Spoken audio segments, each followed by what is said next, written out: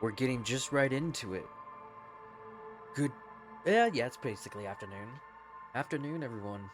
Starting up much early to get rolling on this thing.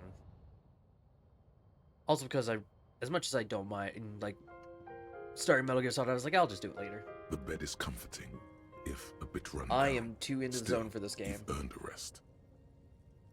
And then I think I'm still gonna probably do Schedule 1, but excuse me, I'm drinking coffee.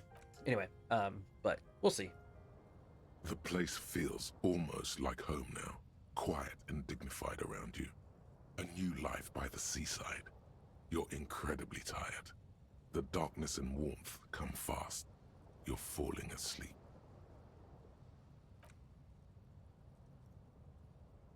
It's easier this time. Drifting off, your head has found a comfortable indent in the pillow. Your legs and your torso feel like lead weights sinking to the bottom of the sea until they're suddenly light. This respite, you've earned it, brother.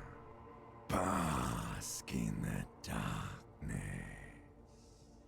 Let it swallow you up and swivel you around while you forget everything you've managed to remember. But I've been a bad boy. No, you haven't. You've just been. Thank you, Darkness. Thank You're you. welcome, Harry boy. You earned it. Please, let me After sleep. centuries of darkness, the alarm rings. But what's this? You actually feel rested.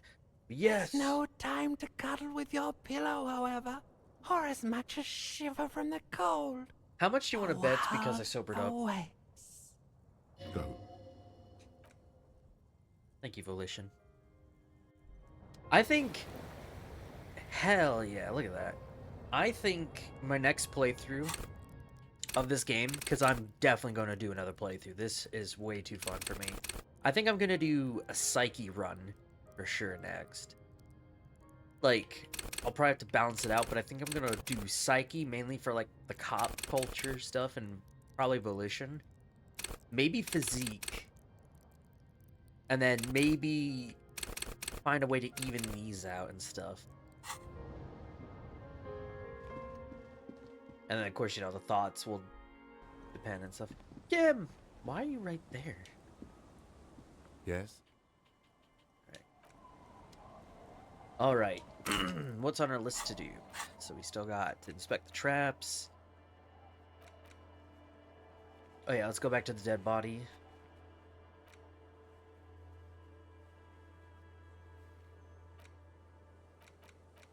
Okay, yeah. Let's try to ignore doing Ruby for a second, just so I can clear up these. I know we found one of the traps.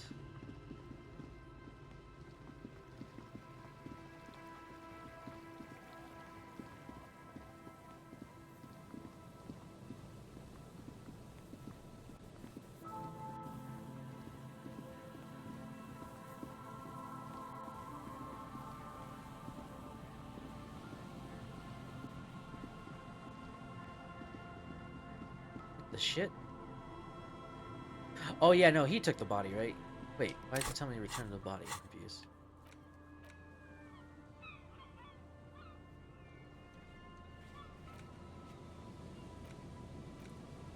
Why? Yes? Huh.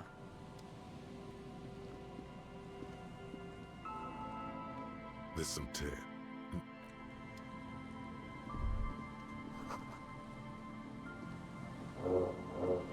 Okay, I'm gonna assume that's just bugged.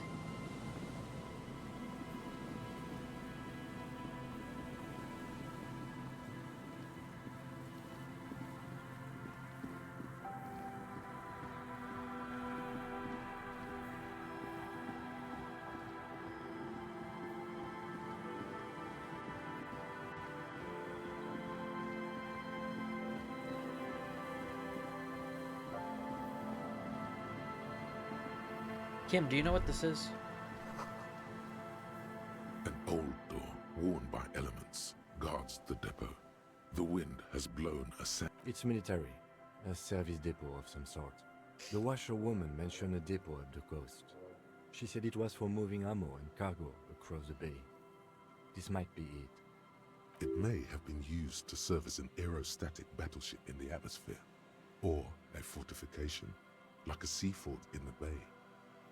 From here to the whirling, I can't see how. The church is in the way.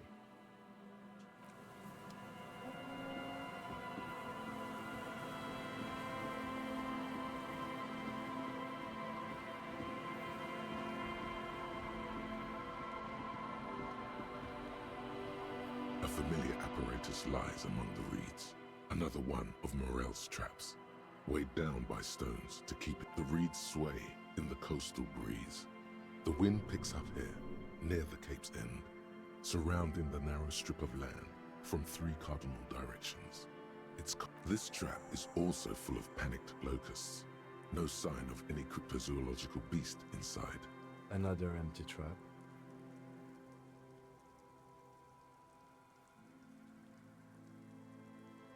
Always up for a good job. Otherwise, would I still be on this case with you? Yes! Yes! He's enjoying our company. Isn't this one of the locations? Or not? Have I been around this whole time?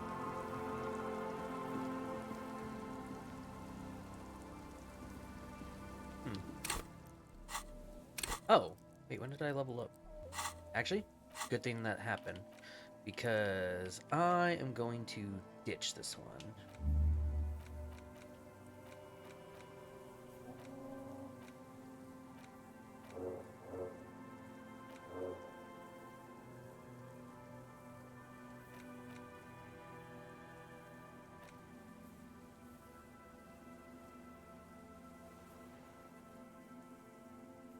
Finger pistols. Gonna do it.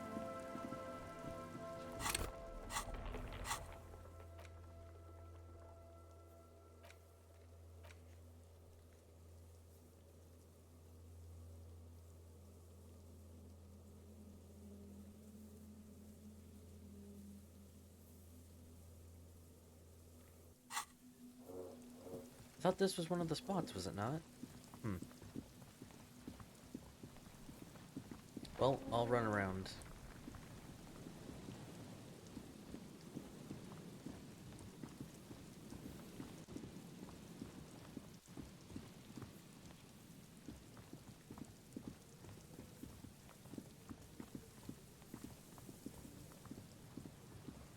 Oh yeah, and then we gotta go back to the old trap, right? The one that they first laid down.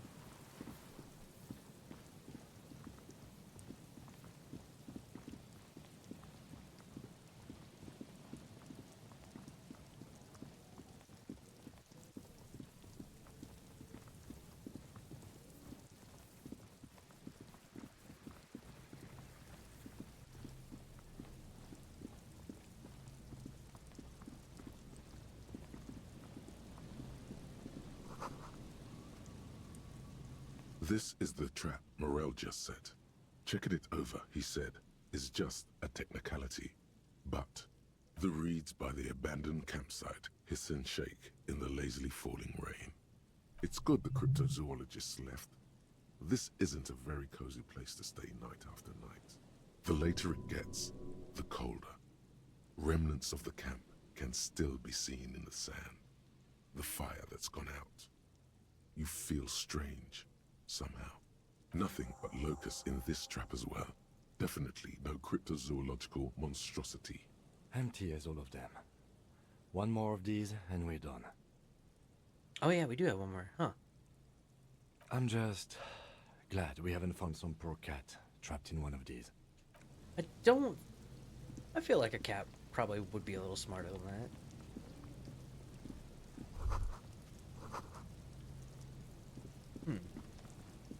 Anyway. Oh, here it is. It It takes you a moment. Behind you, a ruined residential building looms over the reeds, shielding them from the wind. They rustle confidentially, in tune with the pitter-patter of the rain. The trap feels light and silent as you pick it up. Something is different here. No locust. No phasmid either, but still. Well, the bait worked on something. This doesn't mean it was a reed monster, though. Unless you see one in there. I just see an empty trap. The netting is a little untidy, messier than the others. Like someone or something picked up the trap and shook it before dropping it back down on the ground. Perhaps our cryptozoologists have competition in the form of an actual entomologist, or someone else is sabotaging them. I could present more theories, but then I would be taking this on as a case, which I'm not. Yeah, what if it is the phasmid, huh? Right. Anyway, that's for the cryptozoologists to figure out now. We are not cryptozoologists. We are cops. We The are cold gust becoming of them. air dries your sweaty face, and you look to the dark shadow of the felled building in the distance, drawing you to it. What a strange sensation. Once this is done, should you ask the wind again?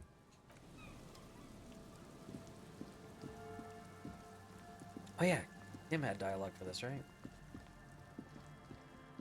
A row of ghostly shades facing a crumbling wall, with another 7 shades standing 10. I don't know. I don't know who died here, lined up beside that horrible wall. It could have been any of the parties involved in the revolution. Perhaps the ones executed here were the loyalist conservatives, killed by the communists at the start of the Civil War. Or it could have been the communists, put to death during the last stretch of the conflict by the coalition forces. It could even have been the employees of the failed R&D center down the coast, as their building was taken over by the revolutionaries. Or maybe... Yeah, it's very unlikely the coalition forces were the ones who died here. They were always the last ones against the wall. To be honest, if a coalition member was anyone in this situation, it was a commandant, the superior giving the orders. A cold sea wind blows away the figures. I love visual calculus. Like, it's so cool having the whole, like, mind palace kind There's of no deal. way the perp isn't here, officer. Look how scarred the boards are. All attempts to pry them off have failed. Not this time. The opposition is insurmountable, but I like the spirit. Have some points. It's lonely and cold without points. The suspect? God, I hope not. I can't see a way in. Yeah, we know she's not.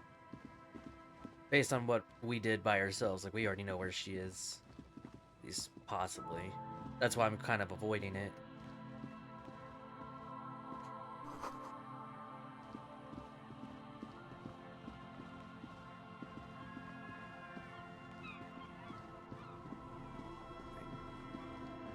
Maybe one of the areas I'm trying to think of.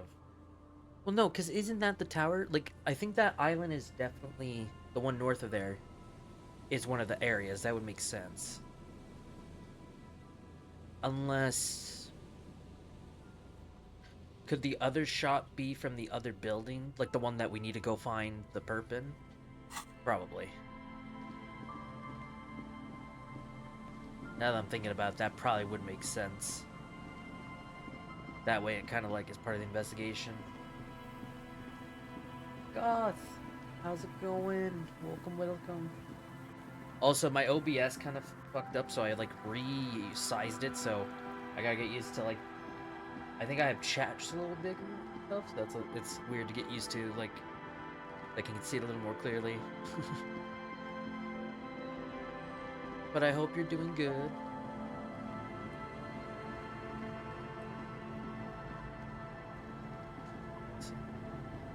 Aye, the sea's gonna calm down soon. I can feel I'm doing it. good. The wind is turning southeast. What's on Okay, your mind, so we officer? found a spot.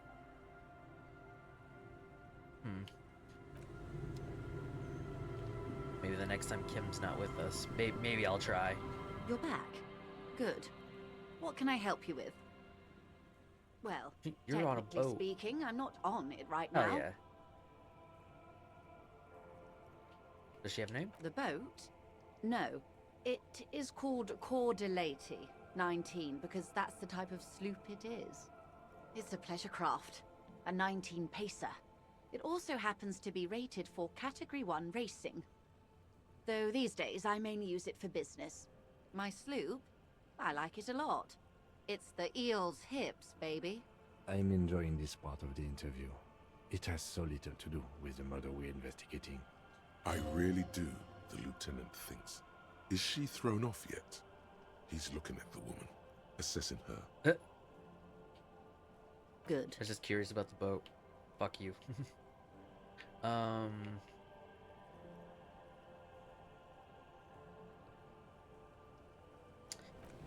I thought there might be something else.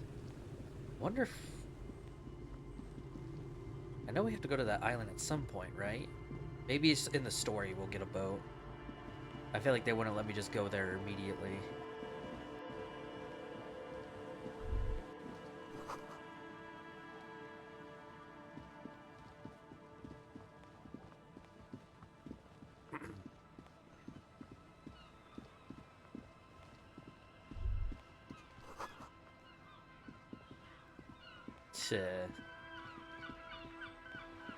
We are hopefully wrapping up this game, this Disco Elysium. It's a detective RPG, probably one of the best RPGs, honestly, fucking made for a detective game. And it has been wild, and I love it. It's definitely one of the games that I'll probably replay a lot, because I've been having that whole slump of like just swapping between games, so this one might actually keep me occupied again. And then afterwards, I'm either gonna play Schedule 1, because I figured I should finally get it and play it, or maybe I'll just do Cyberpunk. Is there more to this tree? The gnarled hawthorn tree. I'm not gonna punch the fucking tree.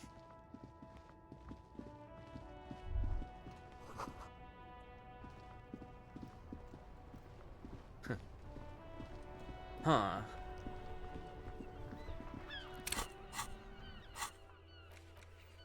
Well, I guess I'll report about the traps. I'm confused on about this.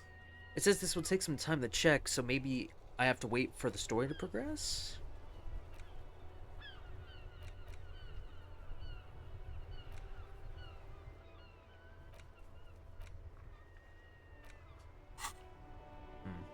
Of course, I'll look into this stuff if I honestly get through the game and miss some of these activities. I'll definitely look in how you progress them and stuff. Wait a second. The fuck are you? Oh, yeah, you're the crypto guy. Okay. Well, you're the fascist. Yeah. Oh, sweetie, I don't even know how to thank you for finding my husband and helping him out. I hope we haven't been too much trouble for you. Nah, I'm a cryptozoologist now, I too. knew it. Yes. Yes, Kim, you're part of this. I'm not surprised. It's already getting out of hand. Well, in that case, sweetie, let me give you a small token of my gratitude. It's a tie, Mesk in origin. The pin is an antique, quite special to the cryptozoological community. The little silvery knob holding the tie together feels warm in your hand. It's in the shape of an avian skull with 8 eyes. You could ask her about this when you get the time. It's probably a cryptid, but the phasmid, of course, is more important. Oh, you don't want to hear about some old woman's ramblings. Not yet. Maybe I'll play it. I'm gonna be honest. I don't mind stop motion games. I think it's very artistic, but the game doesn't really capture me. I like the bayou stuff, like the whole like I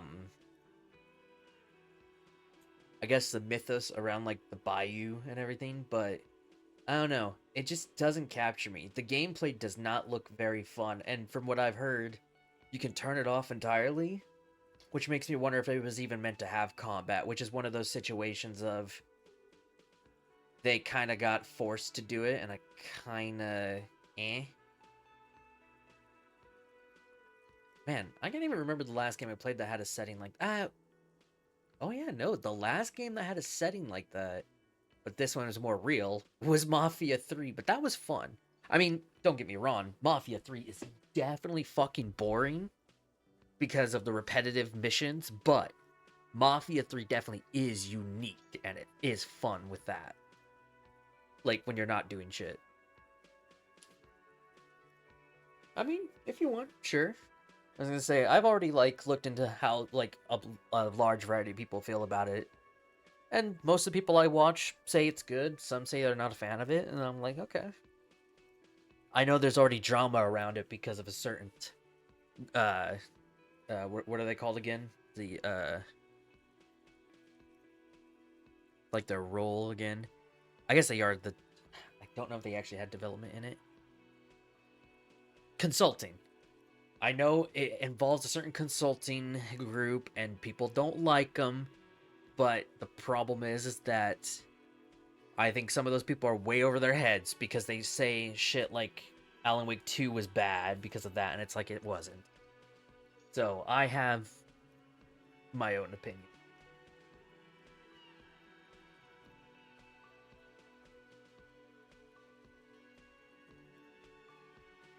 That's what I'm saying. It sounds like if the bosses are super easy, it was probably more meant to be just a puzzle game, but it probably just got tacked in with combat.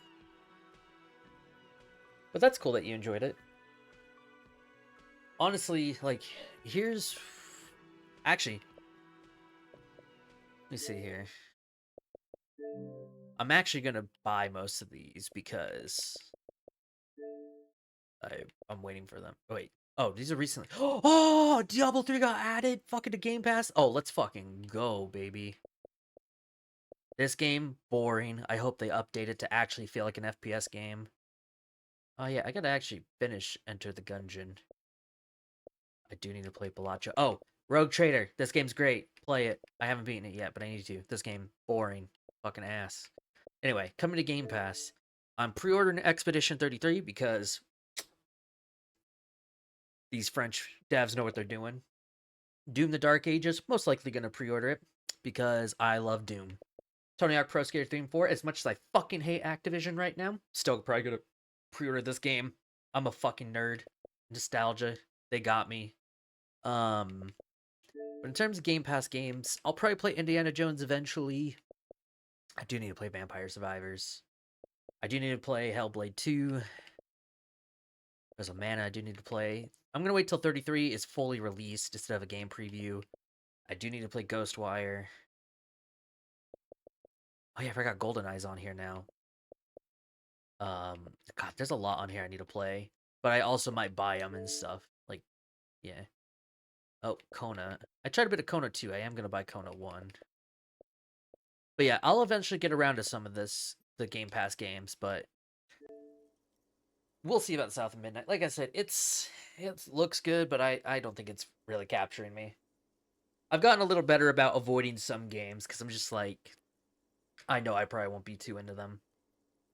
But if there's ever a major sale, who knows? We'll see if it's off Game Pass. Like, I'm already thinking of myself, I'll probably try to do Veilguard again, because I know for a damn fact it's going to be added to Game Pass, because they just know they have to. They do with all their other games. I have not played Ghostwire Tokyo. Ramblings. It was supposed to Nonsense. be Your description of the Phasmid Evil Within is the 3, most sadly, but precise I've ever heard. But darling, I didn't even get the size of it right. Measuring things is important. How did she get the size? You were a child, my dear. Really. It's extraordinary what you were able to describe. Now go on. Tell our friend about it. He's proven his interest in the field. Yeah. Reflexively, the lieutenant read his familiar notebook. Well, it was summer. I was building a racing track out of sand on the beach near a tall stand of reeds. Quite a tall one. Many times my height, I remember. When, all of a sudden, I looked up, and one of the reeds moved. Not like a plant, but like a living thing. It stood up and looked at me. Its body unfolded like some antique toy. I'd never seen anything like it. The reeds turned into a creature. She had no fear, just surprise. I didn't know this can happen, so I reached my arm and touched the thing. It felt just like a stalk of reed, but it moved, swaying, towering above me. After a while, 20 seconds, a minute maybe, it left, went into the reeds. If I'm into Japanese stuff, oh, like I already haven't proven how many fucking Japanese games. Let's just see alone on Xbox. Let's see here. Oh man, just alone. God, let's see. Japanese games. He said being on like since my Xbox library hasn't fully built yet, it might depend. But I mean, we got Final Fantasy. You know, even though Cyberpunk technically isn't a Japanese game, it has Japanese inspiration, if you think about it. So yeah.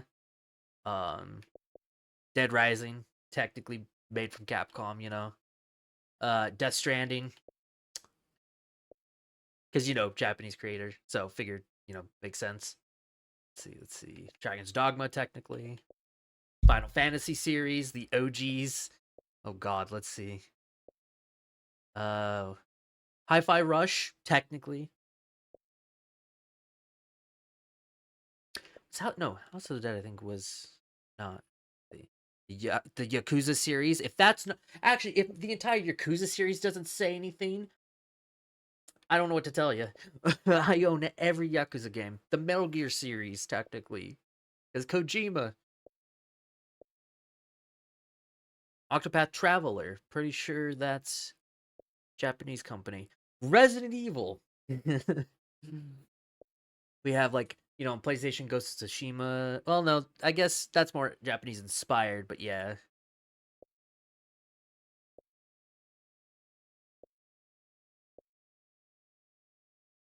Warframe, I like it. Just it's an MMO, you know. I said there's more in the Xbox One stuff like that. Though to be fair, Xbox doesn't have a lot of actual like games within like Japan itself. I guess Trek to Yomi. I still need to play that game. I'm gonna mention Persona 4. Well, okay, all the Persona games. Let's see. Ace Attorney, even though like well no, yeah, isn't Ace Attorney technically it's like a mix, right? But I mean, it's Japanese made for sure. But I forget if Ace Attorney is within Japan or the US. Can't remember.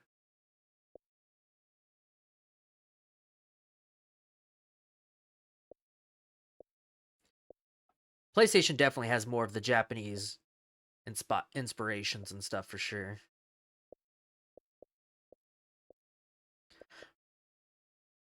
Would Azura's Wrath kind of be Nintendo slash Sony kind of gamer? Well, I mean, no, you're right. Nintendo and Sony are the ones that have most of that. Because Xbox has struggled to stay in the market, which technically speaking, they definitely could have been in the Japanese market, but they shut down even recently one of the best Japanese studios that they fucking got because it was under Bethesda, but I guarantee you the whole point was like, oh no, we just wanted the Bethesda name. Any of you who are under the Bethesda banner can go basically die. And it's like, why? Like, you literally just got one of the best action games ever made from the studio made by the basically dude who helped survival horror become so popular, and yet you're still shutting down that studio. And it's fucking crazy too, because I wonder if Shinji even knew it was gonna happen. Because funny enough, I found out he has a new studio, but it's for new people. Like he wants more people to make games and shit, and that's his whole goal. So I'm sitting there, it's like, so he didn't really retire. He went and made another fucking studio. Like, I don't know anymore, man. Lost Odyssey. This is a good example. This game was made by the dude who made Final Fantasy. and yet they didn't fucking promote this game that much. Can you imagine, especially if they remastered this game to this day? This could totally hit the Japanese market and get people to buy Xboxes. But they didn't fucking do it. Xbox actually went to FromSoft years ago to try and get more Japanese gamers to buy the Xbox, and in turn they made Metal Wolf Chaos. Really? Huh. Man, literally too angry to die. Fucking love that game. Huh. Interesting. I mean, even still, like, it just seems like Xbox really had poor marketing ideas when it came to that. Like, and it's funny though too, because it does seem like, from what I've realized, and if you think about it, have you guys noticed that Square Enix has finally said basically fuck first party, and they've been going more and more like multi-console? Like, they're still kind of doing first party with Sony, but like, of course, like after a certain amount of time, usually after a year, they start to release their games. Like, I'm pretty sure it's been confirmed Rebirth, or well, both FF7 Remake and Rebirth and 16 should finally be coming to Xbox at some point. I'm pretty sure it's been confirmed. Like, I'm starting to think a lot of Japanese companies are trying to just say fuck it, just spread their games out, cuz even Square Enix knows they're kind of dipping. Like, they need to expand it. And I think that's why Xbox is trying to take that opportunity of expansions like that. Metal Wolf Chaos. Be the American Japan thinks you are. Really? Wait, what console is it on? Do you think I can find it in the store? But yeah, I don't have much in terms of Xbox games, especially behind me on the on physical copies. Oh, Metaphor ReFantazio. I mean, of course it's not Japanese aesthetic, but still Japanese company. Like, I support a lot of Japanese developers. It's Devolver Digital. Oh, what? What? Okay, wait, let me look into this. I want to see this. Oh, what the fuck? Hold on. What's this game? Oh, it's just DLC. Fuck, I thought it was an actual free game. Dude, if Schedule 1 was on console right now, I'd freak the fuck out. What's it called? Metal.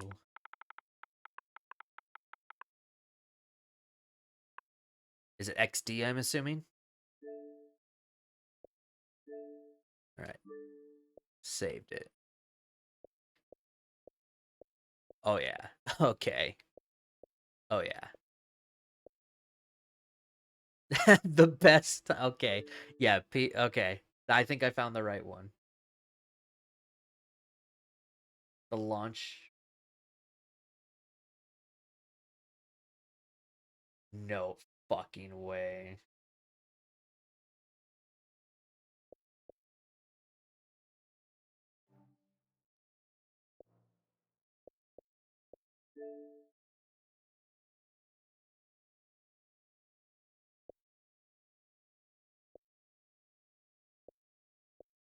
Buy one, get four free? Whoa. I want to see what's in this list.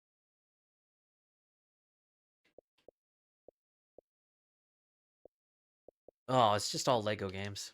Maybe.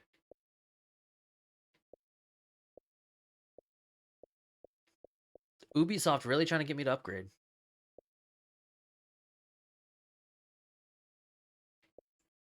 Ooh. 14.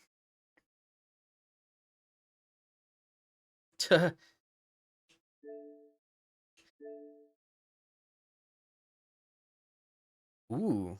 Offers expires in 3 days. Ooh. Wishlist deals. Oh. Ooh. All right. Yeah. I'll definitely give this game a shot sometime. All right. I know I am off topic on look at these deals right now. I'm sorry, but these are, I don't know why these are wishlist deals unless the base copies are. Wait. Oh, yeah, it's their other copies. But look at this. Dead or Alive 5, 12 bucks, 6, 9. I should get these now before I forget, because these games rarely go on sale, I think. And their DLCs are expensive as hell anyway. Kona's on sale. Oh, fuck, dude. So many of these are on sale. The original Psychonauts is $2. Holy shit. Oh my god. Okay, I'm gonna have to look at my wallet. I am gonna have to really pick and choose here. Oh my god, these deals. I forgot why I say this game. I've heard good things about. Oh, right, it's Alfred Hitchcock. Hell yeah, I want to try this game out. Oh my god, look at these deals.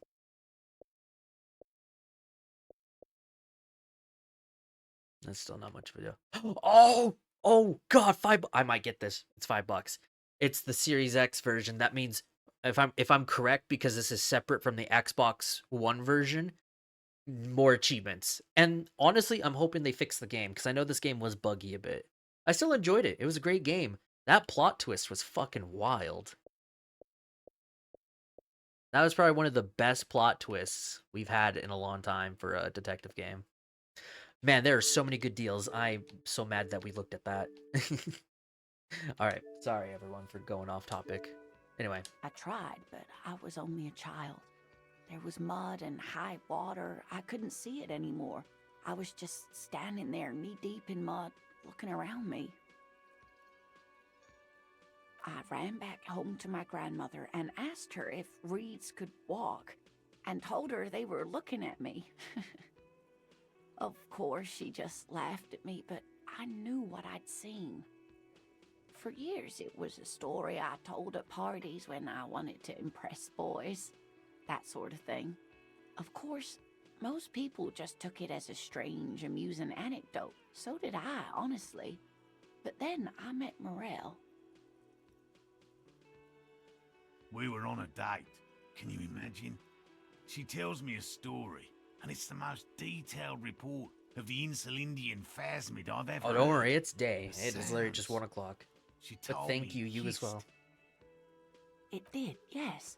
Like reeds in a gust of wind. The way it moved, the colour, how some of its limbs were white, like marble. It matched perfectly with what I know from other accounts. It was amazing. If it weren't for Lena, I might have given up hope years ago. It's no exaggeration to say that she restored my faith in my profession. What do you think of this, Kim? I thought it was a wonderful story, man. But I don't believe it. A child left unattended on a warm day. Children make up stories and then end up believing them. Our first, yes. Not all of them.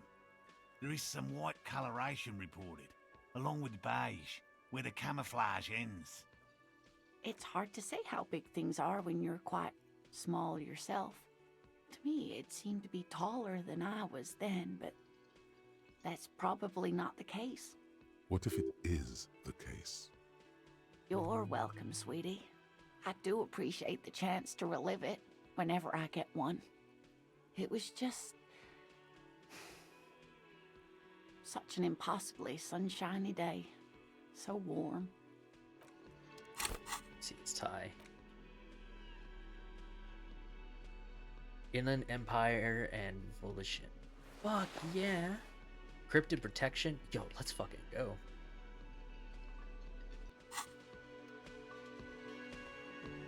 I couldn't possibly shower thanks on you as Jake, enthusiastically as my thank you wife for the has. nine. Oh, But I am almost said 9 grateful months. for I your misread the assistance, 4. officer. Thank you for the 4 months of tier 1 sub and the 5 biddies. I appreciate it. He tries to play it Hope cool, you're doing good. remain professorial, but inside, this man is itching for some news on those traps. Good. Okay.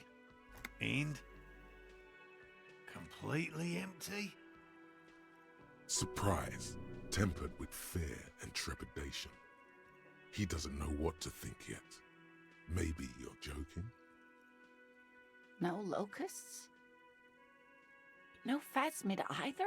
That's not ideal, but It just means the Insulindian phasmid is even more clever than we thought. She's engaging in a well-known self-deception called motivated reasoning. You should correct them. Of course, more clever. Yes, the Phantasmadeia picked off the locust and escaped. He's so This mad. is good news, though we'll have to reconsider the design of the traps, make them more secure. Another trip to the Reeds.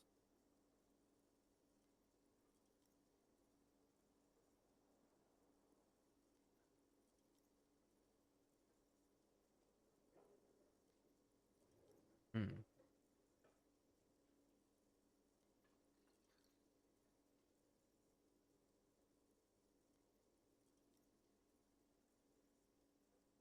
I'm going for it. Of course. Be sarcastic. Unless you have an alternative hypothesis you'd like to venture, mine stands, okay? Okay. Actually, no. Excuse me for getting emotional. This is a big deal for us. You've helped us twice now, and brought some great news too. My gratitude. And Holy shit, the look at my gratitude morale. of the Société Oh my god. Cryptozoologique Oh de yeah, we're at Davishop 7, is dude. yours. Oh my god. This build went from me basically going mentally insane and having practically no muscle mass to, like, even though we're only like on 2 of each of these, like, fuck. I've actually like gotten my psyche back up. It's like I'm finally becoming like a human being again in a way. Heartfelt gratitude. But does it feel like closure? What really happened? Some kind of foul play might be afoot. Theft? Thank you, it's an honor. We should probably return to our main investigation. Helping cryptozoologists isn't really a priority for Oh, did our I insult morale? organization, Oh, I did is not it? mean to insult The the poor man. lieutenant looks out the window, impatiently. Consider Yes! the way the empty trap was disturbed, as though shaken. Most likely the hands of a young person. Hands small enough to fit inside the trap, too. You should ask the red-headed boy, Kuno. A little hooligan. But what would a child want with bugs? Oh, my dear Morel.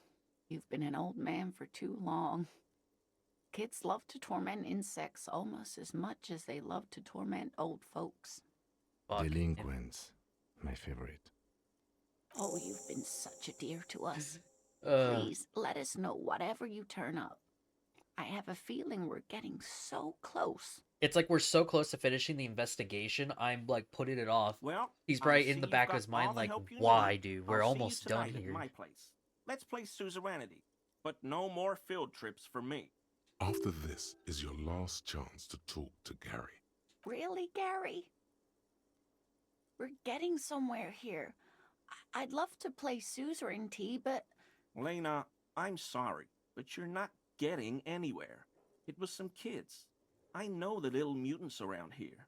Leave anything out in the open and they'll steal it, even if it's bugs. Morel, it's been fun, really, but I need a bath and I have deliveries to handle. When this tea is done, I gotta run. No need to apologise, Geary. You'd be more than helpful. We'll have to take a rain check on that game of suzerainty today, though. We're gonna follow this through. He keeps the language unemotional, but it's in there. Alright. Anything else I can talk to him about? Always a pleasure to see an officer of the law. His hair does not match this look he's got over here. I mean, officers. Ah, okay, we've already asked most of what we need to ask. Okay.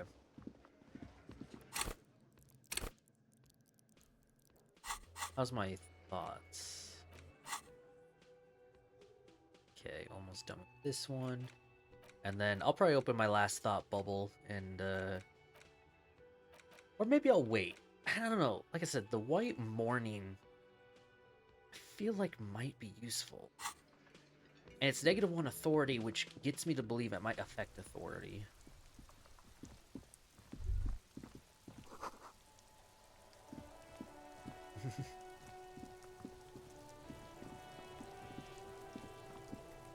Fuck, does Kuno care?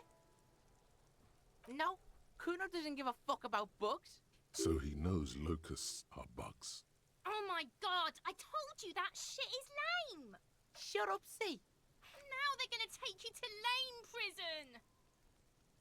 everything, Kuno. You need to lawyer up. Kuno's not gonna say anything without his lawyer present. There's definitely something going on here. Remember his pig's head shack? You should check it out. Kuno doesn't fucking care. My god. Fucking Kuno.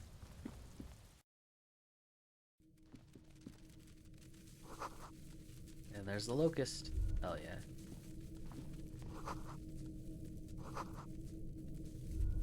All around you, the hisses and chirps of locusts fill the musky air. The earthen floor of the shack has been shaped into mounds of mud, dotted with little holes for windows. I just realized 6'9". Giggity. Like skyscrapers, spires of dirt and sand rising. Accommodations for their insectoid inhabitants. Well, detective, it appears you've solved the case of the locusts.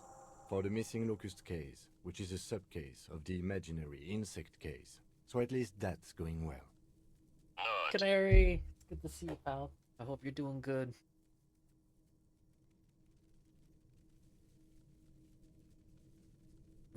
Precisely what I was thinking. Yes. I feel we are nearing a real breakthrough. You think it's nearby? If anything, the presence of the locust points to the opposite. The phasmid did not take the bait from the traps. It was Kuno. The phasmid doesn't exist. But what do I know? Use your powers of deduction. You knew the magic bug was nowhere near here. The phasm... I'll let you handle the Kuno. Yeah, I like how Logic even's kind of saying shit to me. He's like, dude, are you really being this stupid? It's like, yes, I'm playing along, sir.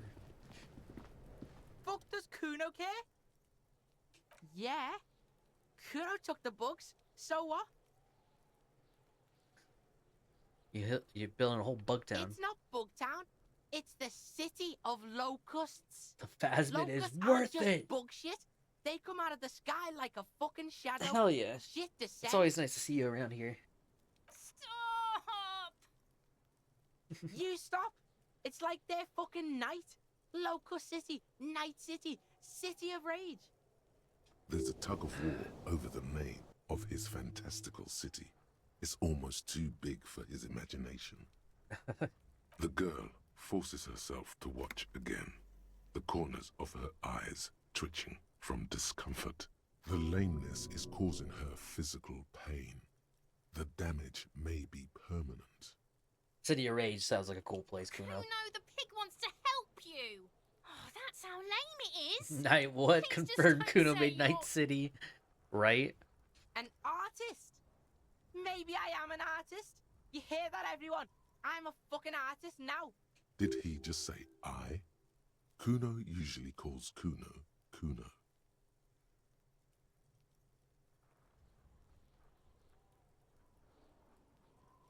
Oh my god, Kuno. Hell yeah. He's gonna Hell make yeah. you totally lame in like 3 seconds. Kuno Come actually on, became Kuno. human for a moment. Yo, fuck you, see? Kuno can be what Kuno wants to be. Kuno's his own man. Kuno's free.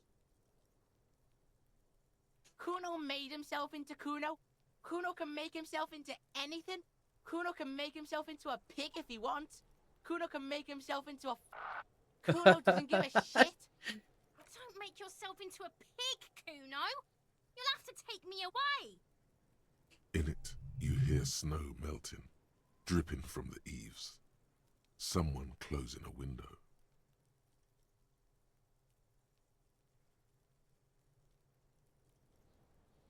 Without a word, she disappears entirely behind the fence. For once, the boy is lost for words. He turns completely red now, with splotches of white beginning to appear across his face. You've got him. Now convince him to leave the cryptozoologist's traps alone.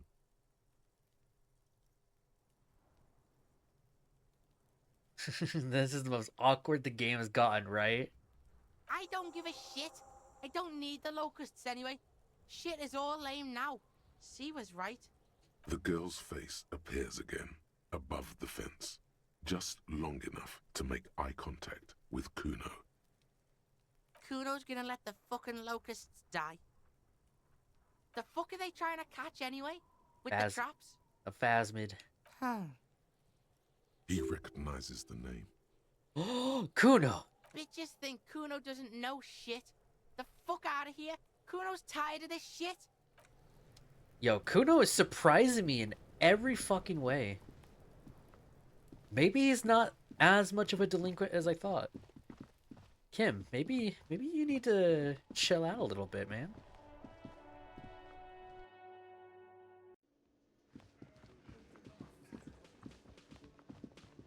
I mean, we did get him to dance. Oh, hello, sweetie. Oh, sorry. Morel. Hello, officer. I think I almost have it. A new trap design, that is. I know you're skeptical, but I have a good feeling about this. So it was just a child.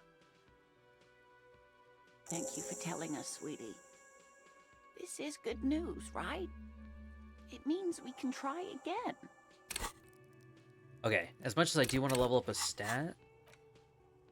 Oh, wait, no, right. I said I was going to wait, because I might have some other ones, because I don't really care about the physical instrument. Superstar, meh. But I do kind of want to do this one.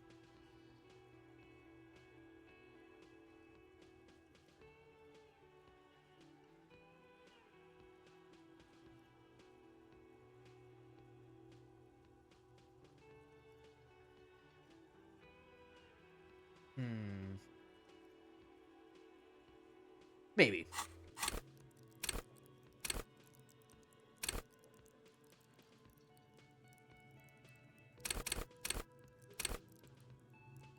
Oh no, right. Let's get this up. Because I have my gun. And if I ever have to use that gun, I kind of want to make sure... Because I guarantee you they're going to be like, you need to use your eye-hand coordination. And we know what happened with that old lady. She acts chipper, but something's changed in her tone. A hidden worry. Something is secretly gnawing at her confidence. It's not this Kuno kid or the missing locust. It's something else. Yeah, you're right. We just need to restock the empty trap. Then we'll need to inspect the traps one more time. And then maybe we can.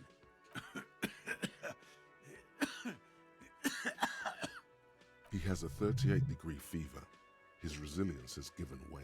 Darling, I told you to take it easy. You're getting sick. Maybe it's time to go home. You're right, you're right. We can come back next season, when it's warmer. More cardio. Let's do this.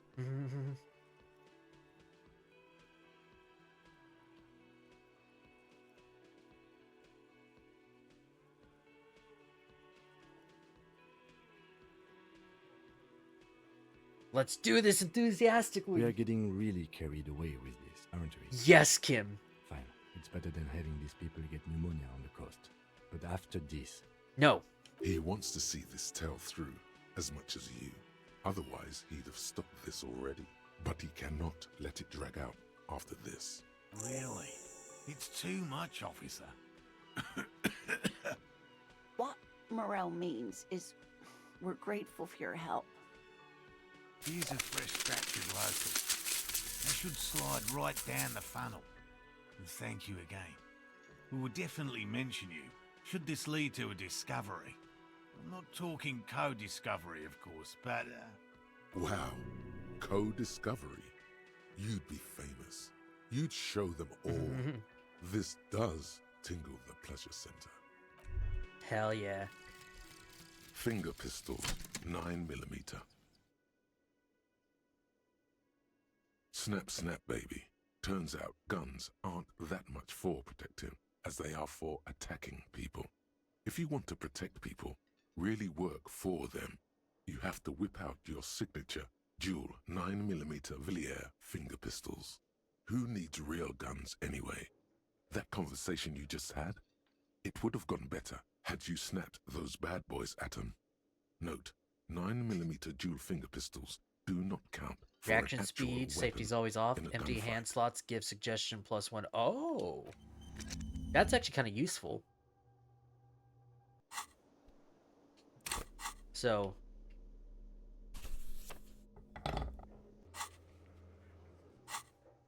empty hand slots give +1 suggestion. So right now, suggestion's at 2. So if I put that light on, Oh hell yeah. Well, granted, I'll still put like items in my hand if I need to, but in terms of like talking to people, that's good. Looking good.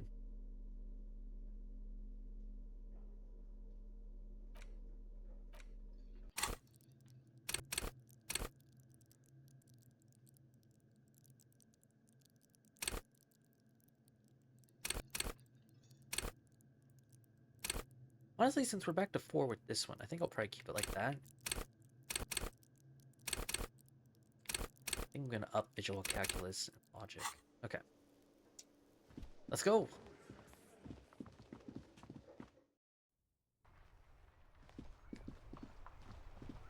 We'll just run over there. That way, it's easier to get to the traps.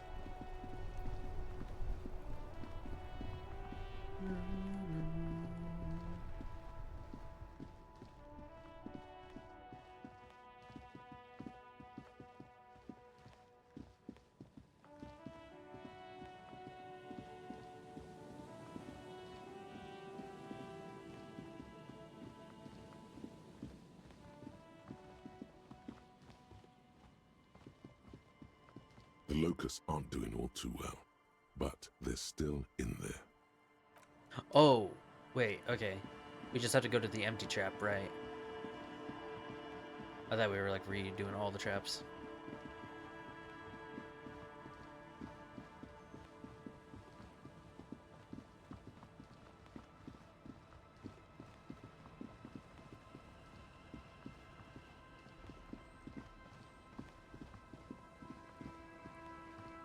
I have to say, yeah, like what Kim was saying, like Harry must have some incredible cardio.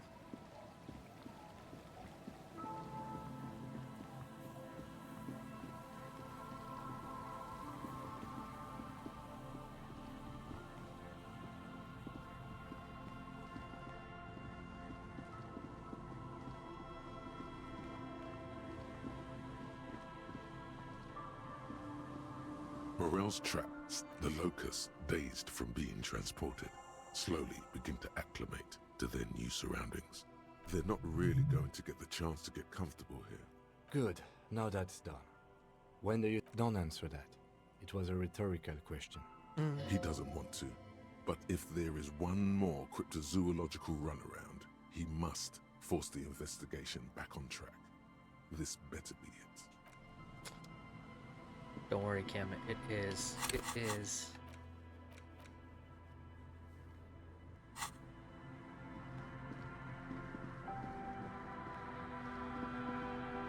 Psych, we're gonna do another.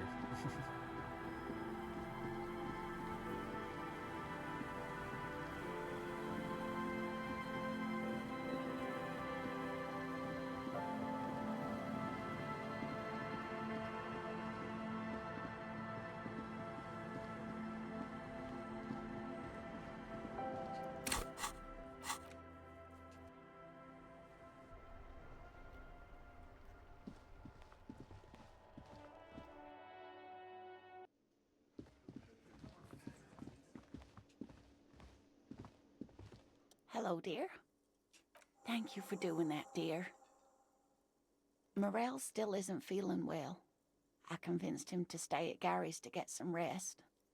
I'm afraid the cold has really gotten to him. I'm sorry, dear. You've had to drudge through them so many times. Such is field work. A young person's game, as they say. Her voice is shaky.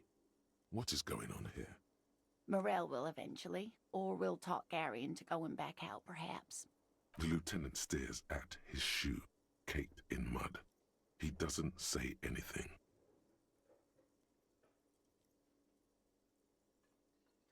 That really is too much, sweetie. Mm-hmm. Thank you for your dedication, but I can see you're coming down with a cough yourself. Fuck that cough. It's not happening. The insides of your lungs are lined with tobacco, a powerful antibacterial agent. You are unstoppable. Very strange. Why is she not letting you do this? It's like she's given up. Different? How? I'm in doubt, sweetie. That's all. Everyone is now and then. It's a strange feeling. I haven't really told this to anyone, but you are a police officer. And when a police officer asks, you must answer. Do you ever wonder if some lovely story from your childhood is just that? A story? Or a dream? Hunching her shoulders now. She seems even smaller than she is. Like a sad young girl. Seeing the Insulindian phasmid was just a story I used to tell people. I didn't really think about whether it was real or not. Morel's so proud of it. He always tells everyone. You seem to really believe it happened. Doesn't that count for something? No, sweetie. There's more to it than that. Morel was so eager to believe my story was evidence of the phasmid's existence, that I'm some queen of the cryptozoologists. That, and for years his belief made me believe too. But now, we're both getting old and he's still working himself sick out in those reeds looking for it. But what if I was just wrong? I think I was. The lieutenant opens his notebook, but doesn't write anything. He's hiding. These things are tough on him. Matters of love, not violence or deceit.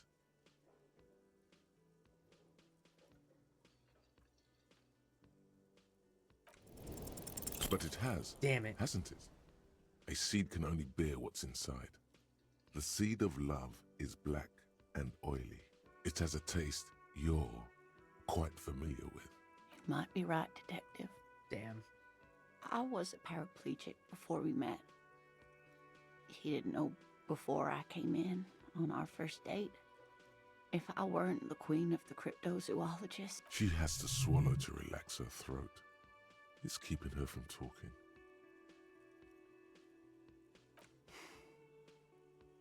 I've wasted enough of your time with this drama. I really must stop talking about it lest I start crying and waste more of your time. What you have to know is the Insulindian phasmid probably does not exist. Let us fools chase our ghosts. Are there? Some of the other things are pretty bad. The hell with this. I still believe you saw A it. true believer. I was hoping to still say it. Sometimes I still see it too. The real memory of it, how it was there. Not the memory of the memory, but it's so hard to tell the two apart. Either way, I should go. Poor Morel is running a fever and I need to get him home to Jamrock before we overstay our welcome with Gary. Oh no, thank you, but I can get there on my own. This old thing is gas-powered. And then a taxi home. It's not so bad. Really? Oh, sweetie. Please don't get... No one can stop you from finding the phasmid. Yeah.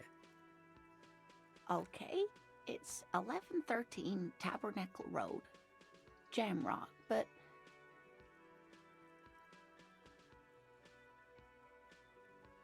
You too, sweetie. Thank you for everything, truly. Even though it turned out to be A waste of time. A fool's hope. Say her lips moving in silence. Like that, she drives off. The gas engine putters quietly as she gets to the doors. Oh, it is. Then pushes them open. Outside the cold, coastal wind. We should go to... Somewhere out there, a kilometer to the southeast, a gust of wind shakes the felled building, rattling dusty windows, beckoning with strange coldness, to ask the wind once more. We will never give up, damn it. Alright. Don't know why this hasn't finished yet still. Maybe I'll go check the radio real quick.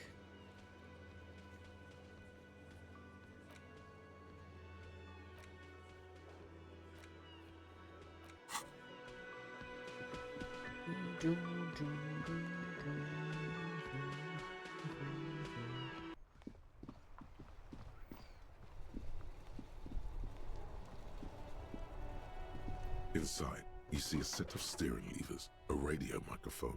This is Precinct 57. How may I assist you? In the cabin, you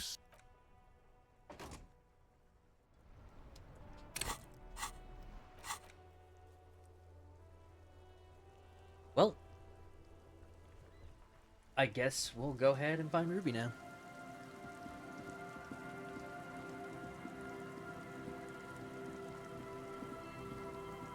But first, let's go talk to this guy.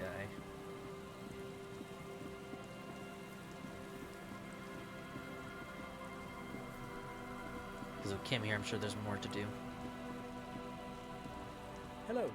Isn't this a fine morning?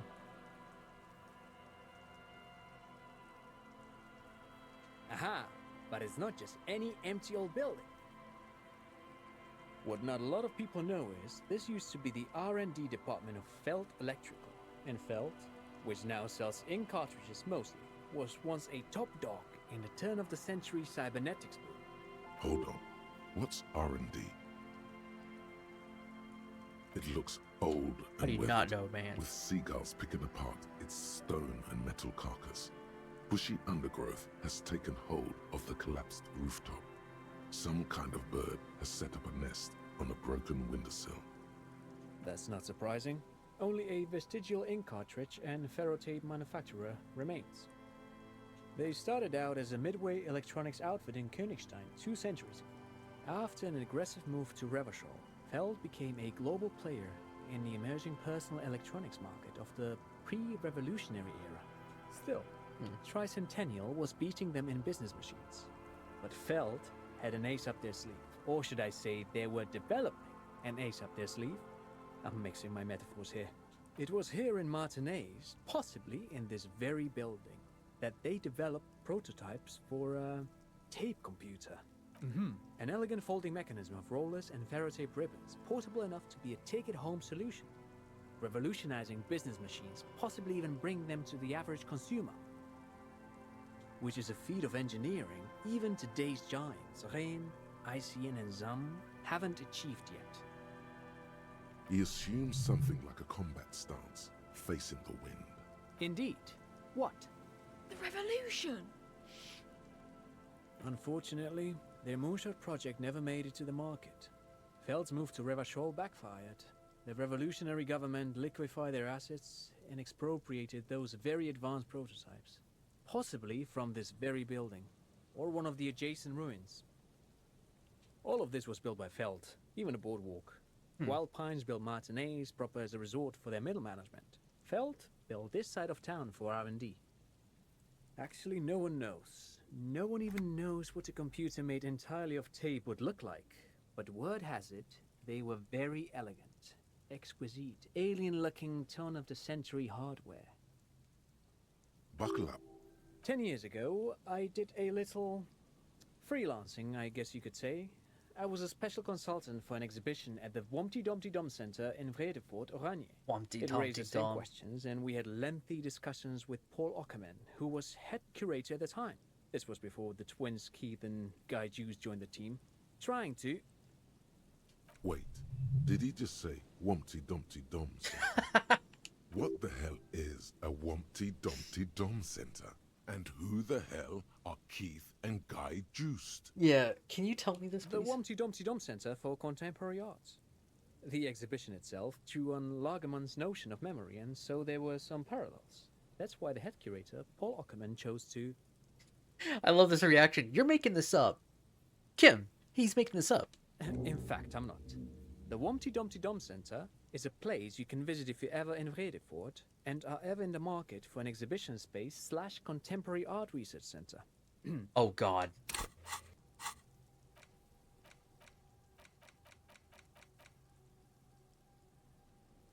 Do suggestion.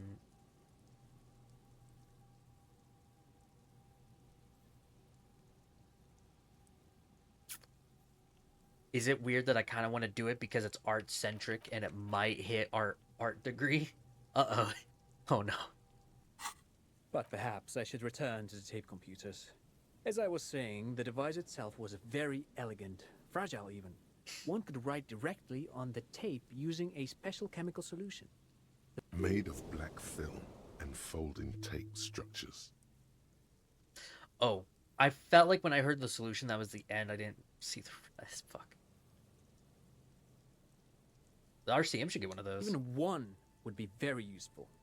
Though I understand the socio-economic causes of the revolution, it pains me to imagine the revolutionaries setting fire to the precious device.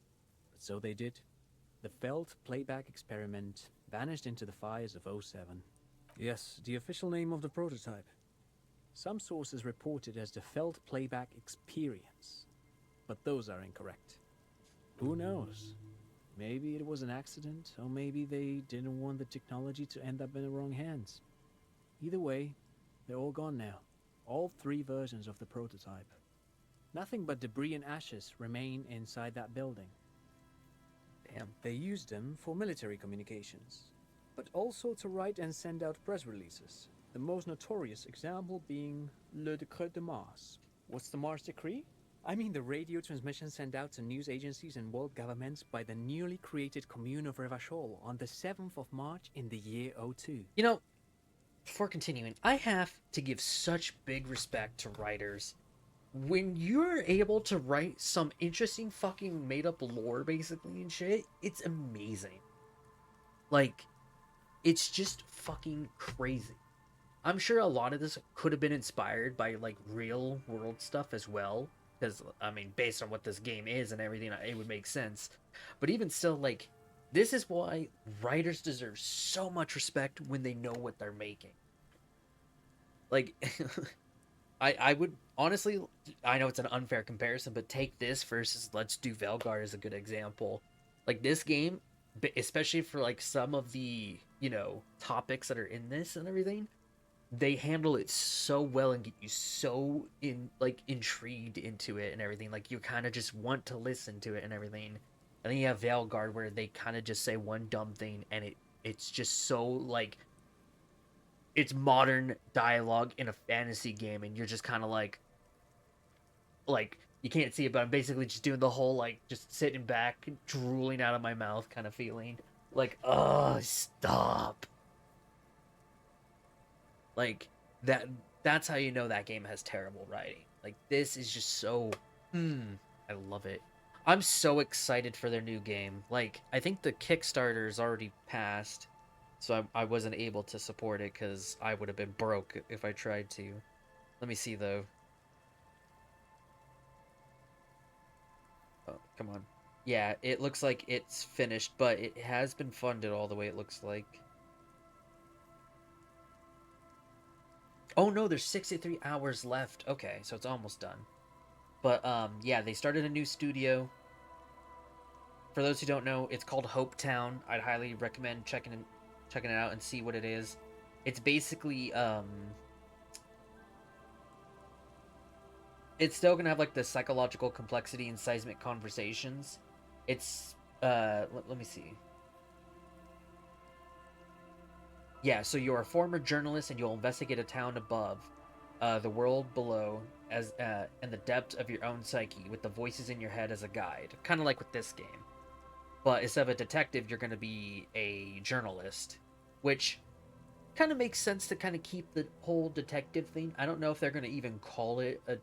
I don't know what they'll call it, because this is, like, you know, detective RPG as in the title. But because, sadly, for what I think it was the publisher that kind of caused this whole shit with this and everything, like, the devs had to go start a new studio. But it is cool, like, that they're doing this. And I'm surprised I saw it when I was kickstarting fucking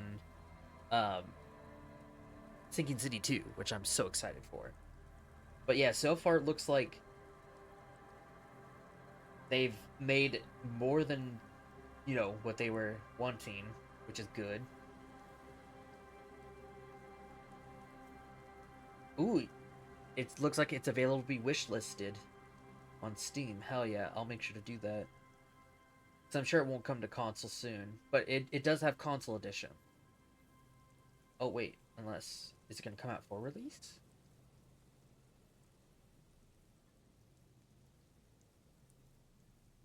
Oh no, it looks like it will be coming out. Oh yeah. Okay. Yeah, no, never mind. They've hit enough goals where they'll release it along with PC. Okay. Hell yeah. Cool. So yeah, you bet your ass when this game is fully announced, I will be playing Hopetown. I'm fucking excited for that game. A short-lived legislative foundation for a short-lived utopia. And as a reporter, that's gonna be even more interesting. It's a beautiful piece of text, actually. A singer-songwriter I know, Charette, called it a love poem to River Shaw on her political concept album, Bombessier dans ce Lind. You should read it. Every local library in River Shaw stocks a copy of the decree. I tried to get Mikhail to memorize it. Tried to. Someone was much too interested in worms to be paying any attention. The kid takes a peek at the green and silver worm on the cover of the book, already forgetting about this part of the discussion. Hold on. I gotta use the restroom. Be 1 second. Oh man, it's good. Okay, anyway. More learning. Oh, I'm afraid it didn't end well for the boys. But this story is a bit too dark for little Mikhail here. Now, if you were to ask about tape computers... Wait, is he saying that we should just bypass the excesses of the revolution? That's fucked up. Tape computers. Yes, they even built a pleasure wheel, but that got destroyed in the war. A pleasure wheel? Yes, to lure in their star engineers. This part of Martinez was nothing but reeds before Feld arrived. They had to make the prospect of living here attractive. It was supposed to become a global center for innovation in cybernetics. But history had other plans. Damn. But of course, what else? No, So you haven't seen anyone around? No, I'm sorry. As I said, this is just a day. He's telling the truth. Yeah. He hasn't seen... Anyway, figured I would see if Kim Henry knew. The once So maybe it's when they mural first meet. towers above you. Oh! Saying, Feld Electrical, R&D. Tomorrow is just a whisper away.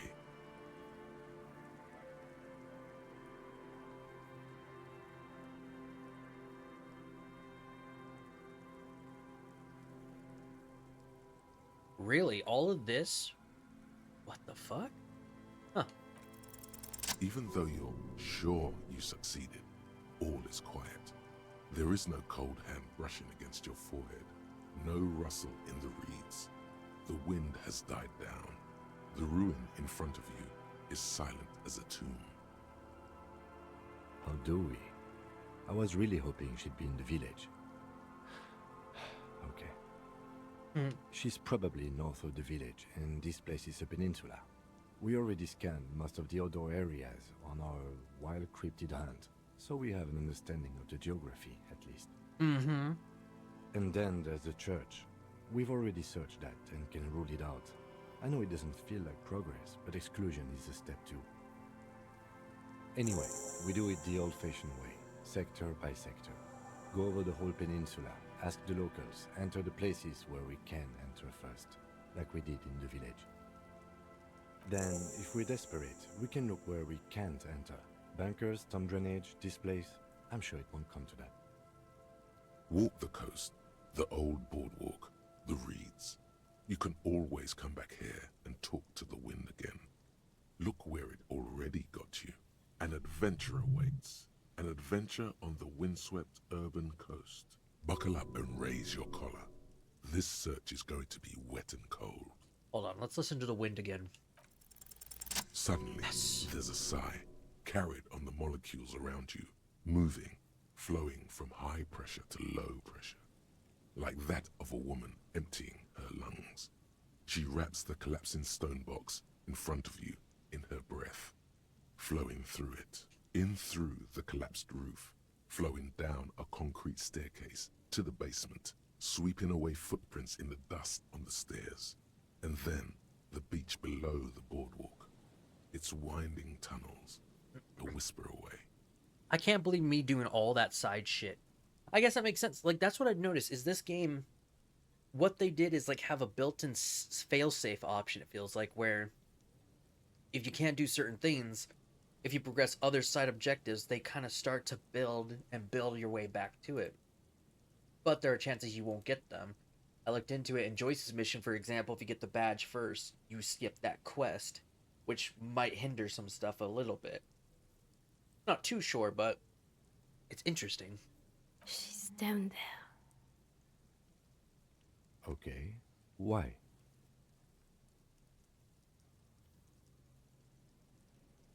Good, good. Yes. Cold spells.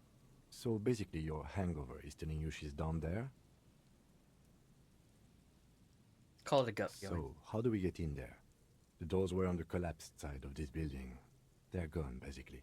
Finally, my time to shine. I was about to say, there's a ladder. Perhaps you can climb them. We are not climbing anything. I'm 43 years old, and I plan to live to see 70. And I'm... Wait, we're 44, we discovered, right? Mind me again. Yeah, I'm 44. I got this. I'm still in my prime. A rusty ladder leads to the rooftop. Some of the rungs are missing. Yeah, that doesn't look good at all. The distances between the remaining rungs are rather wide. You'd have to use the mounting brackets. However, they seem corroded and the peeling rust is razor sharp. In addition, the first rung is going to be tough to reach. It's what, 3 meters above the ground, and you're 180? Not to mention that the roof is collapsing and the wind gets pretty brutal up there. Dismounting from the ladder is going to be hard. Perhaps if you were to not climb the ladder. Instead, what if you were to do something more subtle? What if you were to reconceptualize climbing the ladder? The distances between the remaining... In addition, not to mention... What if you were to reconceptualize climbing the ladder? Teleportation is not a thing. This really has nothing to do with adventure. We are dealing with basic physics here. Oh yes, it could hurt a lot. He is restraining himself from using a parental tone with you right now. Oh, right! All you need to do let's go. is close your eyes and concentrate. Darkness enfolds you. You can feel the distance between the bench and the first rung of the ladder. All you need to is... Zoot, zap, pow, crinkle. It's like magic. You feel yourself disappear. Your atoms fading out of existence. It's fucking awesome. Oh my god, I can't believe it. Bam! You find yourself on the roof, having mastered the art of physical displacement. I did it, Kim! I just saw teleported! you climb the ladder. You just climbed it like a regular person. No, not like a regular person. Like a phase spider. The wind at the top of the building starts howling loudly, blowing away the lieutenant's voice. Faintly you hear. Never mind. Find a way to let me in when you get inside. Don't go adventuring with a backup, especially if we think the suspect may be hiding here. Got it. Anyway,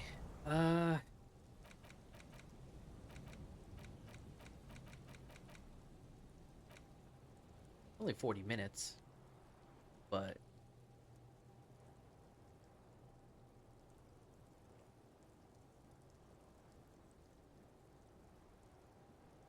I see. Guess there's nothing else I really. Or should I go? No, I should get more skills.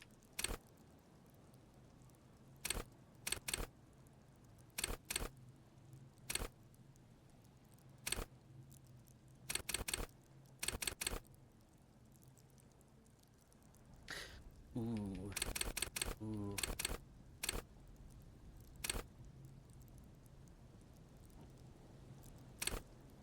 You know what? More cop culture.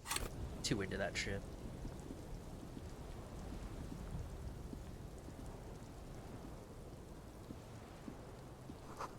Okay. Honestly, I have a feeling we'll need tools. It's probably gonna be dark in here. And you know what? If there is a suspect... Alright.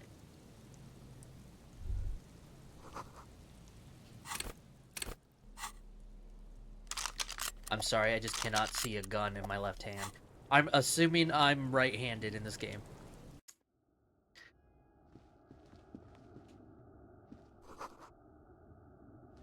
Does anyone else ever have that problem?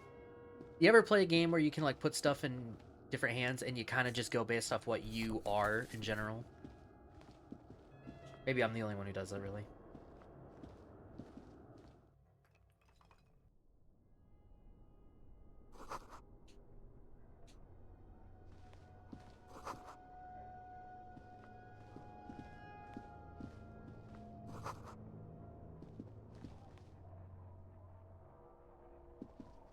Kim. Two rusty metal plates that slide apart form a crude door. It's been here under the boardwalk for a while. Who's there? What do you mean, who's there? It's me, Kim. Stop playing around and help me get this door open.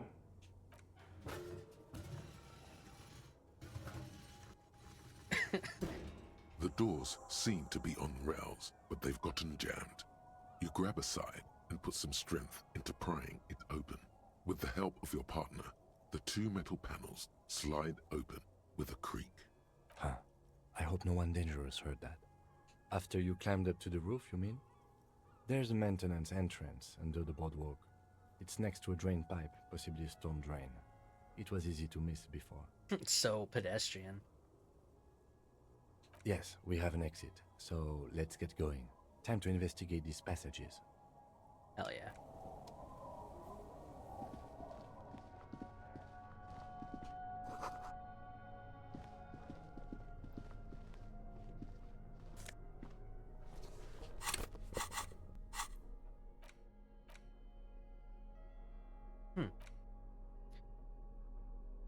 Oh my god.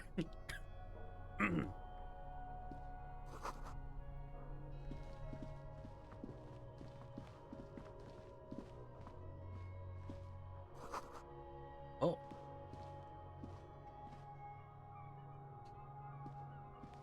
Oh. I hate that.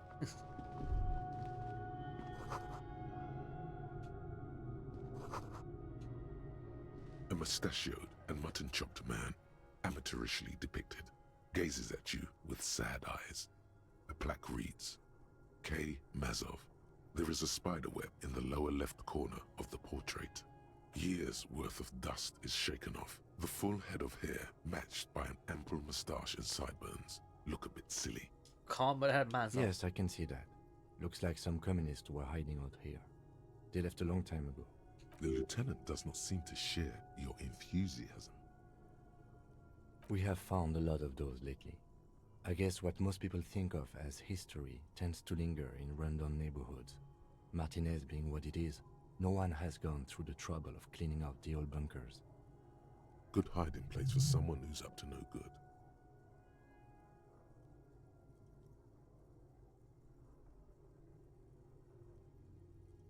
Millions of depictions of Mazov have been produced. They're not all connected. Besides, that looked like some student. The youths always go for this kind of stuff. I guess I can actually Alpha get his Century. point of view. This was probably part of the network of defense posts the communards built against the amphibious landing. I think the purpose of this bunker was to produce propaganda. It would have had radio equipment back then, but that's all been looted. You mean like Ruby? No, I think we've stumbled on a piece of history.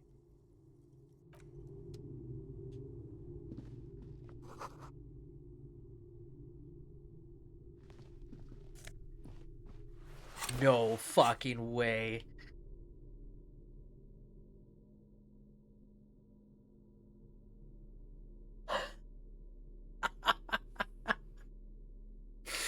Plus one to the Mazovian socio-economics friendly neighborhood communard.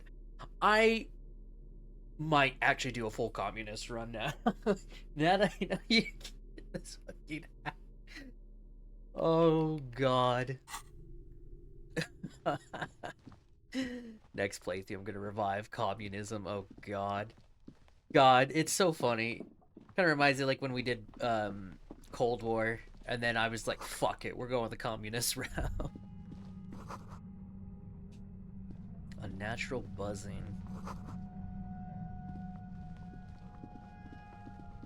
There's footprints.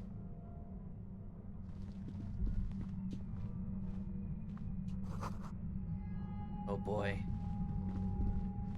There it is again, like a swarm of hornets buzzing under your scalp.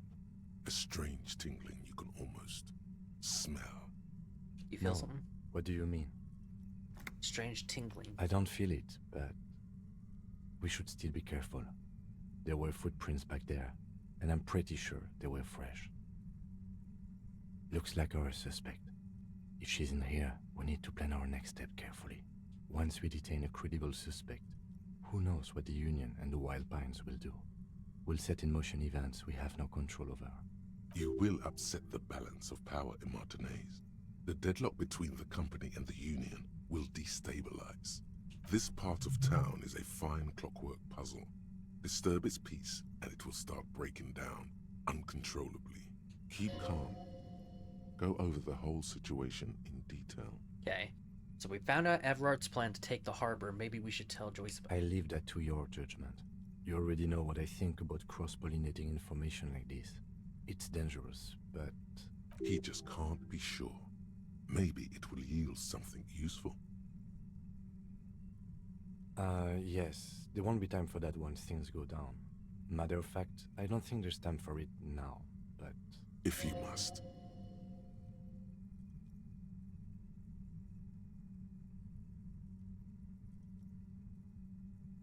Okay, why not? Whatever goes down might also affect her. The Union is watching her closely now.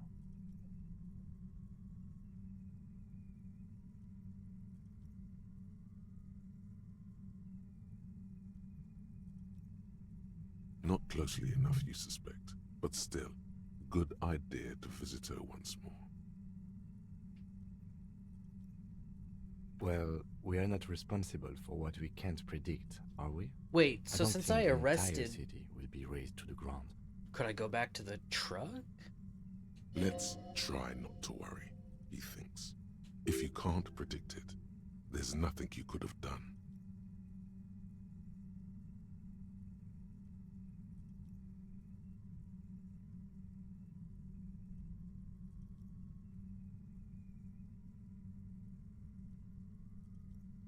I think I see a cavern. Maybe more cellars? I think we've been careful enough. We still have the element of surprise. I wouldn't be so sure. You haven't exactly been sneaking. Or maybe not. Either way, once we go deeper, there will be no turning back. Okay, so maybe...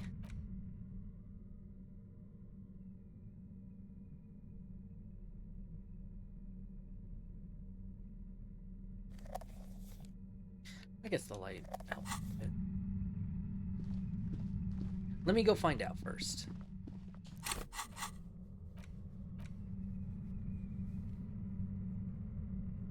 To the cabin below the field building. When you're ready, note Union and cryptozoology business might end when you do. Okay.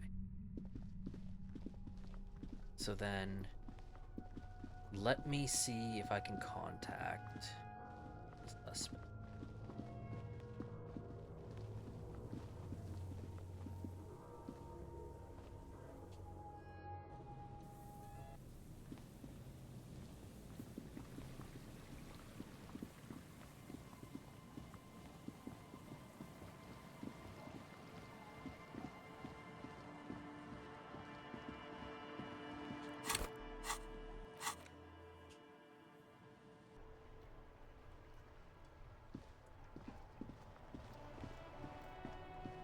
Inside, you see a set of steering levers, a radio. This is Precinct 57. How may I assist you?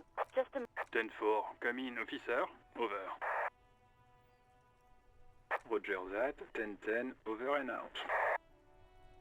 This is Precinct 57. How may I assist you? 57. In the cabin, you see maybe a not. set of...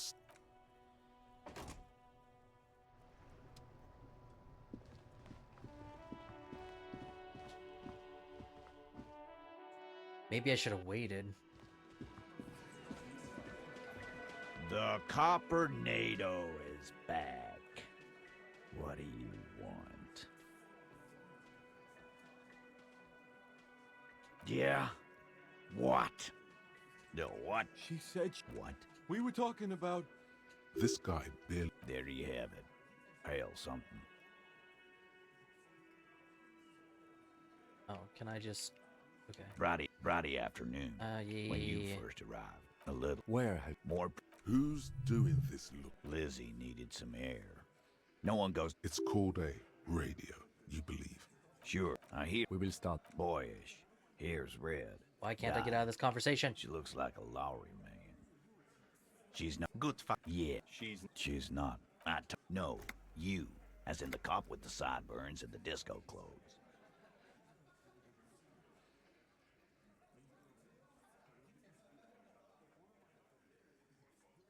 Sure. You know, when I first saw you limping here, I thought, she said you have a funny taste. Never. Not until the case is solved. Until... And then... Fucking hell. Open anger. It's not an actual silence. He nods. I can't. You are insistent. Yeah. Scared. You should be too. Okay. Don't know why I had to go through all that questioning again when we've already concluded before, but whatever.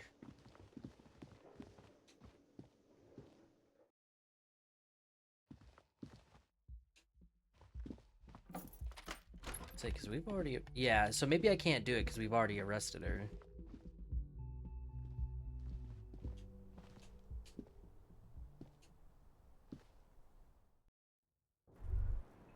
You made the right call there. It feels... I'm talking about your zero-tolerance policy toward the mania of narco. You're in... Yes, you're pure. Unravaged by narco.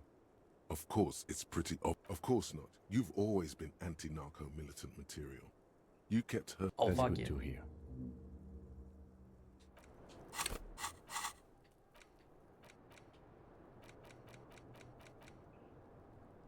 Huh.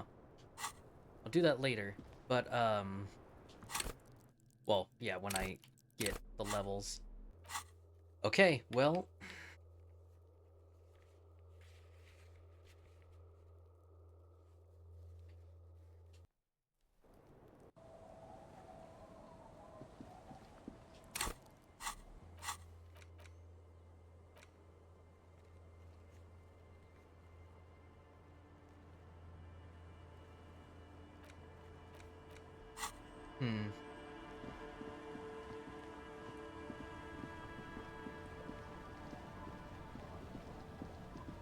You're back. Good. What can I help you with? She's not even asking you anything. It's so easy to just say. Of course, Detective. You know what? It's not her business. Alright, fuck it. Let's do this. My gun's ready. I got my armor in case, because you never know what could fucking happen.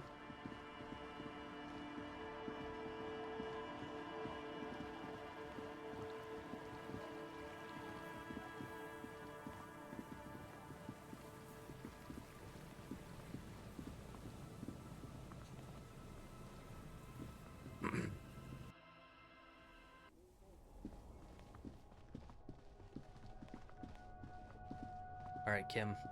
Let's do this.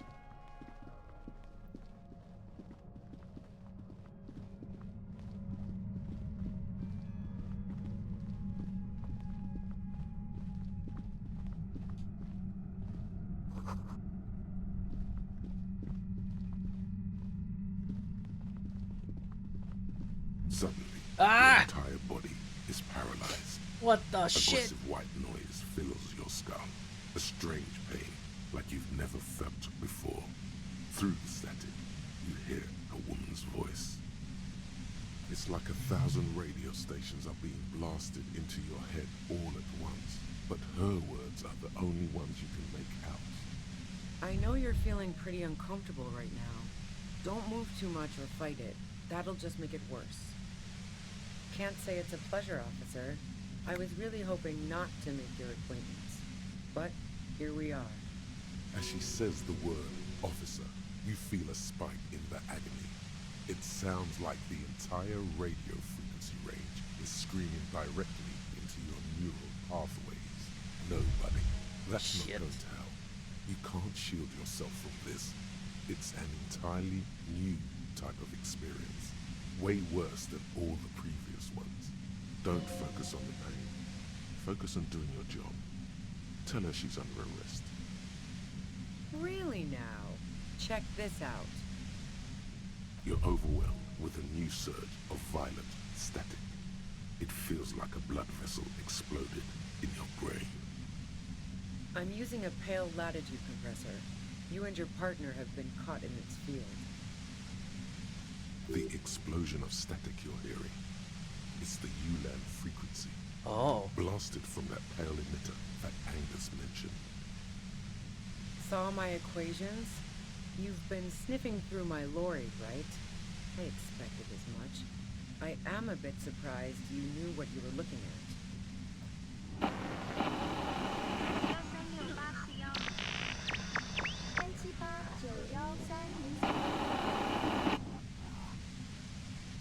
You should probably check on Kim. That's what good partners do. Right behind you, officer. A pale latitude compressor is used to sort of make the pale more manageable. With a lot of these, you can force a radio signal grid on the pale, literally crunch the distance across it. Jesus. Signals are relayed across a series of repeater stations fixed to buoys. Not a fun job manning those stations. All alone out there in the pale, people lose their minds in just a few years.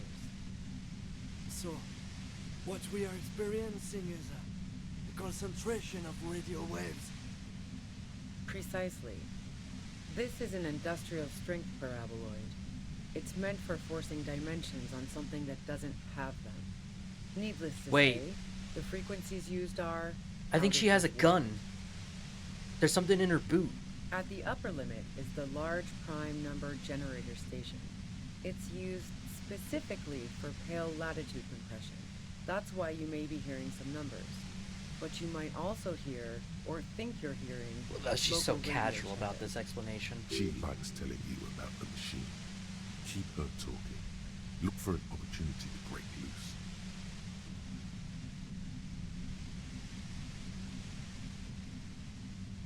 I built it myself. And she's proud of it too. As she ought to be. This is way beyond your abilities. That's illegal. I'm guessing it's patented. But we are beyond that, aren't we? Oh yeah. Way beyond. Yeah, I stuck my head in there before using it on you. It seemed like the ethical thing to do. Can't say that I enjoyed it. The field was weaker, but I can imagine what you're going through. The Pale? It's the end of the world. Sure. Yeah, let's not talk about that shit. You were hunting me and fell into my trap instead. That's all there is to say about it. So she thinks of you as hunters, not cops, and of herself merely as prey. If you've got something really important to say, you can do it through the white noise. I'm just gonna skip that. God damn it. Fine. If you really want to talk, I can dial it down. I've also got a gun, by the way. Yeah, I figured. She's carrying a 2-barrel front loader. Remain careful. Well, it doesn't feel much better, but you can form sentences now. Thinking doesn't seem to hurt as much. There's only 3 meters between you and the machine. If you keep her distracted for long enough, maybe. How'd you know we were coming? I heard you in the passages, and I've been preparing for quite a while. So, you found my shack, huh? I'm not surprised. So nice. That's one knife I didn't want to find in my back. This could have turned out pretty bad for me if you hadn't walked right into 25 bands of ultra-high frequencies. That's her admitting the bullet was an emergency exit. No, I didn't do it. I only helped stage the lynching, though I doubt that makes much of a difference to you. Who ratted me out, by the way? Was it Titus? No, he wouldn't have broken first.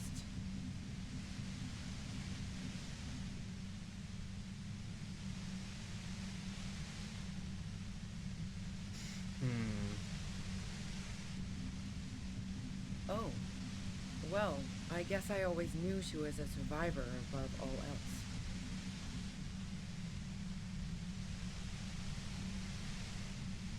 I'm sad to hear that.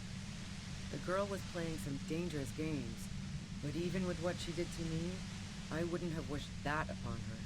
She had some pretty messed up people after her. She's going to come out of that meat grinder a different person, if she comes out at all. But Klausia couldn't have known I was here. How did you?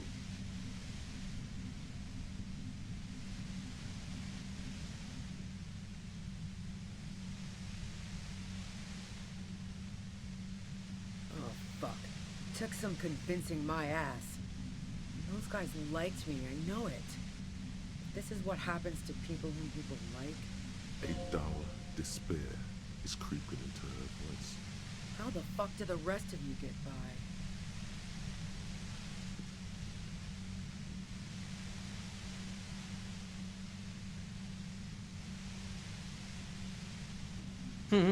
Like what? I already told you I didn't do it. A strong moral compass. She still wants the opportunity to make a case for herself. Man, I was with the boys the whole night. I hope they at least bothered to impress that upon me.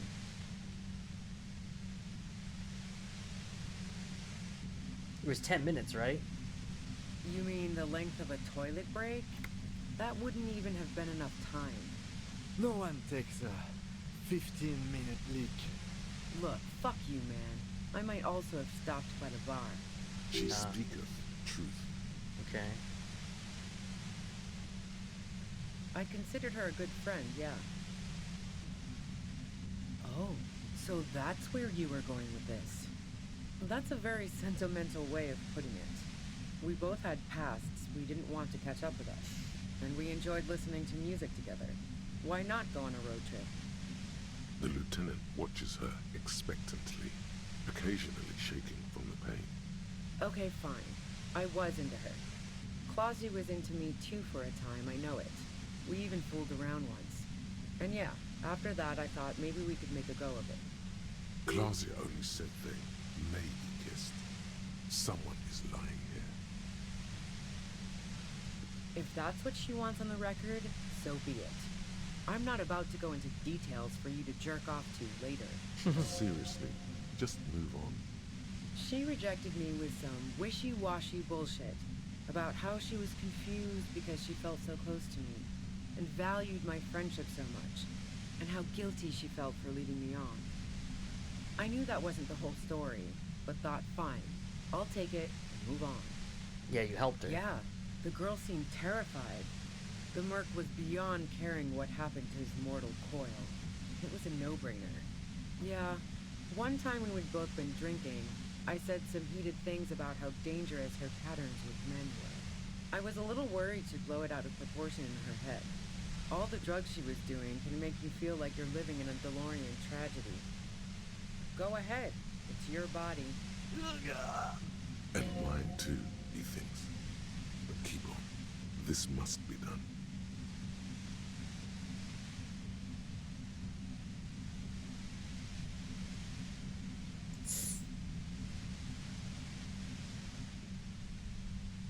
So, Heart of Gold Tommy fucked me over too. Never trust a musician.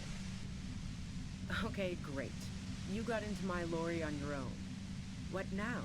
You're going to arrest me for drug trafficking? Man, it's to get away from all that murderous shit that I left Jamrock, my previous employer, for the Union. She deliberately avoided naming the mob she worked for. You might be able to find this out later.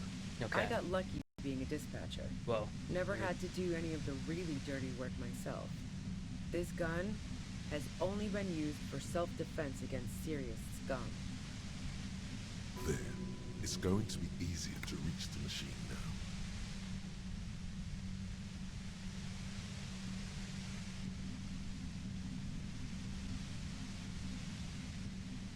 Based on what I've heard about you, you are serious scum. There's a sinister note in her voice. Even with the gun and the compressor, she's afraid of you. Yeah? Where?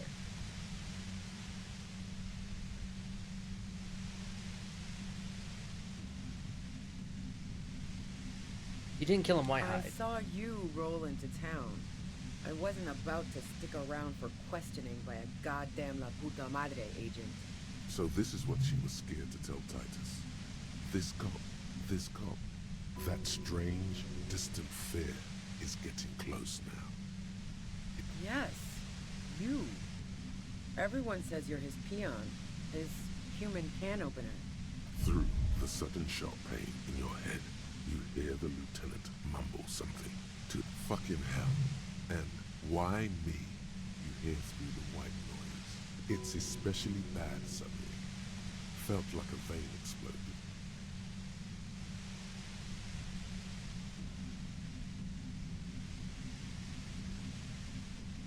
Oh yes, they do.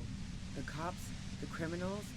Why do you think I'm holed up in here with a goddamn death ray waiting for you? If she knows that about you, she must know your real name too.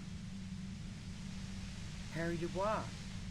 One corrupt motherfucker with the disco pants and a funny tie.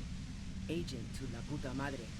So she knows your name. That doesn't mean you're on the tape. Criminals make up bogeyman stories about cops all the time. All of this just means that you're effective. Criminals know you and are scared of you. I don't know. Sounds pretty convincing to me. Is that a joke or a threat? I'm guessing both. That's a real question. Yeah, sure. She doesn't believe you. I'm sure La Puta Madre himself will explain it all to you soon enough. You've been to my lorry. You think the biggest player in Jamrock appreciates competition? And now I have Harry Can Opener in my lair. Fucking Titus. Wait, one thing. Possibly small, but she said you rolled into town. Was that you singular or plural? She might know something. Yeah, you had your death squad with you. What happened to them anyway? Well, it wasn't this scrawny dude. You had two guys and a lady. The guys looked pretty buff. Lady wasn't bad either. One of the guys seemed chipper, a blonde. The other had a brooding something or other about him. And the woman was the only one in uniform. All were carrying. That sound about right? No idea who these people are, literally. Satellite Officer Vicmere looks out of the window grimly, then puts his coffee down and turns to Patrol Officer Minot. We could either take a room here in the whirling or go home for today. Let's go home, Jean. Nothing's going to happen today, she responds quietly. Jean takes his blonde wig off. Call Heidelstein. He can give us a ride.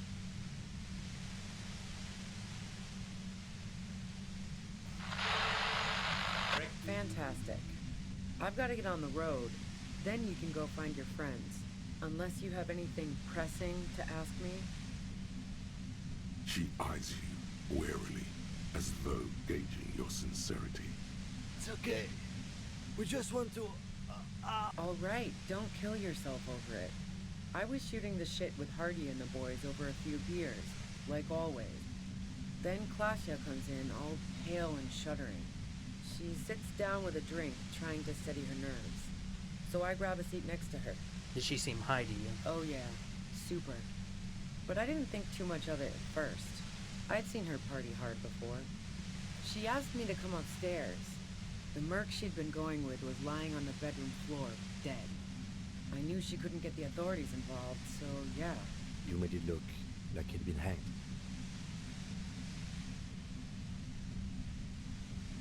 What? No. Faking a lynching was her idea. She looks shaken. She wasn't surprised to be ratted out, but framed.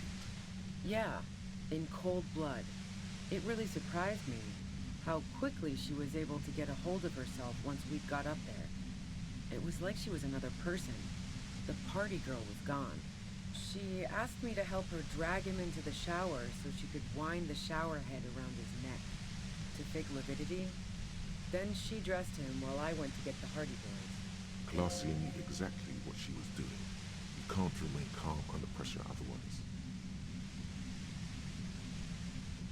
Yeah. I wasn't sure whether to admire her or be disturbed. And potentially bring attention to herself? No. Besides, the shot was made from a distance. Otherwise, we would have heard it downstairs. She's right. No one mentioned hearing shot. The shot didn't come from the roof. We should have factored this in. Damn it. But even if this is true, weren't you worried snitching might lead to... War? The thought crossed my mind. But the mercenary's death was going to have repercussions either way. Although the way things are going...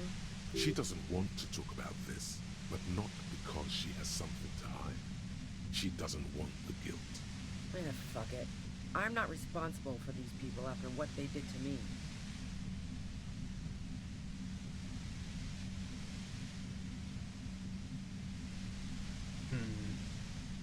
How should I know? As I keep saying, he already had a bullet in his head when I got to him, and there hasn't been any useful gossip over the radio. Those rings around her eyes, her tired voice. She's been staying up late, listening in on the conversations crisscrossing Martinez. Police radio? You've been following the case? Who hasn't? You know, I can still see him there, in Claus's room, lying on his side. He was still warm, but the bluish light coming through the broken window made him look as though he'd been dead for a good long while. What bunker? Don't know anything about it. No one's been around since I set up camp, but I'm sure I'm not the first vagabond to... Oh god. Okay. The only reason I'm not fully healing is because I'm trying to really... Keep calm. Breathe in. After the pain recedes, it's a little clearer. Please God, let this work. Yes!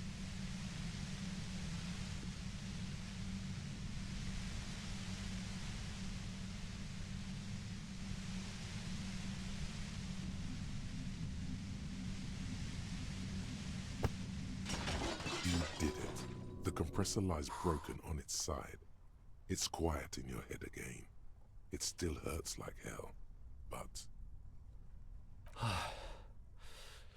All good, officer. Be careful.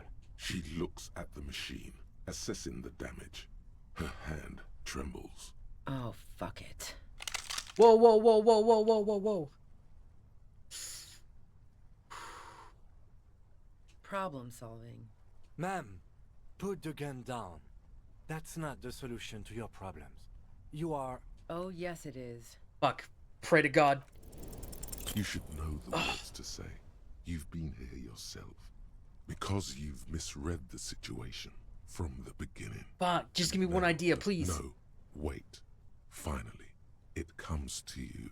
Oh. A way to connect with her. I've been let down by a woman too. No! She flashes Fuck. you an incredulous grin. Then she exhales sharply, shakes her head, and pulls the trigger. You watch as her brains trickle out through her neon hair.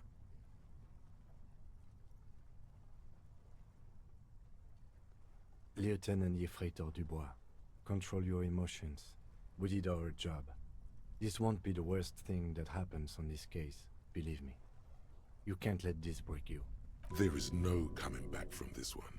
It will stay with you in nightmares. Fuck, dude. That's gonna be one of the weirdest things to hear in your last moments. You think she probably still would have, like, stopped to think. Fuck. I'll just compose myself. It may take days for What a fucking shite roll. Oh, that was so bad. That tent there. Oh.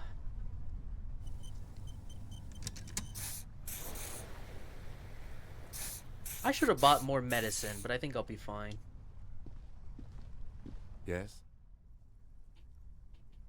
Nothing to talk about on this? Let's take the weapon at least.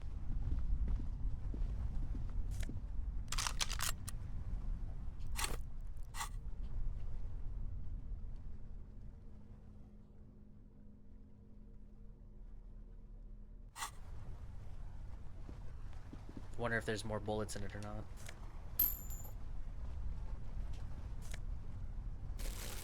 Oh, nice.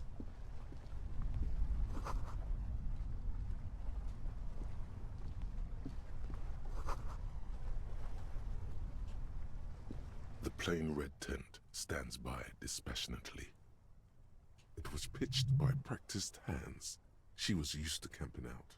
You see a rolled-up sleeping bag and personal belongings. We should put her in the sleeping bag, so the rats don't get to her. The lieutenant nods.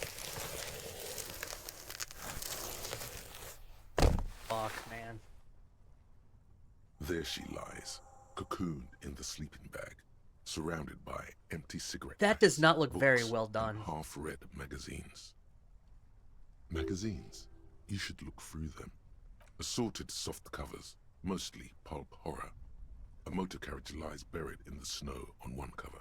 On another, a ghost airship. You also see a collection of radio enthusiast magazines. See anything? Rager Monthly, Journal of Material Science. More Technological Digest. One of the magazines doesn't have images on the cover. It's not a magazine, it's a leather notebook. You pocket the worn brown leather journal. We should read this immediately, like right now. Agreed. A thick journal. The cover is worn like someone used to carry it around in their back pocket. The journal falls open. About 2/3 of its ruled pages have been filled. The large cursive of someone who writes quickly and confidently. Perhaps too confidently. Many phrases and even paragraphs have been crossed out, with tiny corrections scrawled above and in the margins. It's a mix of logistical notes, diagrams, and personal reflections, all dated. We could learn a lot from this.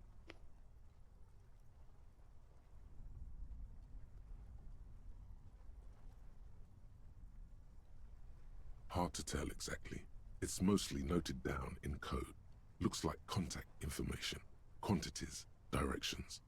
There could be useful information about local operations in those notes. We have a junior sergeant at my station who's good with codes. I can give this to her after we finish this. Professionalism is his coping mechanism. Damn. Esoteric radio technology. The most recent ones probably pertain to the latitude compressor, sketches, calculations of distance and density. You make out a familiar spiral shape. Short, wry observations of people and places, probably a way to pass the time on the road. Also, what appears to be attempts to sort through some difficult decisions. There are a few passages with many questions in them. Staff issues, always tough on the leadership. You smell traces of betrayal. I mean, I guess I can't say much on that one yet, because everyone practically did betray her, but I mean, I would say it was more of Classy's fault, because she played what a spy would do, completely threw her under the bus and framed her for some things. Whereas I'm sure the Hardy Boys, like, they wanted more of, like, the best intentions. Oh, this is gonna be hard to explain to them. The first entry is from August 2nd of last year. It reads simply, I know my position is precarious. All I can do is make myself as useful as I can while looking for a way out. Remember, no one is indispensable. Nothing on March 4th. March 5th, though, well, that's bound to come back and bite me in the ass. I'm bad at this. Loyal to a fault. But that's another matter entirely. She is referring to betraying a previous employer. Does this suggest she did it in self-defense? That name isn't mentioned as far as you can tell. Small wonder. Would you talk about La Puta Madre in your journal? You do see an M though. La Puta Madre? M is mentioned on March 9th and March 15th. Great. M's peon is coming to town, no doubt to investigate the lynching, but also, I feel it in my gut to finally put a bullet in my head while I'm napping in my lorry or on a smoke break. Well, I won't stick around just to twist my own neck by constantly looking over my And shoulder. she was really thinking I was working for them. Then again, isn't that what I've been doing ever since I got the call? The call? Did M call her personally? Been holed up here for 3 days now. I'm used to being alone and all, but I don't know when I'll be able to leave, or if I'll be ratted out. They will rat me out, of course. I've made it a point to believe in the best in people, the boys, for example. But experience tells me, did M feel truly betrayed by me? I was feeling threatened. He'd have to know if he threatened people, they'd take measures to protect themselves. Even I know that. Economic measures first of all. Gotta make a living, right? I can still hear his voice in the receiver. Taste the plastic. The entry ends abruptly. The most recent entry is from today. It reads, even when I leave here, if I leave here alive, what's my next move? Staging a lynching is a crime, even if I'm not accused of murder on top of that. Forever on the run. Not really my idea of the open road. Man, I was really looking forward to winning. Fuck. Oh, God. I don't think she killed the mercenary. It looks like she might have been framed. Well, I think for sure, yeah. This whole thing was a detour, and a fatal one, he thinks. Don't get emotional.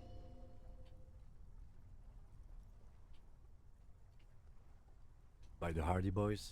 By Classier? By us? No, I don't think you are. Ask someone in your precinct if you want to be sure. He truly does not believe you are. Perhaps he shouldn't be so trusting. His trust is well placed. You aren't. You can feel it. Classier was the one who pointed the finger at Ruby. Perhaps she was trying to steer us away from herself, or... maybe she had an accomplice.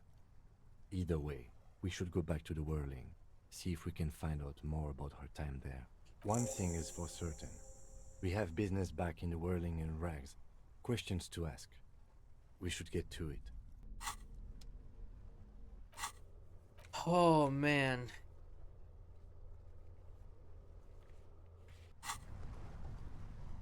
Call the station if we dare. You know what? Maybe I won't. I don't think we are. I think she was just fucking paranoid.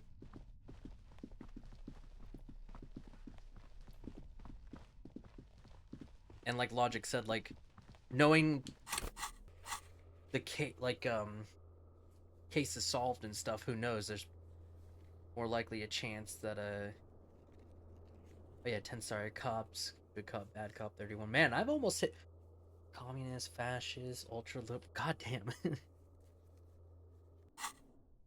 Yeah, I wouldn't be surprised if I do have, like, a rep, in a sense.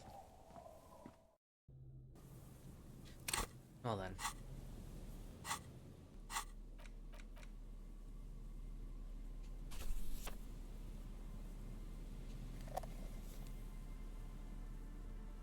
Ah, fuck it. I'll keep the gun on.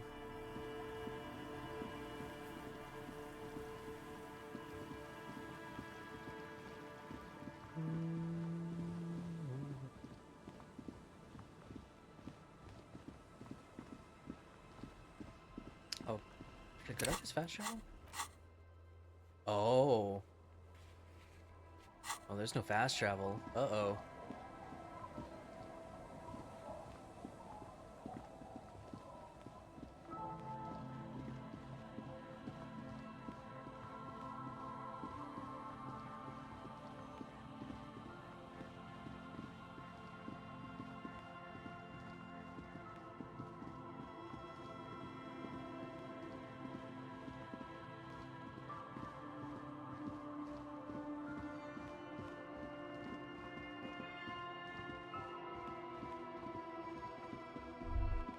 Stop.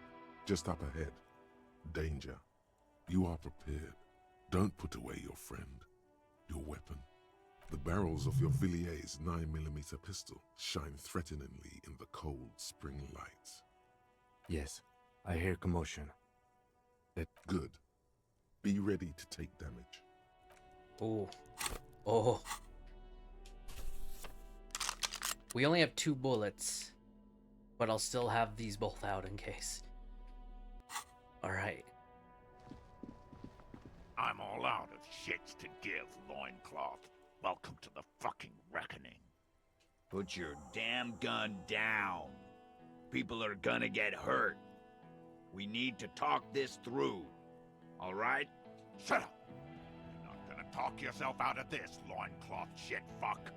This is the mercenary at the gates. His chest rises and falls under the ceramic breastplate. His fingers reach for the Look at that decked out dude on the left. Damn, look at the fucking ass right there. Okay, sorry. Shh. This is a misunderstanding. Nothing irreversible has happened yet. You can just return to your unit and forget all about this. The Kypt is merciful, willing to spare us if we just forget about our murdered and humiliated commander. I think we should just kill everyone, Corty. You are all drunk. Come to your senses. You won't gun down 7 people in the middle of the street. This isn't a frontier town or a jungle outpost. Easy, Lizzie. Let me handle it. I know guys like this. I'm sure we can come to a peaceful agreement. Ain't that right, fellas? He is facing overwhelmingly superior firepower, and he knows it. Peaceful. Nest in your abdominal cavity like a little wild mouse. The masked man's words are barely intelligible, but you can hear them. Fuck, there's a third one. How did we miss something like this?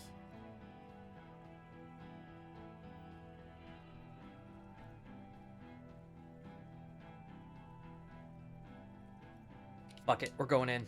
Stop! Get lost, comedian. You cops had your chance. Now it's fucking time for some justice. Pig fuck! No one needs to die today. No people are gonna die today. We're not leaving it like this. These tribals hung him up for everyone to see. I'm actually getting nervous, guys. I'm not lying. No one is going to kill anyone. Let's just put the guns down and talk like civilized human beings. With a wordless gurgle, the killer loads his long rifle. The leader gives a small nod to the helmeted man. Suddenly, the grip of your sidearm feels comforting and warm in your hand. Feels like it's saying, do it. Shoot him in the mouth. Shoot him before he shoots you. No, wait. It's good you have that gun. It really is. Just soften him up first. Present an argument. I'm barely keeping you together here. This is it. The big one. If you talk to him, he will rattle you, not the other way around.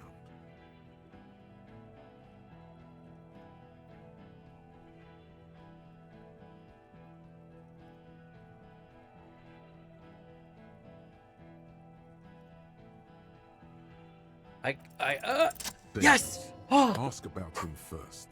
You don't want personal facts about his dead friend coming out of your mouth. He has to start it. Sergeant Major Raoul Cortiner, reporting in to burn this fucking mud hut to the ground. As he moves, the interlocking pieces of his armor click, softly. Click, click, click. The realization comes to you, like a picture puzzle coming together. His name is Raoul Cortiner. The dead man's name is Elise Cortiner. He's brothers with the deceased. Fuck. For killing, maiming, and humiliating our commanding officer, you're all sentenced to death by lead. He sways from left to right, inspecting you. He wasn't my fucking brother. We just grew up on the same farm and got beat into place by the same sick fuck. Beaten by a foster parent or someone on the farm? Same fucking mud hut town, too. Okay, good.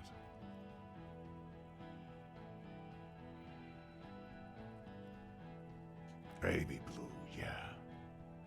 Like someone fucked up and put a baby's eyes on a grown man. It was creepy, but bitches like that shit, I guess. Or, I don't know what bitches like. I just know how to mow down cloths. Who? Lady? We researched him. We contacted the ICP and looked at his birth records. What was in there, and other things. They fucking put Laylee in a leaf compactor, and now these cunts finished the job. There's real anguish in his voice. A drunken sadness suddenly engulfs him. Memories. Oh god. It's a mind fuck, Corty. He wasn't put in a leaf compactor. They're making it up to fuck with us. Major, permission to. Open fire. We can't have that. Interfere now. Find his killer. Cop.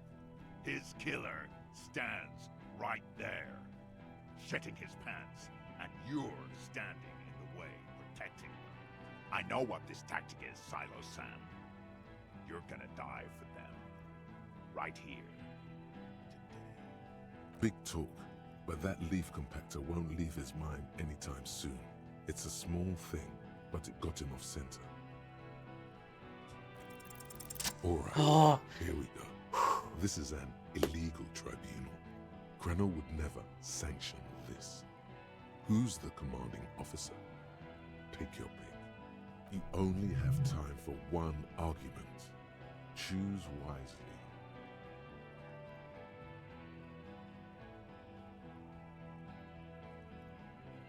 What always happens when you get good at your job? That name meant night raids. Fucking extrajudicial funky time, burned villages. Shit that sounds bad on the radio. The same thing happened when we were called whatever the fuck it was. Probably won't be called Crenell for much longer, either. Not after this shit. Okay, it's not much, but he's thinking about something else, and his hand is off the gun. This did something. Easy now. Tell them these men didn't do it. There's a peaceful way out. Yeah? Who did then?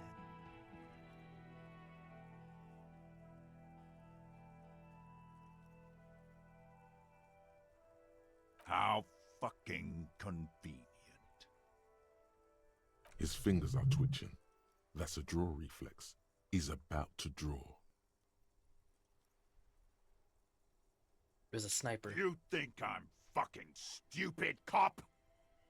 What if I just shot one of your pals here, right now? Huh? How about the kid? Tell me, it's a magic fucking sniper. One more time. Listen, please. This cop and this drumhead cop marshal won't decide who... He's gonna do it. He's gonna shoot him. Fuck! Come on! The Yes! Hardy Boys confessed to hanging him. All together. Titus said, we took him out back and hanged him. He said it loud, in a public place. You're lying. DePaul heard it. You heard wrong. She and these men have been helping us find the shooter.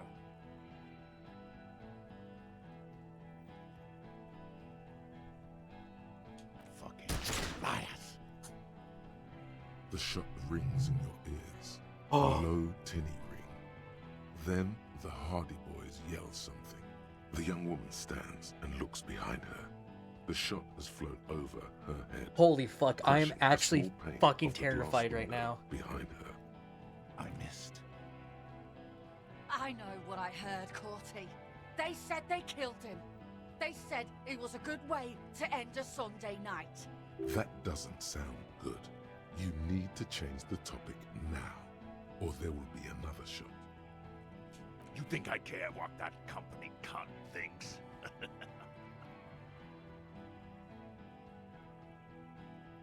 She's gone, you stupid fuck. Sailed off 5 minutes ago. Oh. Doesn't give a shit about you, Silos. Bitch. As you look to the bay, you see a small green sail on the horizon by the crumbling sea fort, growing smaller. Stay cool! Don't do anything stupid! The company bitch is gone. Laylee's gone. Fuck are we still doing in this shithole? Guys, I just get in the way. I don't even have a gun. Hold your ground. Any more of you run, I'll shoot you myself. We're doing this together. Yeah, Shanky's a pussy. They're afraid, all of them. But I can't blame them. Reeds in the wind. They'll run, scatter soon, one by one. No, the rest will stay. They would hold their ground, even if it means dying here with you. Rude. Rude is the killer. Rude, the killer. Howen Cloven. He doesn't talk much. All of you cunts inside out. This talking shit won't help you. Easy. Easy now. Yes. So what?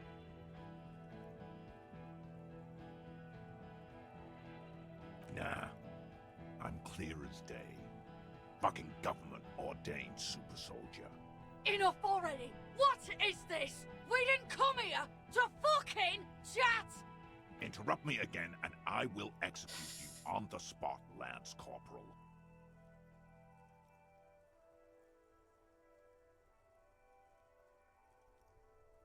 Fuck. I have a bad... Because if I stand there...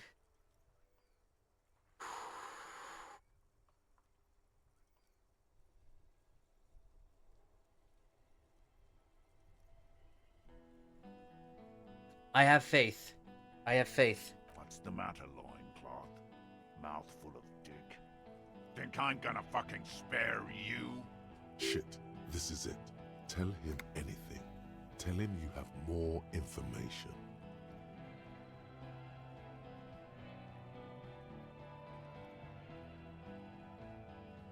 Rude. Kill him.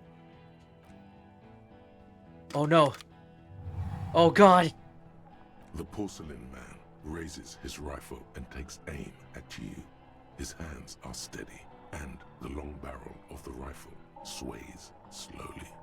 An Easter AR-FA-7, built for taking out light armored vehicles.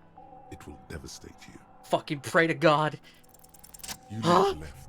A swarm of angry lead passes mere Come on, minutes Kim. from You can your make the side, shot, buddy. tearing fabric off your coat. Feels like the lightest of tucks. The man tilts his head, trying to see through the clearing smoke for the next shot. Watch out. To your left, DePaul is about to take a shot too, at Kim. God, please. God. He's aiming for the eye slot in Rude's helmet. An extremely difficult shot. 2 shots ring at once. One Yes! from Lieutenant's Oh my god, Kim! and the other from DePaul's. It's aimed at the lieutenant, but it misses. You hit blood gushes from the helmet's eye sockets as Rude staggers back, disoriented. The sounds coming from his helmet are not human. An unbelievable shot from the lieutenant. Holy shit. Glenn, dying. No! A puddle of blood Glenn! behind you. His mangled torso has 2 gunshot wounds. Blood gushes out. No! You see 2 cold eyes. I thought we could... looking Oh, at you oh. Through all the smoke and panic, and a pistol raised, aiming at your chest, point blank. Then the man squeezes the trigger. I can't evade that shot. I'll look him in the eye. Fuck it. A look of happiness. His eyes seem unnaturally bright, shining like stars. Something in the fear must distort him somehow. He is evil, and the end. Here it comes. Death. Fuck it. I have armor.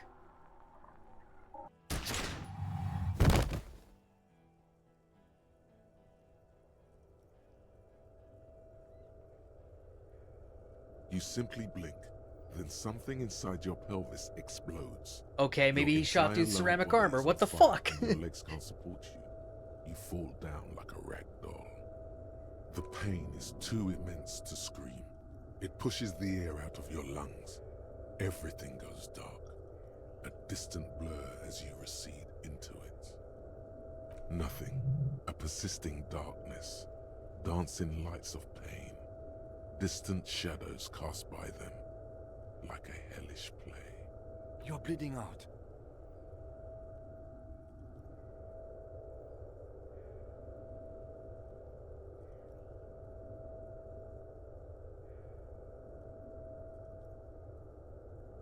Stay with me.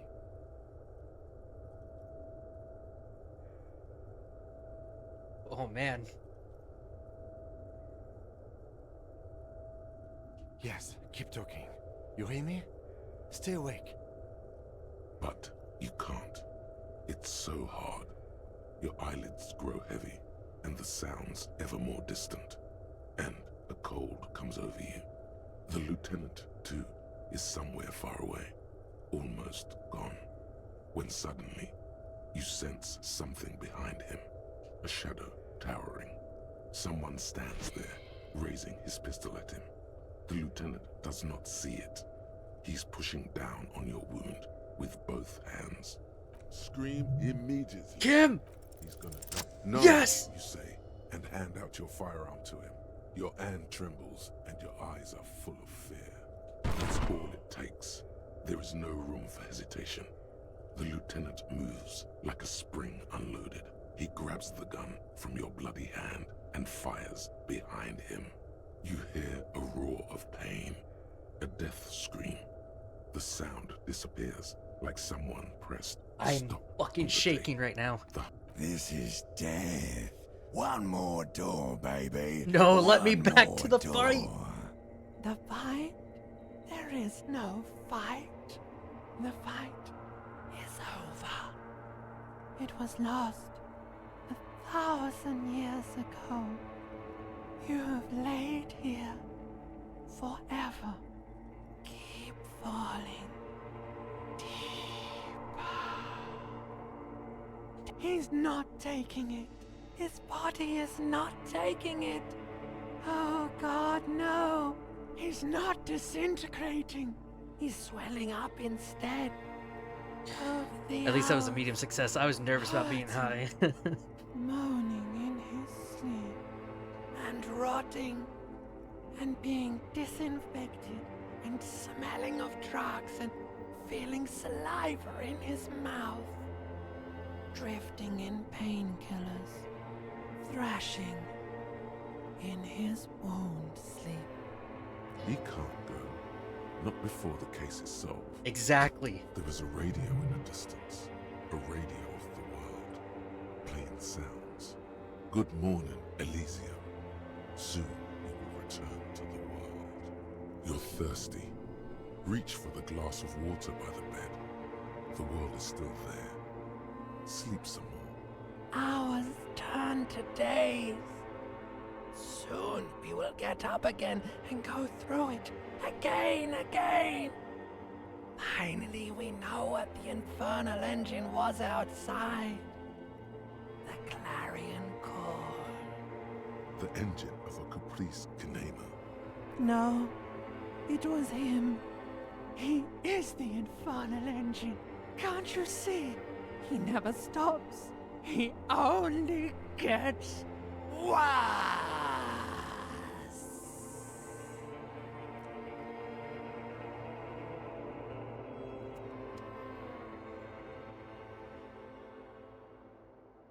You see the lieutenant's familiar shape in the orange jacket.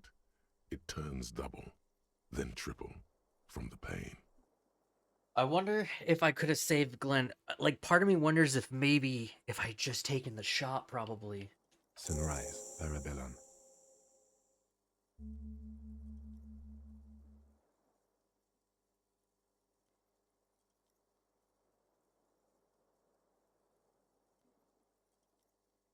What? Sunrise, Parabellum. Sunrise, prepare for war. It's an old revolutionary saying.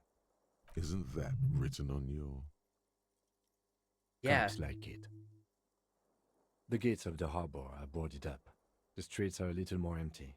Apocalyptic violence is yet to erupt, I am relieved to say. I think we may have held it off, for now. Barely. Good. Yes, we have also completely failed, but that's okay. What happened? We tried to take the diplomatic route and hoped they wouldn't attack first. They did. The Major gave the command. As retaliation, their rifleman tried shooting you. He missed, or you dodged. Then I shot and wounded him, while Glenn took a bullet in the spine. It was meant for me. Glenn did not survive. Damn. Titus, Fat Angus, and Theo charged. Angus and Theo died before they made it to intensive care. Titus died in a hospital. What? Yesterday. No! And the young musician, I forget his name. They are all that's left. I fucking should have shot first, I feel like. Yes. You were bleeding out. I think you said something about your wife, and you warned me. I was able to disarm the Major before he got a jump on me. Thank you. Although... I was not able to kill him, as I should have. Crenel took him. A stray bullet killed the Pole, though. And that's what happened. Yes. He's in a private hospital across the river. Crenel claimed him from the local butcher shop where Titus died. Turns out he's insured. There is unveiled anger in his voice. Fuck. We won't get to him anymore. The good news is he's not coming here either. I did some damage. This is the one. 4. Glenn, Theo, Angus. The fat one. He took a lot of bullets. And Titus. I can't believe it, man. I should have took the shot.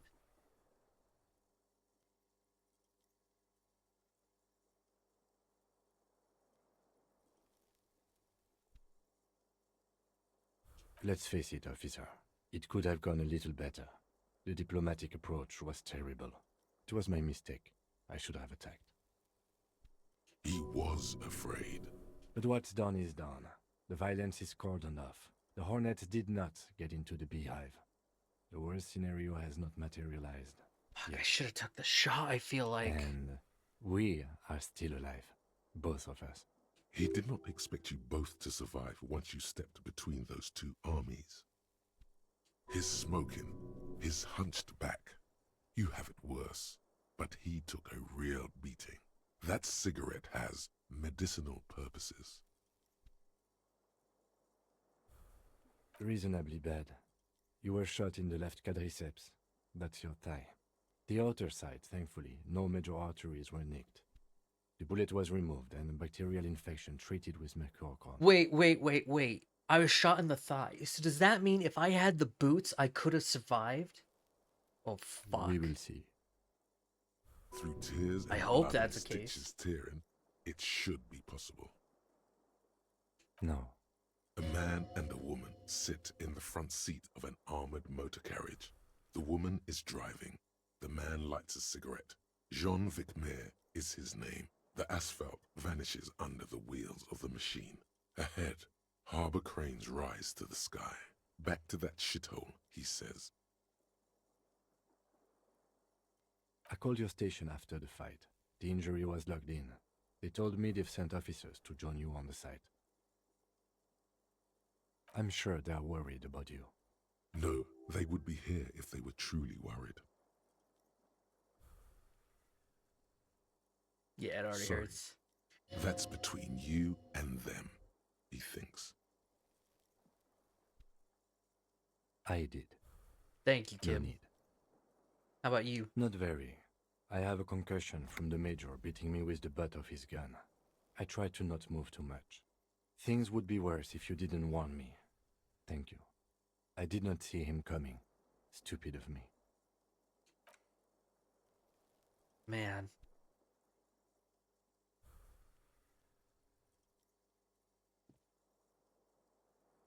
Easy now. Your balance is way off. You feel like you're about to fall over on that thing. How are you?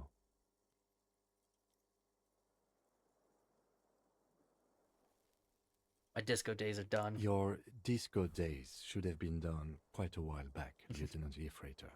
What happens I now? honestly don't know. We can't talk to Everard. The harbor is in lockdown. Everyone in there is outside our grasp now. And Joyce has left too. Yes, she left yesterday morning. To meet the board of Wild Pines, or that is what I've heard. There's a pin somewhere in the machine that keeps Connell from sending in a death squad. Maybe it's her. Maybe she kept her end. Either way, Ruby's gone, and Classia, well, at least she's safely locked away. Locked up? No, she would be of more use to us three, honestly. But it was the right thing to do. I don't know. I think the theory you presented, it's someone else, outside our circle of suspects, was right. It better be. Everyone within the circle is either dead or gone. Honestly, I think our investigation has not produced a single credible suspect.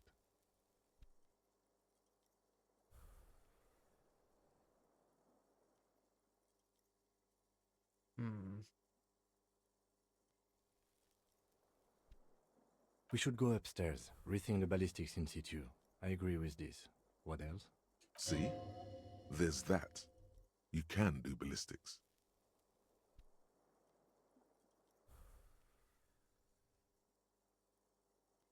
We could find thousands more if we wanted. All of Revachol is full of them. What? Oh yeah, the flowers. Every piece of garbage in the city is not connected to the case. You don't have to catch everything. He's wrong. Okay. Don't be narcissistic. Half the cops in Revachol West are his peonies. Even if you are, it is not a decisive factor in this case. That does make some sense. He arches his brow. The ceiling fan patiently spins overhead. I'm listening. Oh, okay. I'm ready to hear what you think about solving crimes now. It's all, yeah, it's hard. It really is very hard. That concussion must be making him dizzy. No. Are you ready to limp? Yes. Good. Where do you want to limp to? The lieutenant did mention doing more ballistics. Also, it's just close enough to endure the walk. Why not? Another look at the window, perhaps? The one he was shot through. I don't know. I can't think of anything better. Holy fuck. I really should have shot.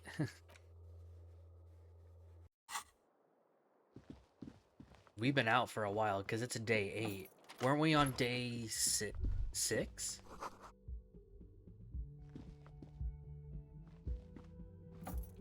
Oh, we're running still.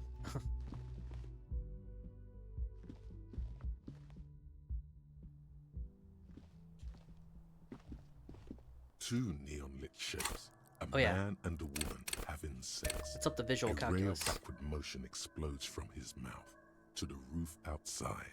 A prime. To then widen into it's not the roof.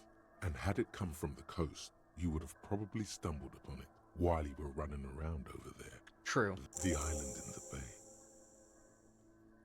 Yeah, because that makes sense based on the distance of the rifle and possibly like in terms like the view. That seems the most logical because the rest you would need a very well long use rifle.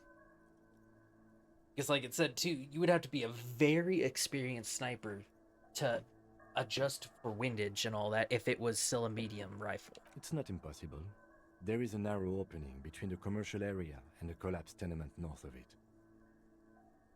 The lieutenant looks out the window and onto the bay. So it is.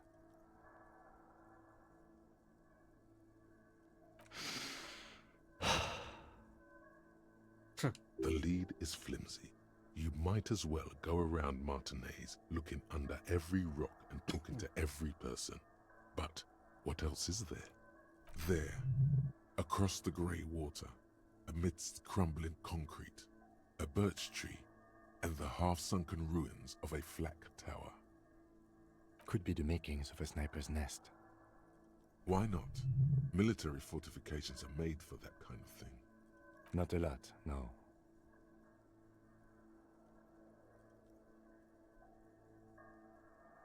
Okay, let's go to the fucking island. How do we get there? Joyce Messier had a sloop, but she's gone. Oh yeah, she's tarring her boat. Ah, yes, of course. The village. Let's go. Fuck yeah. Let's see how Gart's doing. This was a shit show. Fuck me, dude. I have the feeling of regret. I should have took the shot. Oh, you're up. It's good to see you back on your feet. Did you like your room? I cleaned it for you.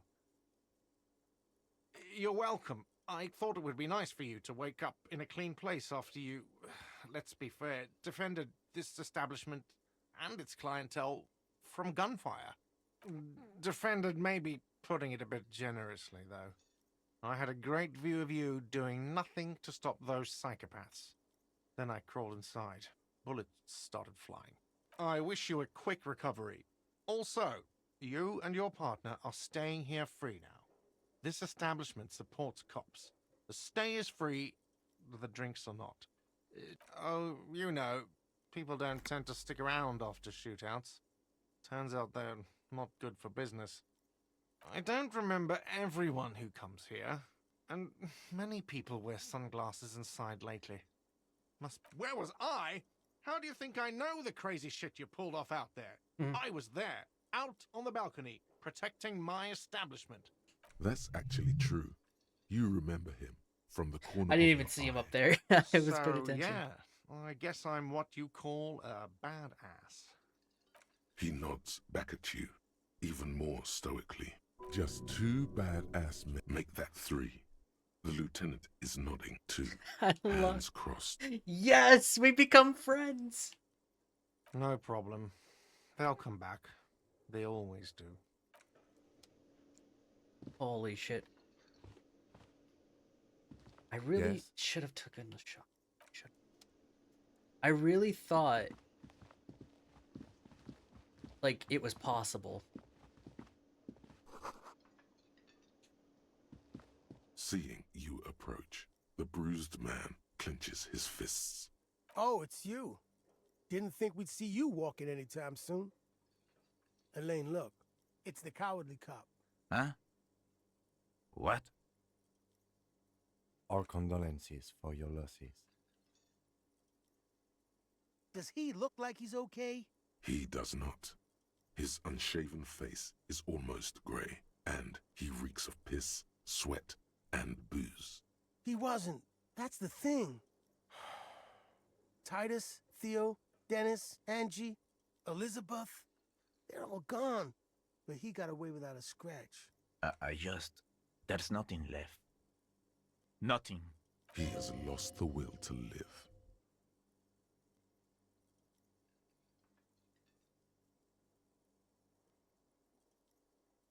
I don't know if I really want to say that. The eyes looking back at you from the narrow face are those of a dead man. Titus is fucking dead. What's gonna happen to the Hardy boys? Look around you, man. This shit is done.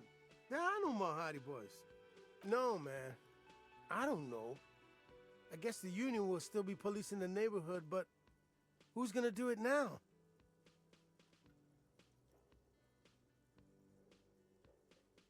Tiberius, he don't want to get mixed up in our shit.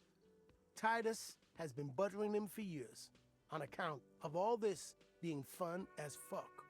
But he's got his window fitting business, a wife with 2 kids, and a 3rd one on the way. No way he's gonna leave all that. Damn. Yeah, you too. It's a rough world out there. It's not easy being a cop. We were too hard on you. Both of you. We shouldn't have fucked with you like we did. You got between us and a lot of bullets in that fight. Matinees owes you one. That's kind of you to say. Take care of your friend, okay? I will. You take care of yours. A sharp pain shoots up your side and in. Ouch.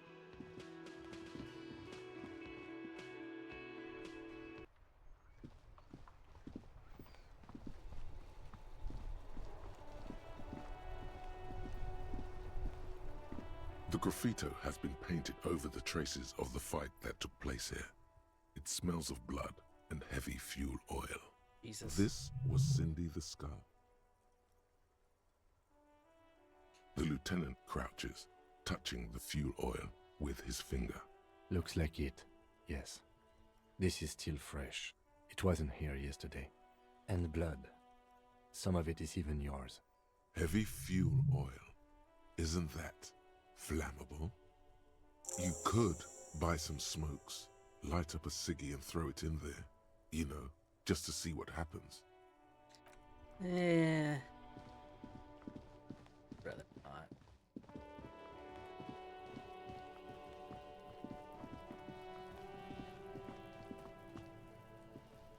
Everyone says you started crying in the middle of a firefight and then bled like a pig. I guess that was cool. Cool, cool, cool. That's very cool to Kuno. Just don't think because you got half your dick shot off and you're an invalid now, Kuno's gonna treat you different. Kuno doesn't reward weakness. It's business as usual with Kuno. Kuno's cold like that. Feels good for some reason. Watch out, pig. It's a dangerous world out there. But Kuno's got his eyes on you.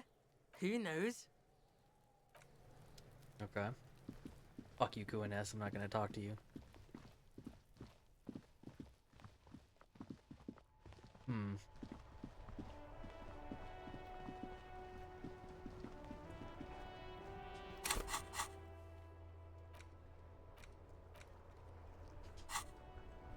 Fucking hell.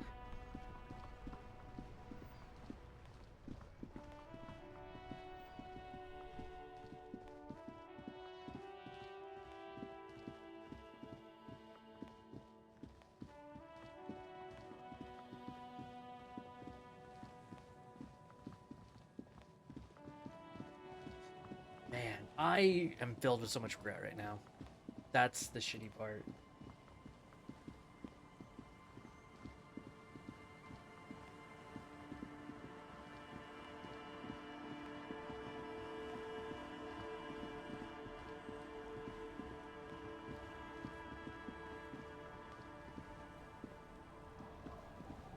Officer, what happened?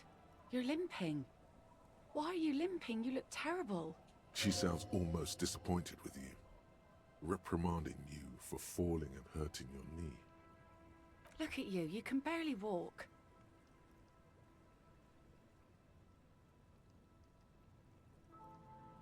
Is this from the shooting in town? We heard gunshots. Not that we don't hear gunshots all the time, but they were closer than usual. There was an exchange of fire on Rue de Saint-Guylaine. It's nothing to be worried about, madame. You didn't only get shot.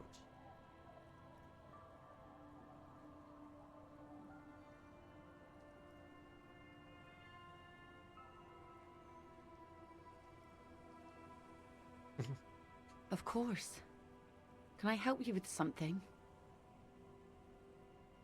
That won't be a problem. It's wind still and the tar just dried. We've got 2 days of relative sunshine ahead.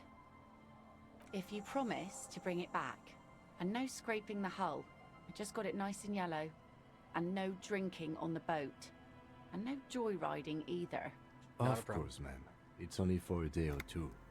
Official police business. Aye. The crow's feet disappear from the corners of her eyes as she smiles at you. Please be conservative with the fuel, will you? Just filled her up, but it's a small tank. Not a problem. Thank you.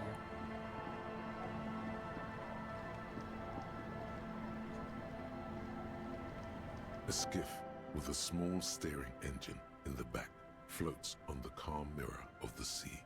The boat's belly is a shiny yellow color, industrial paint over fresh tar. You see it reflects off the water, along with the factory number, A72. Once you get in, that's it.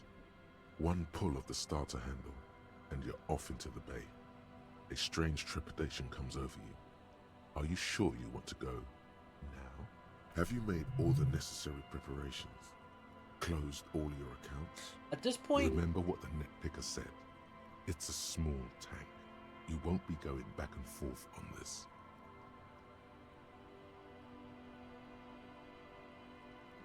I'll hold the boombox. What? What? How else do we blast Sad FM on our way to the island? Fine. Let's blast Sad FM then. Sad FM is a radio station specializing in sad, slow rock songs. You seem to know its frequency by heart.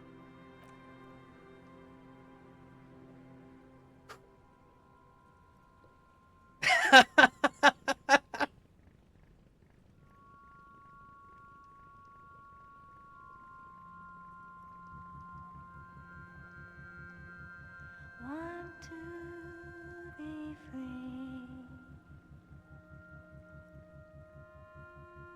Want to be free.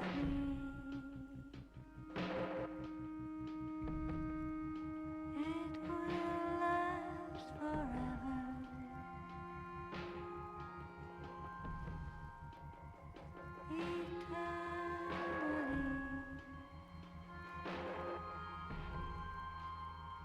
Eternally. Want to be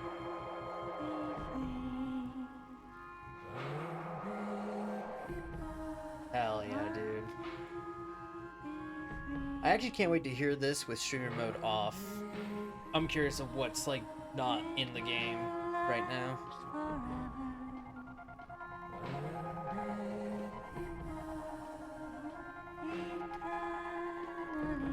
Though what's weird, I think... Oh, it's a disco! I think a lot of the songs are getting copyright just notices, not like actual yeah. Apparently, it's always the whirling rags.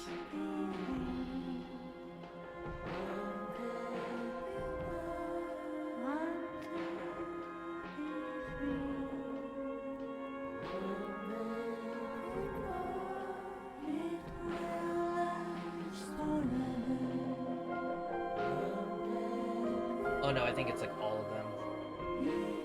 I wouldn't be surprised if it's from the, because it's definitely not the devs doing it.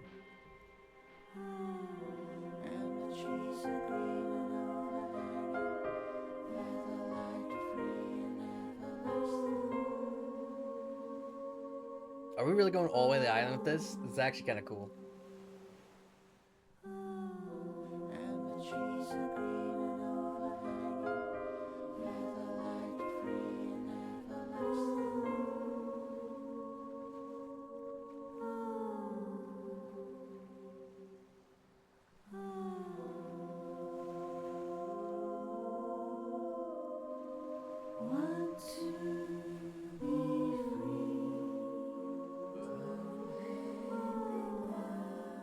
And we're here.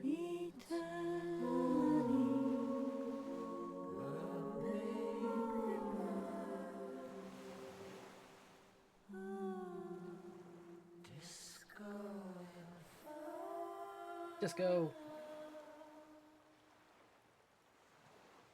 The boat comes to a slow stop.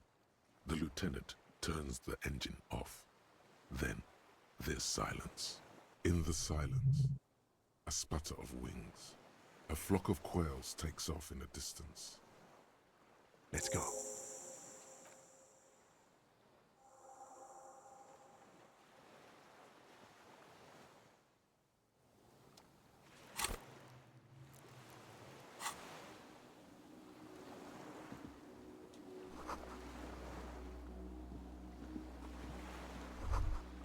The chain trails off into the ocean, connecting the island to the supply depot on the coast. Ah, yes, so it seems. For bringing munitions to the island, maybe? And supplies? You could also lock the bay when you raise the chain. As a defensive measure, lock it off that side of the bay. From enemies. Enemies of the commune of Revachol. This sea fort was a revolutionary fortification, I believe.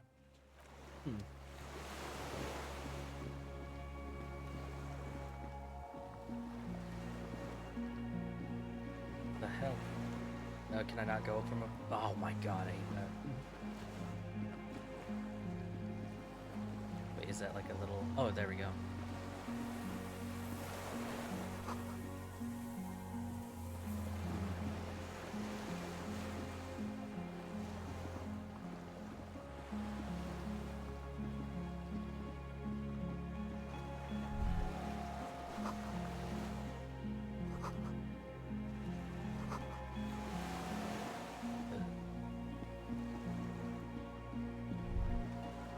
The dry grass crackles under your feet as you stop.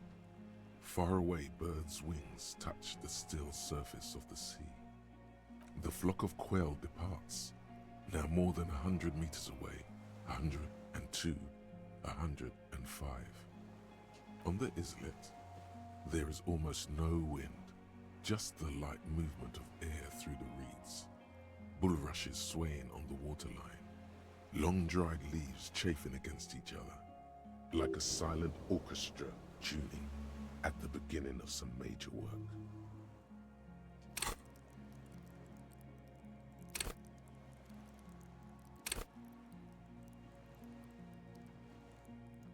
I don't think it matters too much, but...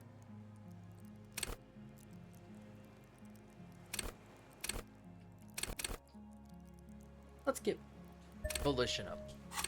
More stuff to hear. Megan! A silent hiss. Sea air moving through the needles. You just missed out on me basically panicking for my life. It was a scary fucking shootout. Oh hey, you changed your profile pic. And I'm having regrets. I could have done more. And it still hurts. The faraway roar of the city. This game is great. Distant like today's dream.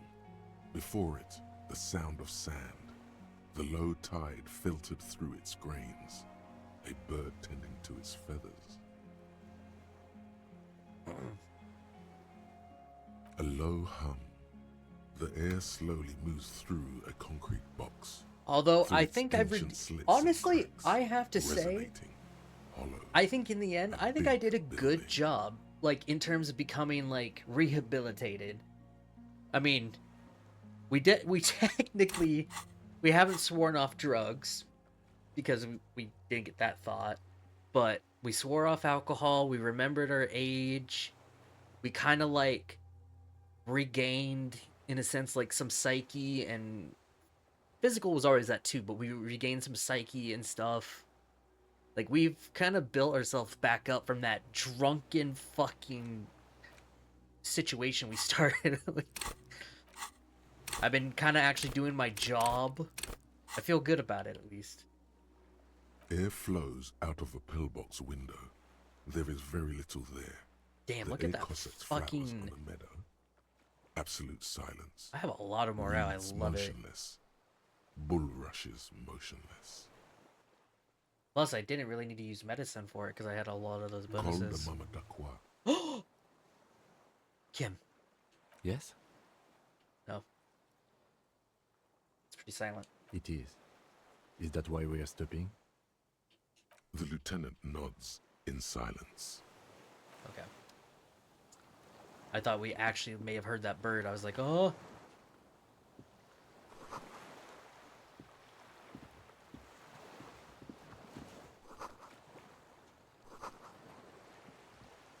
Oh yeah, that's what we saw. ICM. This feels familiar somehow. No. An upside-down star. With its horns in the sky. The symbol of the commune. No, that's the uninhabited archipelago. A DeLorean-era symbol of Insulinda, known as the face in the sea. After 44 years? That's not nearly enough to hide what happened here, Lieutenant Freighter. Right. One of these barrels was still leaking fuel, as you saw. The city is full of things like this. Old bullets, guns, fuel. What's ICM? Insulindian Citizens Militia. It's the official name of the Communards Army. The black and white army of the revolution. Sounds an awful lot like. Our RCM. It does. The RCM may descend from the ICM. May? It's impossible to say. It was chaos after the war. The name was good for getting people to join us. Revachol West was mostly workers and criminals. Nice political thoughts rush through your neocortex. A mediocre athlete would pant from dragging around his body on a busted crutch. But not you. You're thinking about politics with blood dripping down your thigh.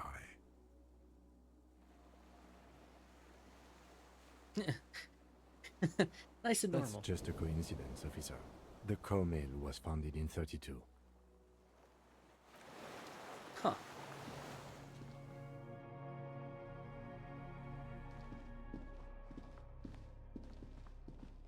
It's kind of cool.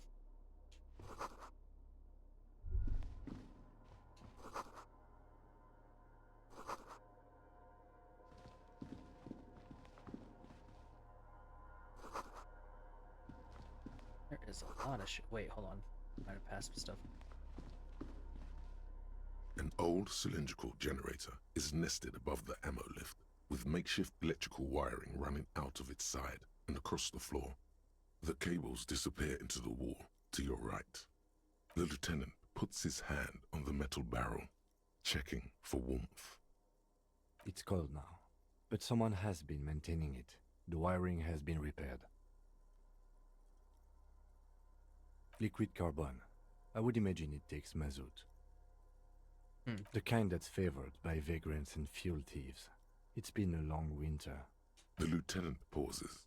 Something seems to be pecking at the edge of his concentration.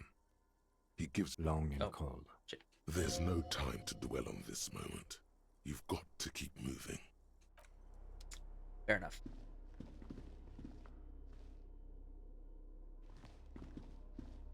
Oh, that goes all the way around. Okay. There's a greasy old spring mattress in the corner, resting on piles of soft cover books.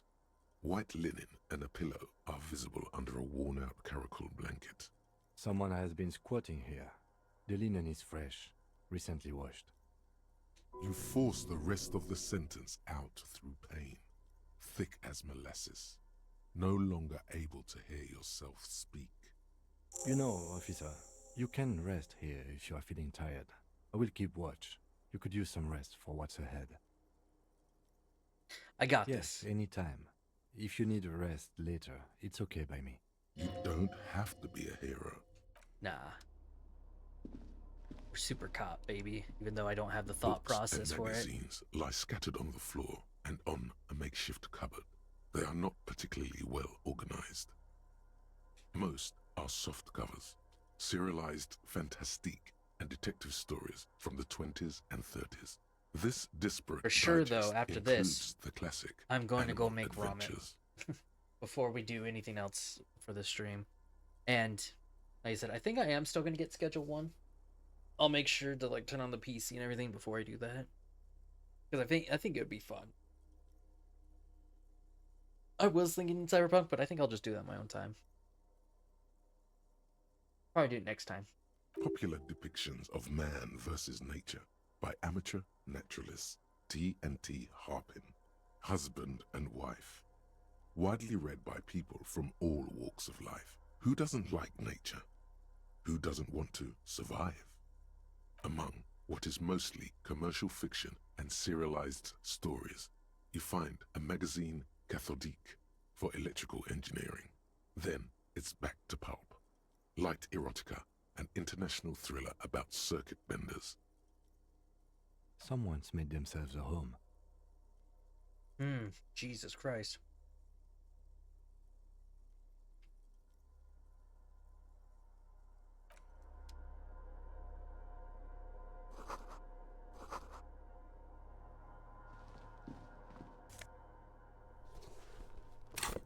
Oh. It's the rest of this fucking gear. Why give me this stuff? I feel like we're kind of near the end, right? And it has that feeling. I said, if this would somehow, like... Ah, fuck it. Okay, if I get XP for it. The greasy old... The offer still stands. The bed is quite... You face the concrete wall. There's less light there, in the dark corner. Like a dog, you lie there. You didn't realize how tired you were. Your body is still nowhere near healed. The blanket feels cold. The entire room does. Concrete and cold. Minutes pass. Half an hour maybe. The sounds of the sea beyond grow distant. Your eyelids close until you feel yourself standing up in the darkness, right next to the mattress. Slowly, the world begins to hatch from the blackness. It's evening. Sleep.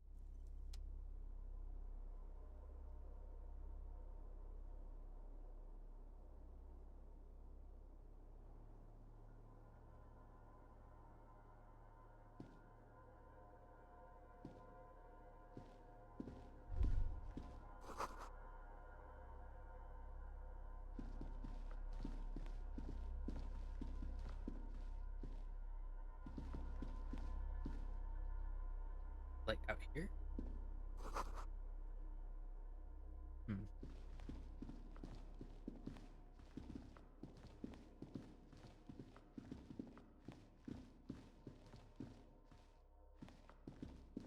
Wait.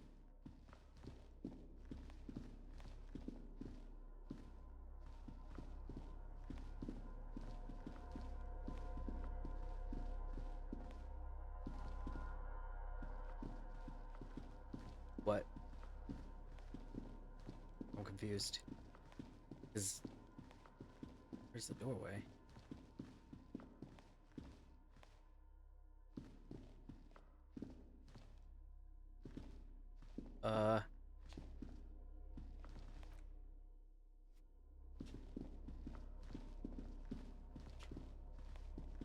It's a bugged?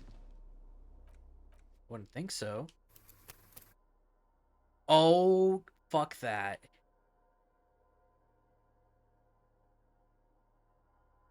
There is no way.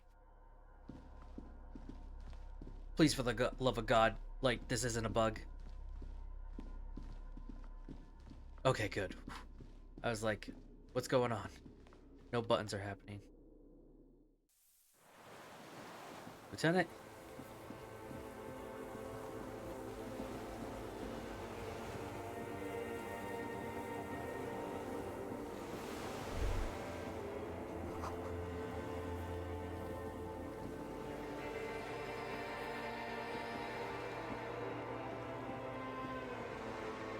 Down the chain.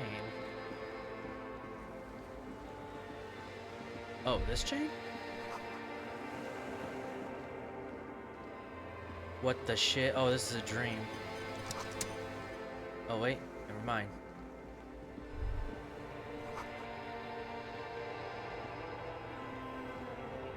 Oh, it is. The innocence of humanism, internationalism, and the welfare state turns around to face you. She has an airship airbag in her hand. She seems to be in a hurry. Off to advise the Queen of Shest, most likely. This is the Holy Suzerain of Mwindi and Insulinda. Definitely not your wife. You need to talk to her. Think of the historical knowledge you could glean. I don't know, man. What is the Holy Suzerain doing here? Something seems off. Very off. Just let her go. Listen to me for once.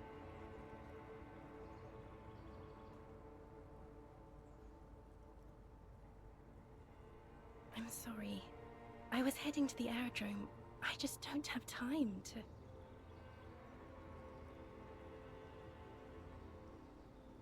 I'm going to Morova. To live there, in Grad. It's 1 million kilometers away, Harry. Might as well be another lifetime. Just my scepter, my globe cruciger, a spare silk gown, a toothbrush, travel documents, the crown of immortality. Oh, this. This is just a wreath. The crown of immortality is made of rarefied light, mana and raw palladium. I like how was they have passed two on to me ends by for the mana. rulers of late antiquity. She looks at the suitcase, not knowing what more to say. Then, over her shoulder, Anyway. Hey. I'm doing really good, actually. Both professionally and romantically. I've come to a fulfilling and peaceful period in my life. Well, how are you doing, Harry? Don't say that. I know this positive thing sounds stupid to you, Harry, but it works. We all have an obligation to be happy. You too. And you will be. Now. is what you want to say, but you don't. Hammers clang in the distance. Children laugh. The light from the video rental casts shadows on the ground. She So turns cool. her face, and it's illuminated by it. Red and cyan. I can't help you. I'm totally useless. Everything I've said is lies. I want the exact same bad things you want. To stand here like a pillar of salt, saying, is what you want where? There's water all around. She turns her face. I can't help you. God damn it, do I have... Totally useless. No, Harry. Can we talk about the shootout? No. I don't want a massive, epic showdown. I want to go to the aerodrome. I have tickets for the 10:20 flight to Morova. Really, we don't have anything to talk about anymore. Every combination of words has been played out. The atoms don't form us anymore. Us. Our love. Our unborn daughters. It's all gone. I have to go to the aerodrome. I have to leave Revachol and you. And you have to be alone. In hell. Forever. That's just the way it is. Oh God, whatever you do, don't try to kiss her yet. Not after that. You're still reeling. You'll fall over if you try now. I don't want it. It looks expensive. I don't want it.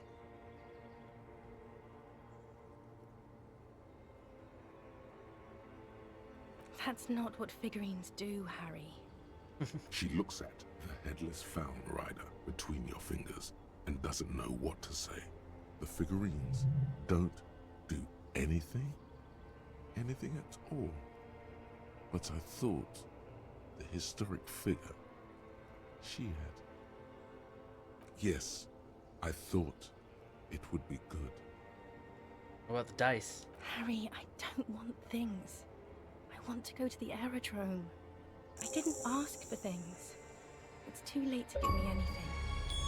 I would have liked the headless I'm actually Found surprised Rider that counts. back then. We do nothing. I don't know what you mean. Dolores Day.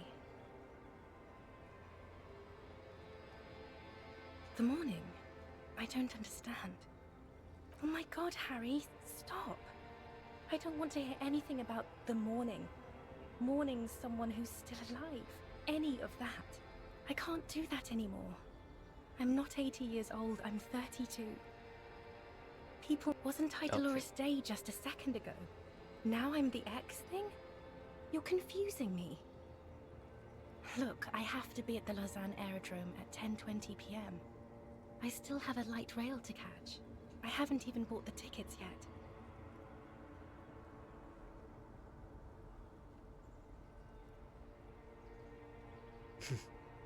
I'm glad too, but I have to go.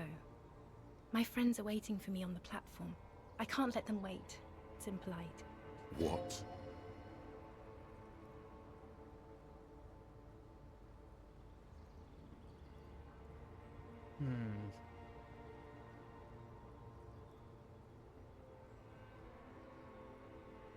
She does not look back. Instead, eyes her fingernails. They're bitten frayed. The evening wind blows in. The gown wraps around her like a white flag. Yes, Harry. I am. Things have gotten much better for me, now that I am the ruler of the known world.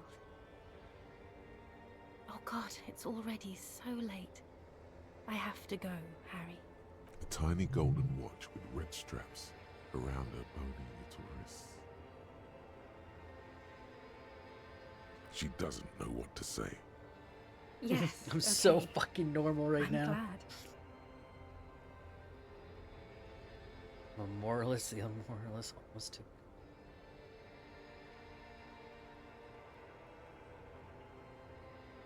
I'm better It now. doesn't sound like you're better at all, Harry. It doesn't even sound like you're a moralist. It just sounds like you want to win me back or something.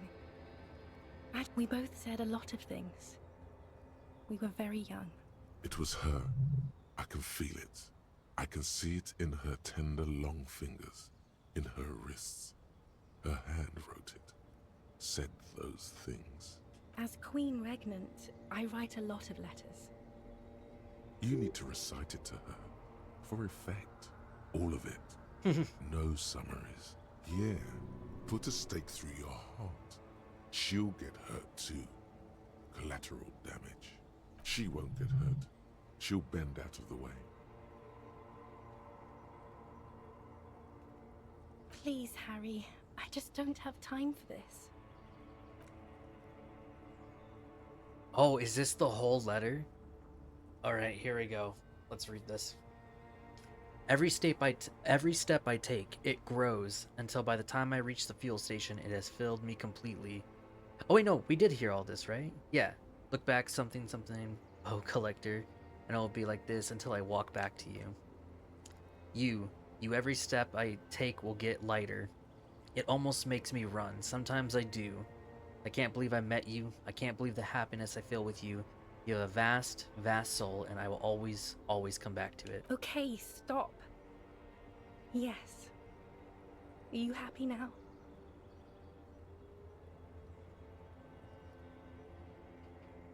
Then why are you doing this? I Very know it was well. you. I wrote it. It was morning. You slept. There was hoarfrost on the ground when I left, on Voyager Road. It was autumn. The first autumn. But Harry, please understand, it was 1,000,000 years ago. No, it was 100 million years ago. I was someone else then, filled to the brim with love for you, hanging on your every word. Oh, Harry, you were the coolest. I'm trying to I'm no figure longer this that out. Person. This At least the significance of Dolores. has taken her place. It will devour you. Harry, I will eat your mind. The light of the video rental shines through her dress now. A DeLorean figure, cut in black, moves below. It's still her. Her legs, her breasts, her hips.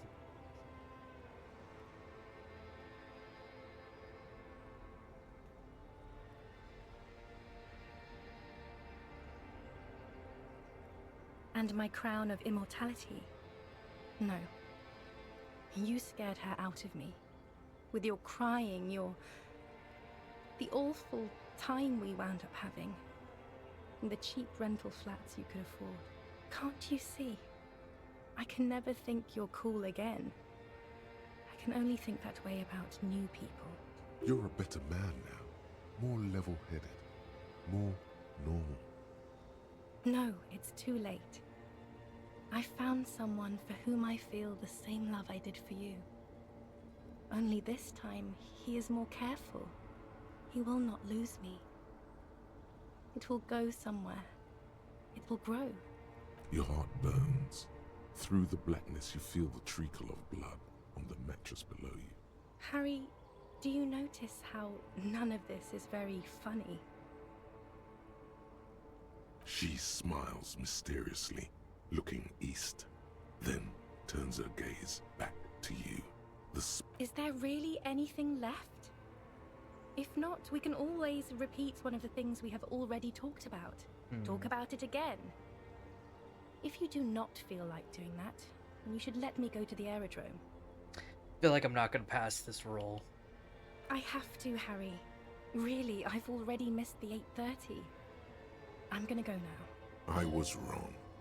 You don't have power over her anymore. You shouldn't have said that. I am wrong about everything. You should go on without me. That's not what it says on the subtitle. What the fuck?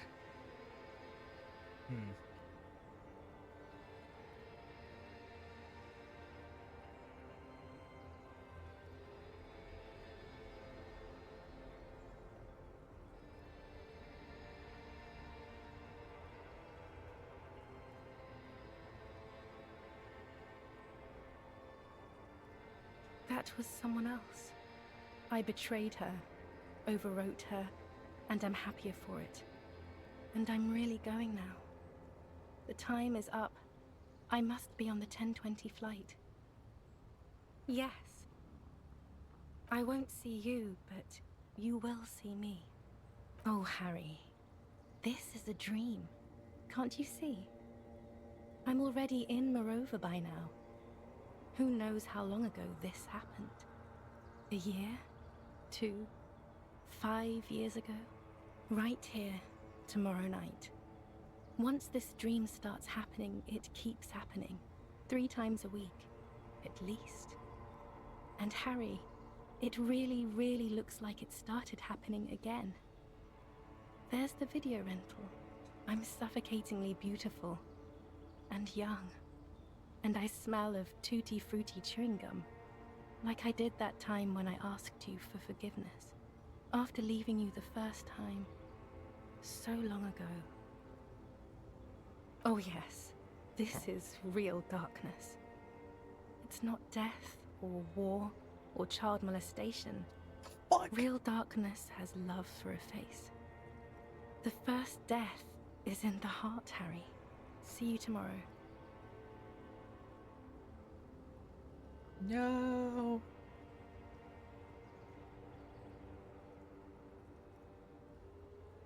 I would assume that's just more of a representation of what because I would assume he is married, or well, was.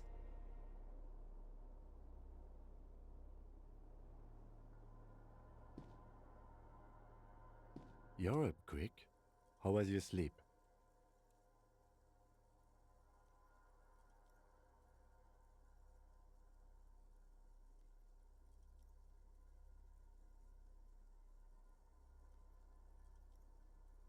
I did not want to wake you.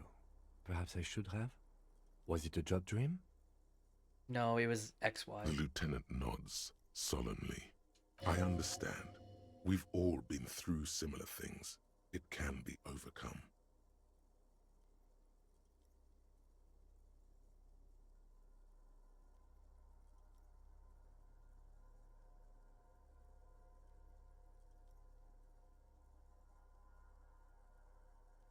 Okay.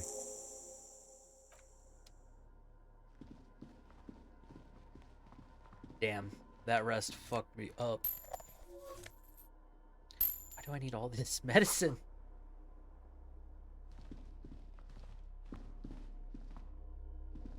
You see a small metal door nested inside a larger one.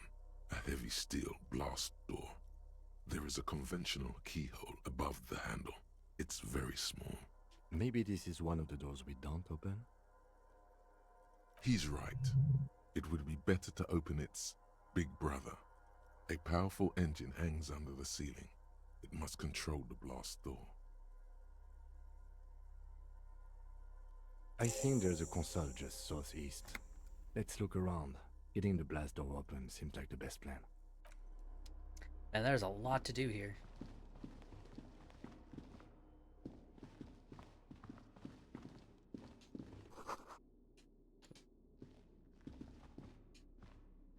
Green paint flecks off the monoblock aluminium cabinet. There are rows of switches on the front panel, a frequency band, and even a keyboard.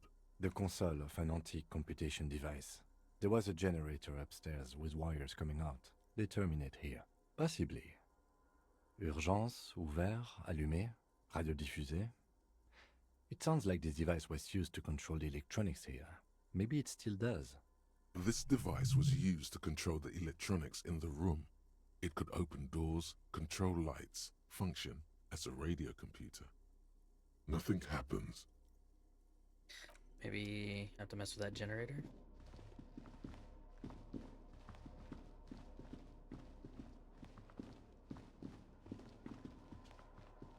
This old cylindrical generator waits with its fuel cap Downstairs into the console, then a hollow ring. The canister is empty. Dust falls from the gen. Okay, never mind. Maybe we have to go outside. Or I'll try that emergency one, maybe. The console is packed. We need to restore power before using this, officer. We should look around outside. There are barrels all over. Maybe one of them still has something in it. The boat engine.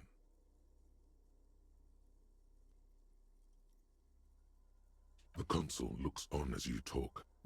I am not gonna take fucking fuel from the boat.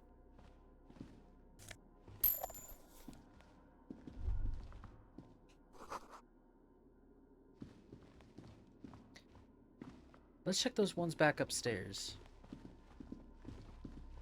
I know one of them was leaking, but maybe.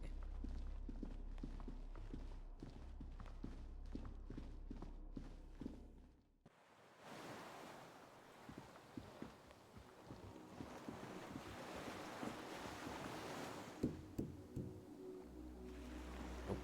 All right. Now we'll go to the side.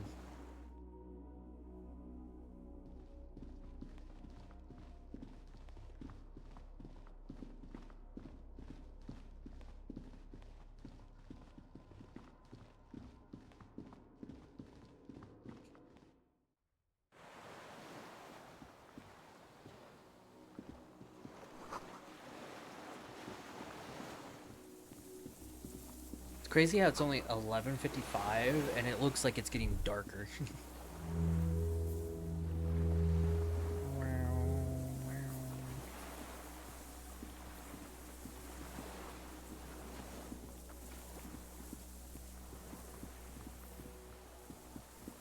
Anything new with Kim? Yes? Yeah.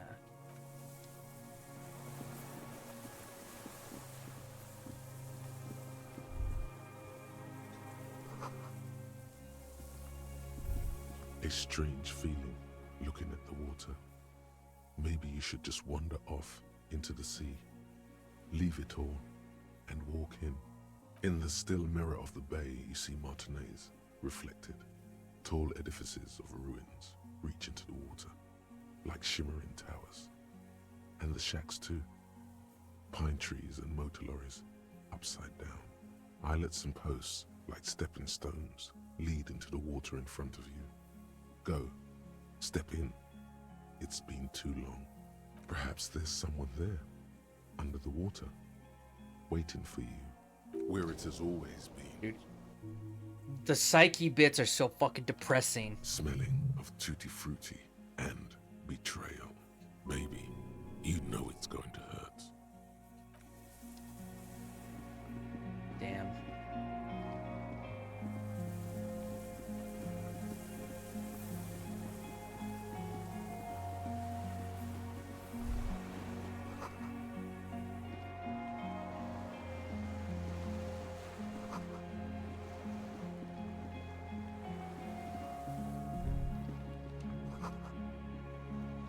Is that what I think it is? It is. There's a rain-soaked mattress on a concrete slab, only half covered by the crumbling roof. Looks like we found our At the firing end of it, position. Double embrasures, firing slits like two eyes in the wall. B triple prime. This looks like a good place to shoot from.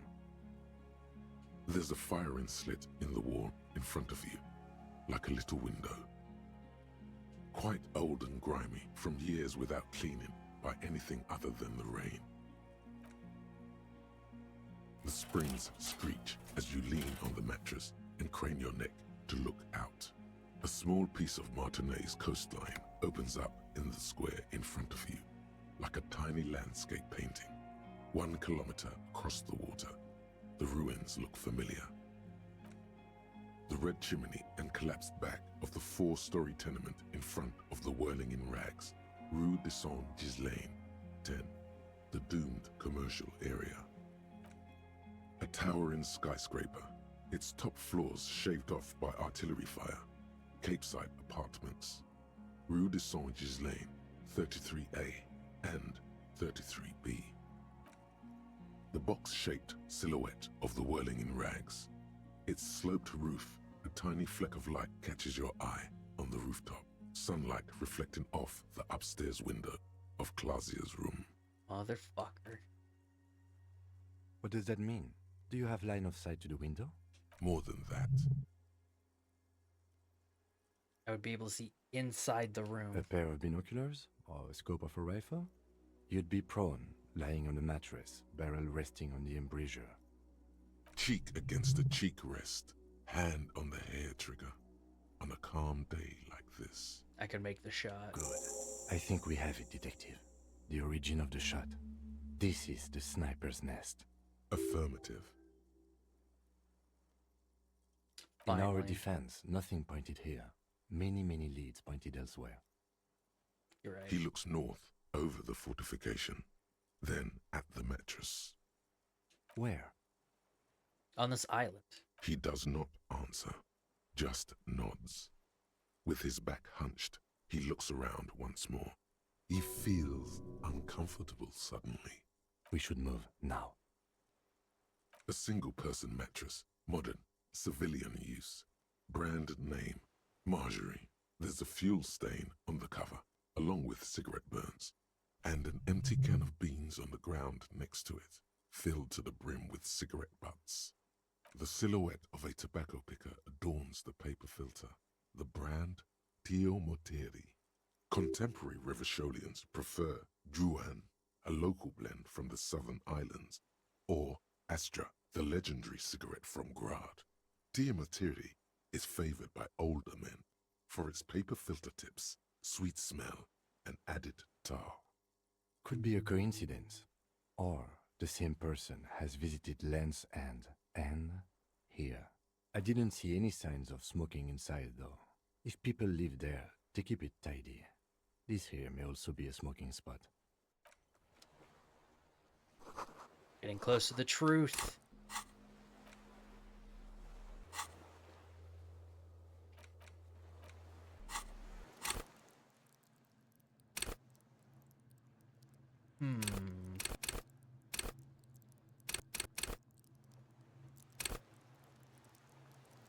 What's up the logic?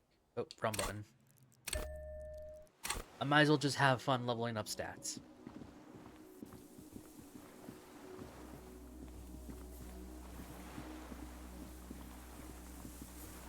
This game's fucking crazy, man.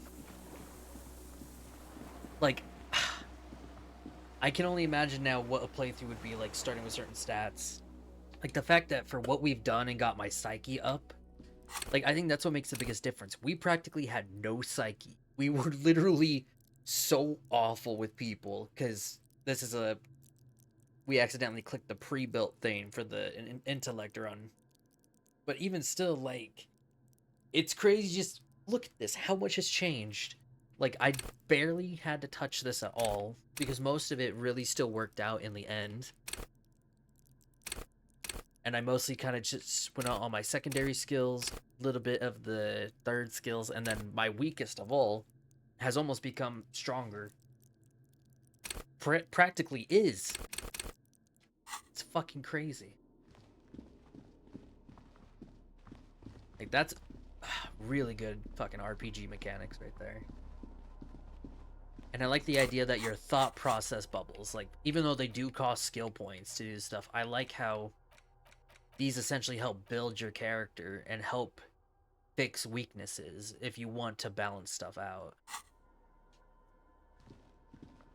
This old cylindrical generator, the lieutenant assists you, holding the canister up to the fuel tank as you tilt. There's a red starter switch on the side of the cylinder, and the recoil start wakes the old generator up. The machine sputters like an old warhorse before settling down to a rattle. That should do it.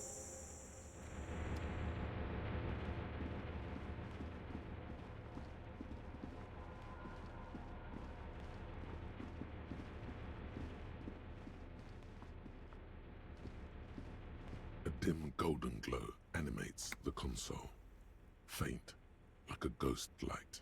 Urgence ouvert reads one dial key. Allumer reads another. It's on. Turn emergency open. Automatic boot. The blast door opens with a series of clicks. A shaft of light appears, then widens as the God, light I love shines this game's in. art style.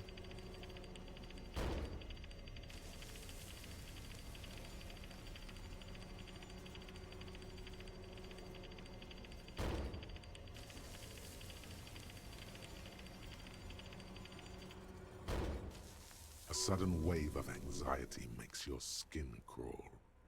After you.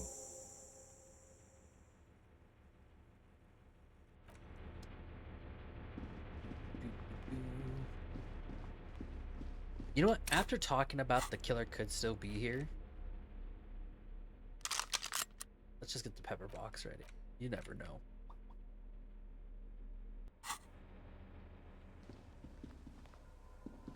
At this point, I'm ready for another. I gotta use these bullets somehow.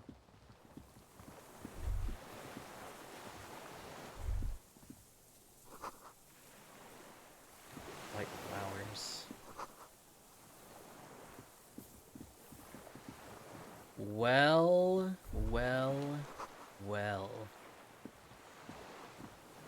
I'm assuming this is our guy. An old man wearing tracksuit trousers leans on the frame stock of his rifle. He gathers a big ball of spit. If you're telling me that's the fucking rifle, this man's a fucking god. Then spits it out into the Snipers are extinguished fucking fire scary, before him. dude. He raises his black eyes, hooded by creased eyelids, to meet yours. Unclouded by cataracts, his eyesight is sharp.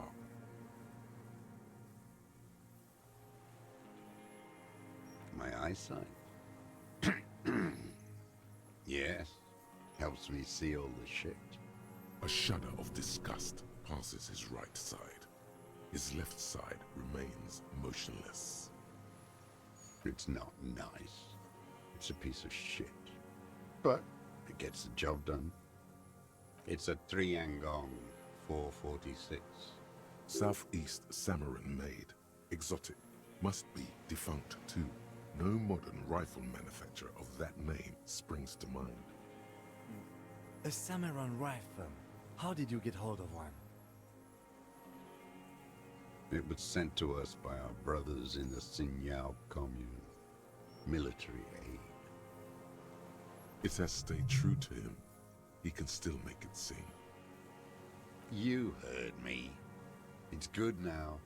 Like chalk, white from the ball.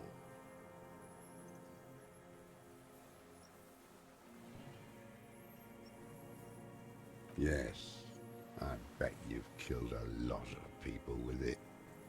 You fascist fuck. Have you come to make me one of them? His right eye twitches. With what? Fear? Rage? We have come to ask you questions, nothing more. If you do not comply, we will take you in. Do you understand? The danger levels here are hard to read. One moment he's afire, the next, a fire gone out.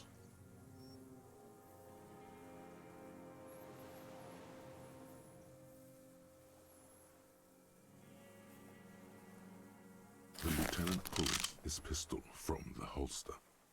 You are a glorified night watchman. This is a service rifle. I can only lay it down before an enemy commander of corresponding rank. His elbows rest on the frame stock, calmly for now. But he may still get it in his hands. Looks like he knows the weapon.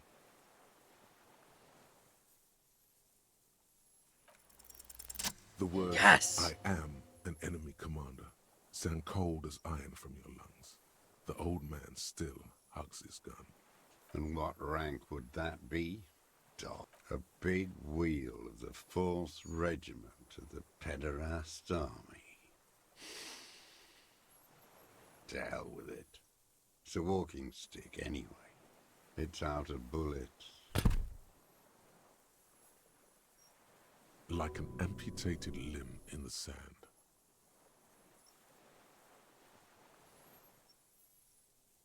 His gaze follows your motions. The rifle feels surprisingly light in your hand. Frame stocked and patched in places with tape and wire. The rifle's in a shabby state, like a crutch that's seen too much travel. Hieroglyphs are embossed into the forearm, made of walnut. I'm so just On the enthralled in butt, this. you see Vespertine writing, burnt into the wood. Triangong, 4.46mm, made in Sinyao. Jacketed ammunition 446. Jacketed, military-grade ammunition, stable in flight, good for hitting something that's very, very far away. Worn, personalized even. Looks like this weapon has seen a lot of use, hasn't it, sir? No response from the old man. The plastic cape around his shoulders. He's the definition of, you know, you don't... He's so old in this profession, you know he's just a straight-up killer. The old man keeps following your motion with his gaze. His right arm twitches suddenly. Some kind of involuntary response. Something is slightly off with his motorics. This looked very much like the murder weapon. It could be used against him to get a confession. In time. Who are you? My name is Josef Lilianovich Dross. Political Commissar of the 114th Anti-Aircraft Division of the 4th Army of the Commune of Revachol. You're the old man in profession where young die, exactly. I am a deserter, a partisan, and a prisoner of war. This is my termless surrender. There, behind them, across the Delta, the Insicom building. Coalition government in Celindian mission control. The commune of Revachol? Do you mean the ICM? Your holdover from the... From the Insulindian Citizens Militia, the army of the revolution. I was recruited in Jamrock in 07, trained in the École de Contrôle Orient, and consigned to emergency defense duties in 08. I left my unit on the eve of the landing. When I returned here on May 14th, the commune had fallen. Still armed and ideologically trained, I wrote a criticism of myself and resumed partisan duties. 51 minus 8 equals 43. Fucking hell. No. I've been on other islands, too. Okay. I was in Resurrection until they turned it into a spa in 18. Then I was an E-48, a nameless sound, until the sea washed over it. Then I came back here. That was 22 years ago. No, I am not a soldier. I am an ideological officer. I belong to the party, not the army. Trained in historical materialism, then assigned as a political commissar by the party. These things used to mean something. He nods slowly, then another tremor. You're inert lumpen with a gun. Detective, we have not come here to discuss ideology. We have come to ask questions regarding a murder investigation. Yeah. The old man spits into the fire pit. He does not say anything more. A jitter passes his lower body. There's definitely something off with his body. Something more than just metabolism. I was just 16 years old. 15 when I volunteered. I had a lapse of faith. And of courage, too. Well done. I won't explain it to a minion of capital. It was hard in the Tens. I didn't have partisan training. They were searching for stragglers, those bloodhounds. Floodlights on the water at night. There were posters, campaigns. We communards still hoped, and they needed to snuff that hope out. The East capitulated. Martinez and Cold City were turned to dust. But Jamrock, Forburg, even Coron, and Boogie Street, of course. Those fucking kips had Marsov coursing through their veins. And others too. Some cordons of Revachol was still fighting.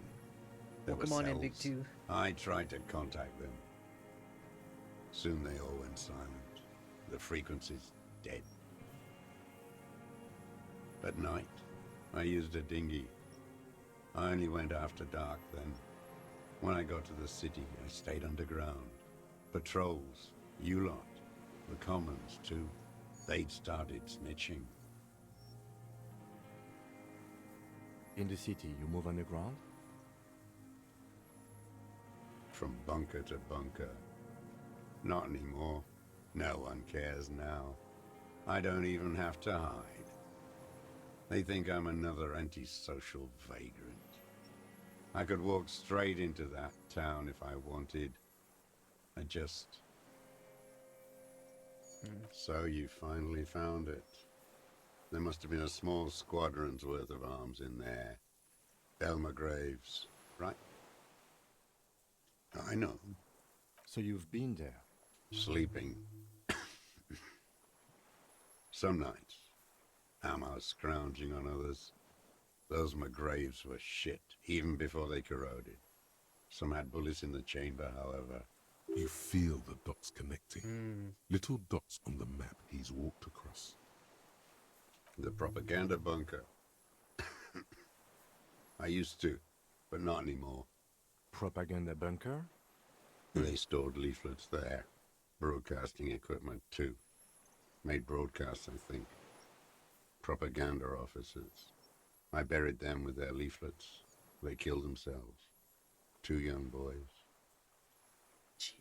A lot of our boys did. I spent some winters there. Never liked it. Kept thinking of them. No need to go underground anymore. It's better in the ruins, on the ground. You smoke these, the guy you met I smell. do. Never smoked them on the mainland? They're good. Plenty of tar. I like that boy on the pack, too. Reminds me of the last century. The old man looks across the water, at the city, the ruins, the motorways rising above it. How does anyone survive? I steal supplies, vegetables. I collect rainwater. It's the life of a dog, not a human being. How is your health, Mr. Dross? I've been throwing up blood since winter. Red, like beetroot. Been passing it in stool, too. He does seem frail. Gaunt for his age. More like 75 than 65. Trouble putting on weight could mean cancer. The RCM can provide medical services. You need to be looked over. I need to die. You don't have medical facilities. You have guns. That's all they give you. Toy guns. Here. I have been running out of that stuff. There's no way he could manage the pain without them. It's safe to say he is addicted to painkillers by now. It's the little joys. The dark jug, a sunshiny day, morphine. I haven't. I have holes in my brain.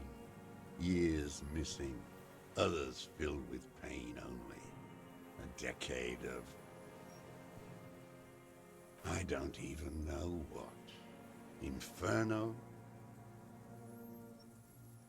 I would imagine it gets tremendously difficult, mentally, to live in isolation. Traitors. It's better alone. I watch the people of this city turn the lights back on more and more each year. Ruins, glimmering in the dark. like a fucking merry-go-round. It's disgusting. You're with the RCM, the coalition-appointed mob that enforces bourgeois morals in Revachol, a so-called Lieutenant W. Freighter.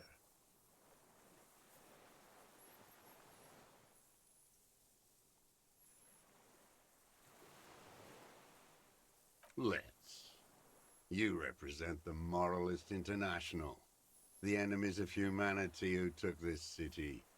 I represent their adversary, le Parti Communiste dans ce monde. Take me to them as a prisoner of war. I have relinquished my weapon. I can no longer serve. No superiors can relieve me of my duty. You bulldoze them all to a mass grave for trying to free humanity. Fuck. A spray of blood from his mouth on the black charcoal in the fire pit. Rene, the royalist on the coast, said, Only the army. Liberal reactionaries signed it for them. Traitors who should have been burned alive. I am a political commissar of the Communist Party, and the party never surrendered. Is that part of why you've been here all this time? Because the party didn't surrender? He just wipes the blood from his chin. Honor is a feudal atavism. My motive is class. It's not an island, Dwat. It's a defensive fortification of the commune of Revachol. And I am its last surviving defender. The congenitally deformed King Philip II built it to restrict access to the Bay of Revachol. We captured it in '02, retrofitted the fort with an AA gun to defend against an airborne landing.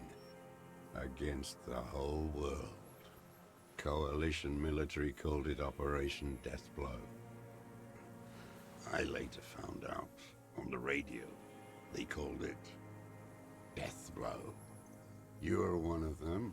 Tell me, who speaks like that? We had 50 million people on Caillou alone.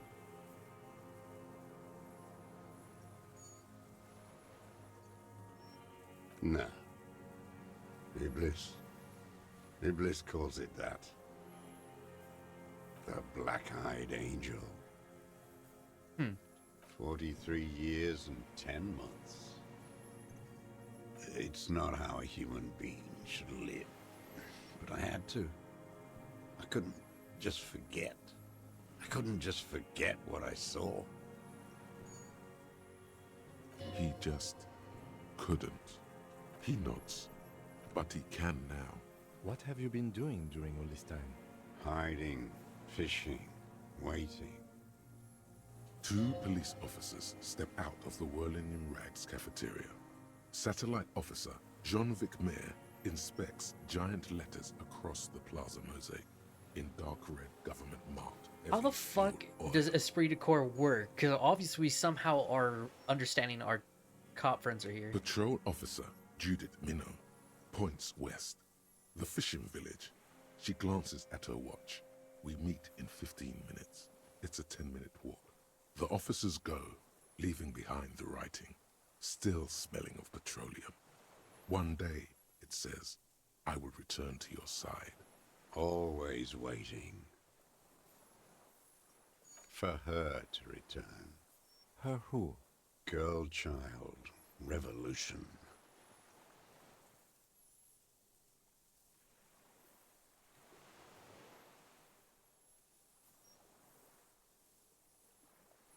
It won't. The material base for an uprising has eroded. The working class has betrayed mankind and themselves. The historic opportunity for a revolution has passed. It will not come back anymore, however hard I try, whatever I do. I wonder if this is his whole goal then. There's nothing serious in this world. It's a farce. I've used it for killing people. Here we go. A trail of blood. The lieutenant smells it too. Killing people? It's a gun. That's what they're for. You want a moralist euphemism? Defending your family and your property. I haven't done that. I've used it to kill people. Interesting. During or after the war? There is no after the war. Class war is never over.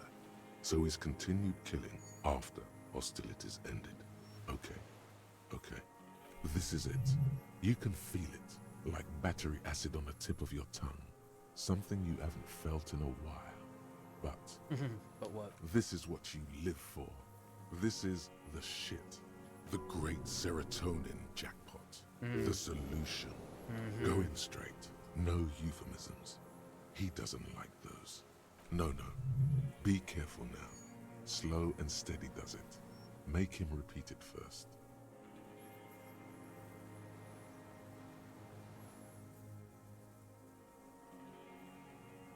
The who now? He heard you. He just wants to hear you say it again. This is dramatic flair on his part. Right choice. We're in.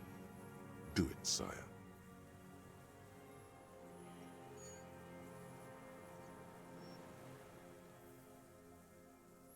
Oh yes, that one. Ugly piece of work, that boy. Did you kill him? I am a son of a welder and an officer of the Commune of Revachol. I do not collaborate with murderers and pederasts of the liberal regime. A drop of blood in the saliva. Exhaust him with proof. Pile it all on him. Get a confession. The gun. The murder weapon is the perfect opener. The scent of blood in the air. But what else? There was something you can't remember.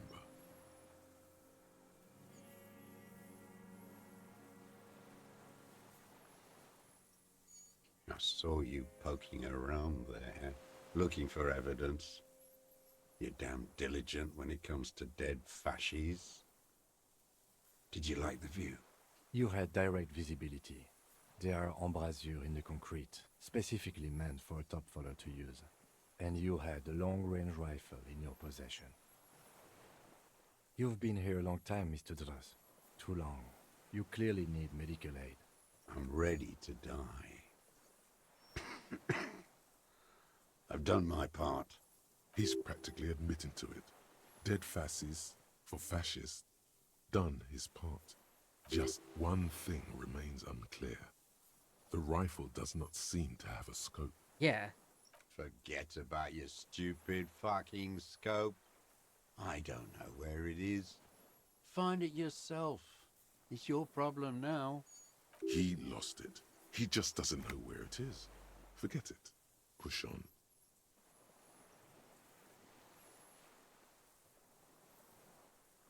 You're sad for your fascia brother, aren't you? One twig got broken. Now the others are sad. This fucking guy. Wait, here it comes. The goddamn Maybells. The dried Maybells on Clausia's roof. There were Maybells in the grass when you got here, and Maybells on Clausia's balcony. And nowhere else. Nowhere in all of Martinez have you seen them. Damn Maybells. The whole island is turning white with them. So many this year, too. The spring is coming. No, it's already here. Wash the filth away. Clausia. He knows her, but hadn't heard the name.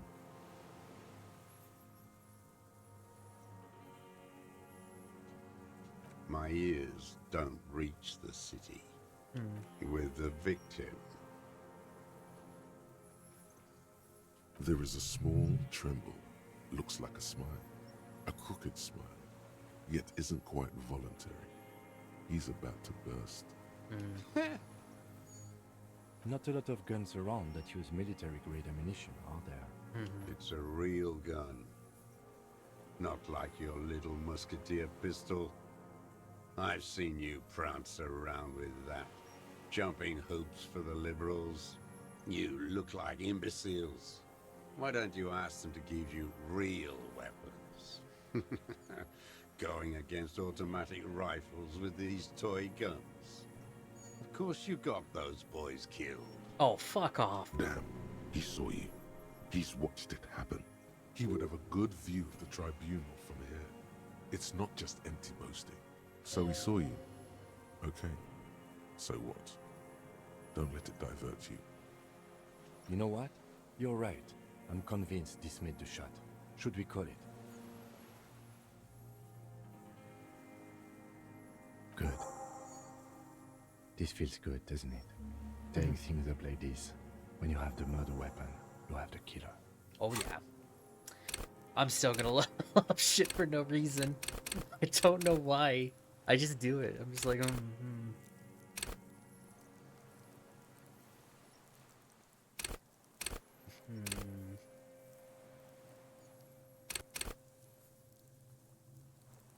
Fuck it. Murder. Like a marionette on some invisible string. You know who he was. A coalition-trained murderer.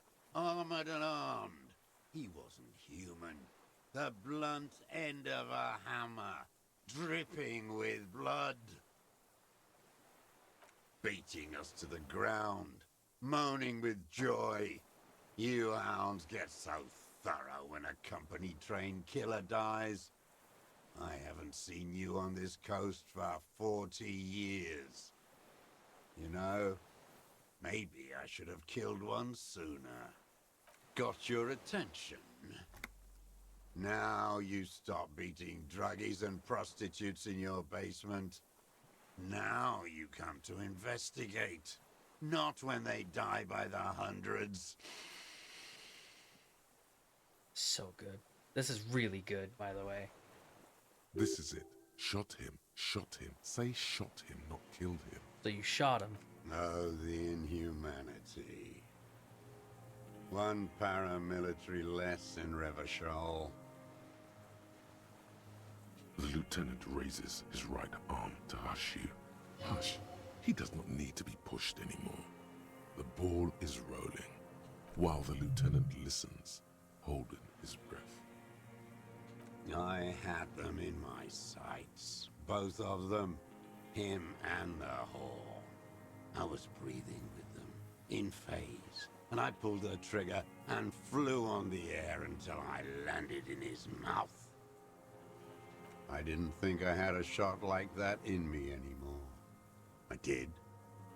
I saw him kneel there with his mouth full of death, and that stupid look on his face.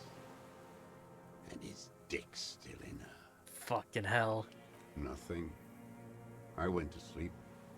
Next morning there were Maybells everywhere. The world was white. Or what's left of it anyway. My last spring here. I knew the fascists would come to avenge their own. And so they did. Mr. Dross, are you aware you're confessing to murder? Yes. And you were looking at them, the victim and a young woman, having sex, through the scope of your rifle that night, before you shot him? I love how they're just giving me all this. Why? I'm so curious at this point.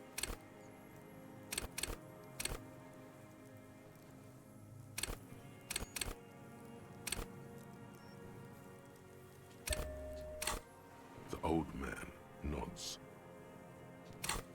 Same. Why? Because that's what they were doing. The motive. This is where the motive is going to come from. I don't understand. Do you, detective? I don't understand this part. I'm always looking. That's Are it. you always looking through the scope of a rifle? I'm just trying to understand. A rifle scope has the best magnification. Helps him see all the shit. And if you don't like it? Click. Then you pull the trigger? Fucking hell, dude. Yes. He's literally just a hater. Think of it as a form of critique. he's just like, we fucking lost, and I'm bad. You got him going. Connect every little piece now. Wrap this up like a gift.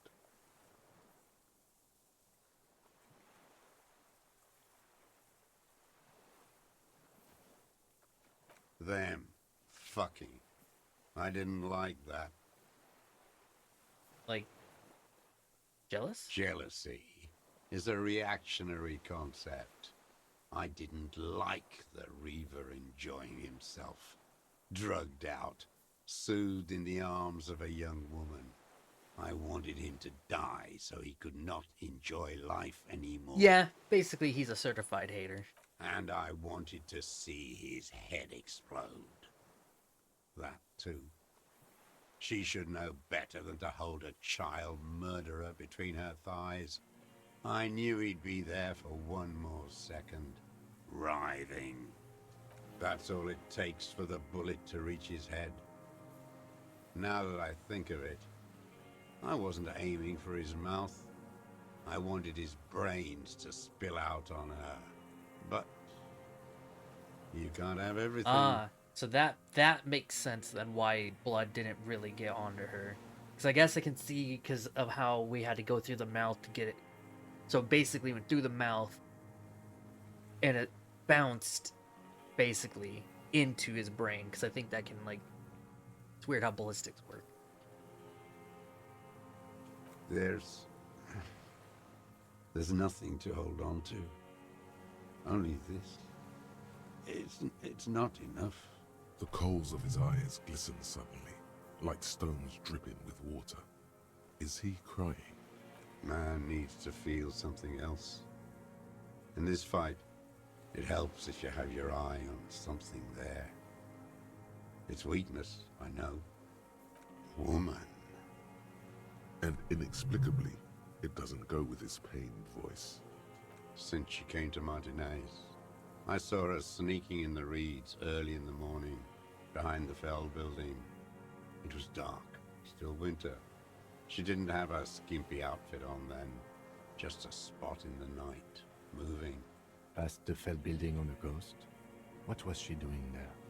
Hiding something in the water. She had a fag after she'd done it. I was up in the ruins there. She couldn't see me, but I could see her, smoking. Her passport and tickets to Villiers. And from there to Cachet Brut. In the free state of Seminine, hidden away at the edge of the earth, near the Pale. After she was gone. Did you keep what was in it? When we found the submersible, it was empty. No. Why would I do that? I didn't need tickets to Villiers. I put them back. If I wanted to extort someone, I'd do better. This implies that he's thought about extorting her. Also, a little inconsistency here.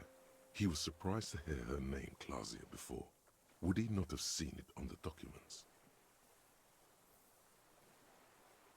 You didn't say Clausia in there.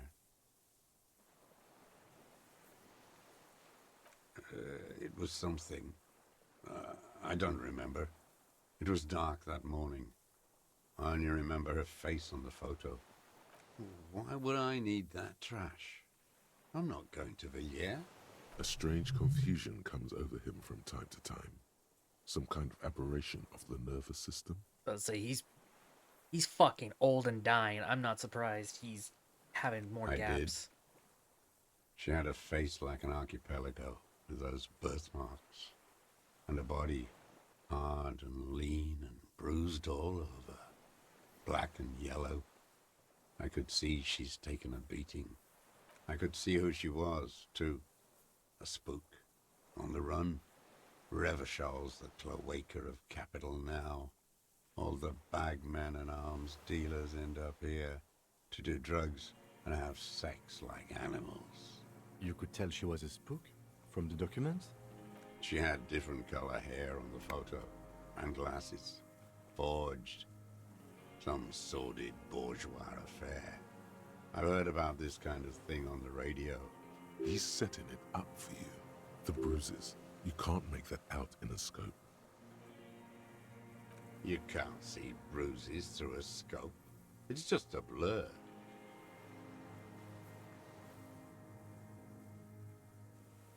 I have my ways. I guess I get it. A little pain there. A prick. Her. You hear a low frequency hiss, barely, beneath the audible spectrum. Then it's gone. The lieutenant nods at you in acknowledgement. That's it. Motive. We have it. Where is she, that Clasier? I haven't seen her there for days.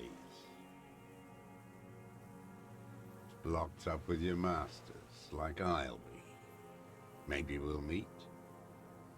She kept staring into the scope, you know. In the end, like she knew. Staring at the island. The fort. Like she knew I was here. It doesn't matter. Across the water, on a dilapidated jetty in a nameless village, made of grey cinder block houses with Eternite roofs, 2 police officers and 1 special consultant look across a narrow strip of sea. He's there, doing what exactly I don't know. Satellite Officer Vic Mayer points at the ruins. Behind that anti-aircraft something. That's why we can't see him. Special Consultant Heidelstein is optimistic. We'll see the boat when he comes. Let's go get a coffee until then. I know this interesting little place. Where? His voice trails off as the 3 walk down the jetty. As the men go, Patrol Officer Minnow looks back over her shoulder at the crumbling fortification like a rotten tooth rising out of the water. We could get more. We've got him talking. Who knows what he's seen and done over the years?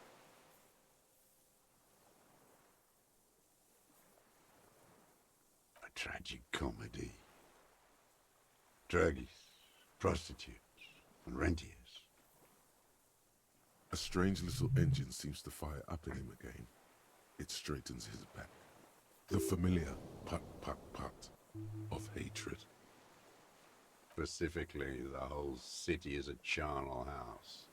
Stripped clean and draped in neon. But Martinez is the worst. Because of the racists. Everyone is a racist in Martinez. It's their favorite thing to do in the whole world. Listening to race-themed radio shows. In the ruins, in their lorries. Pumped full of steroids and Radio Revachol 92. Race this, race that. It's all sanctioned by that social democratic union. Why? It kind of feels weird that this somehow who runs it. just kind of still relates to today in a way. Yes. I wouldn't be surprised, like I said, if, lava in his like when this, because this came out like he what, let 21, some right? nihilistic advertising yuppies Something like erect that. a statue of Philippe. There's definitely III, probably something from a syphilitic Oh, no. murderer on the town square. Oh God! To spit on the Damn it. working class.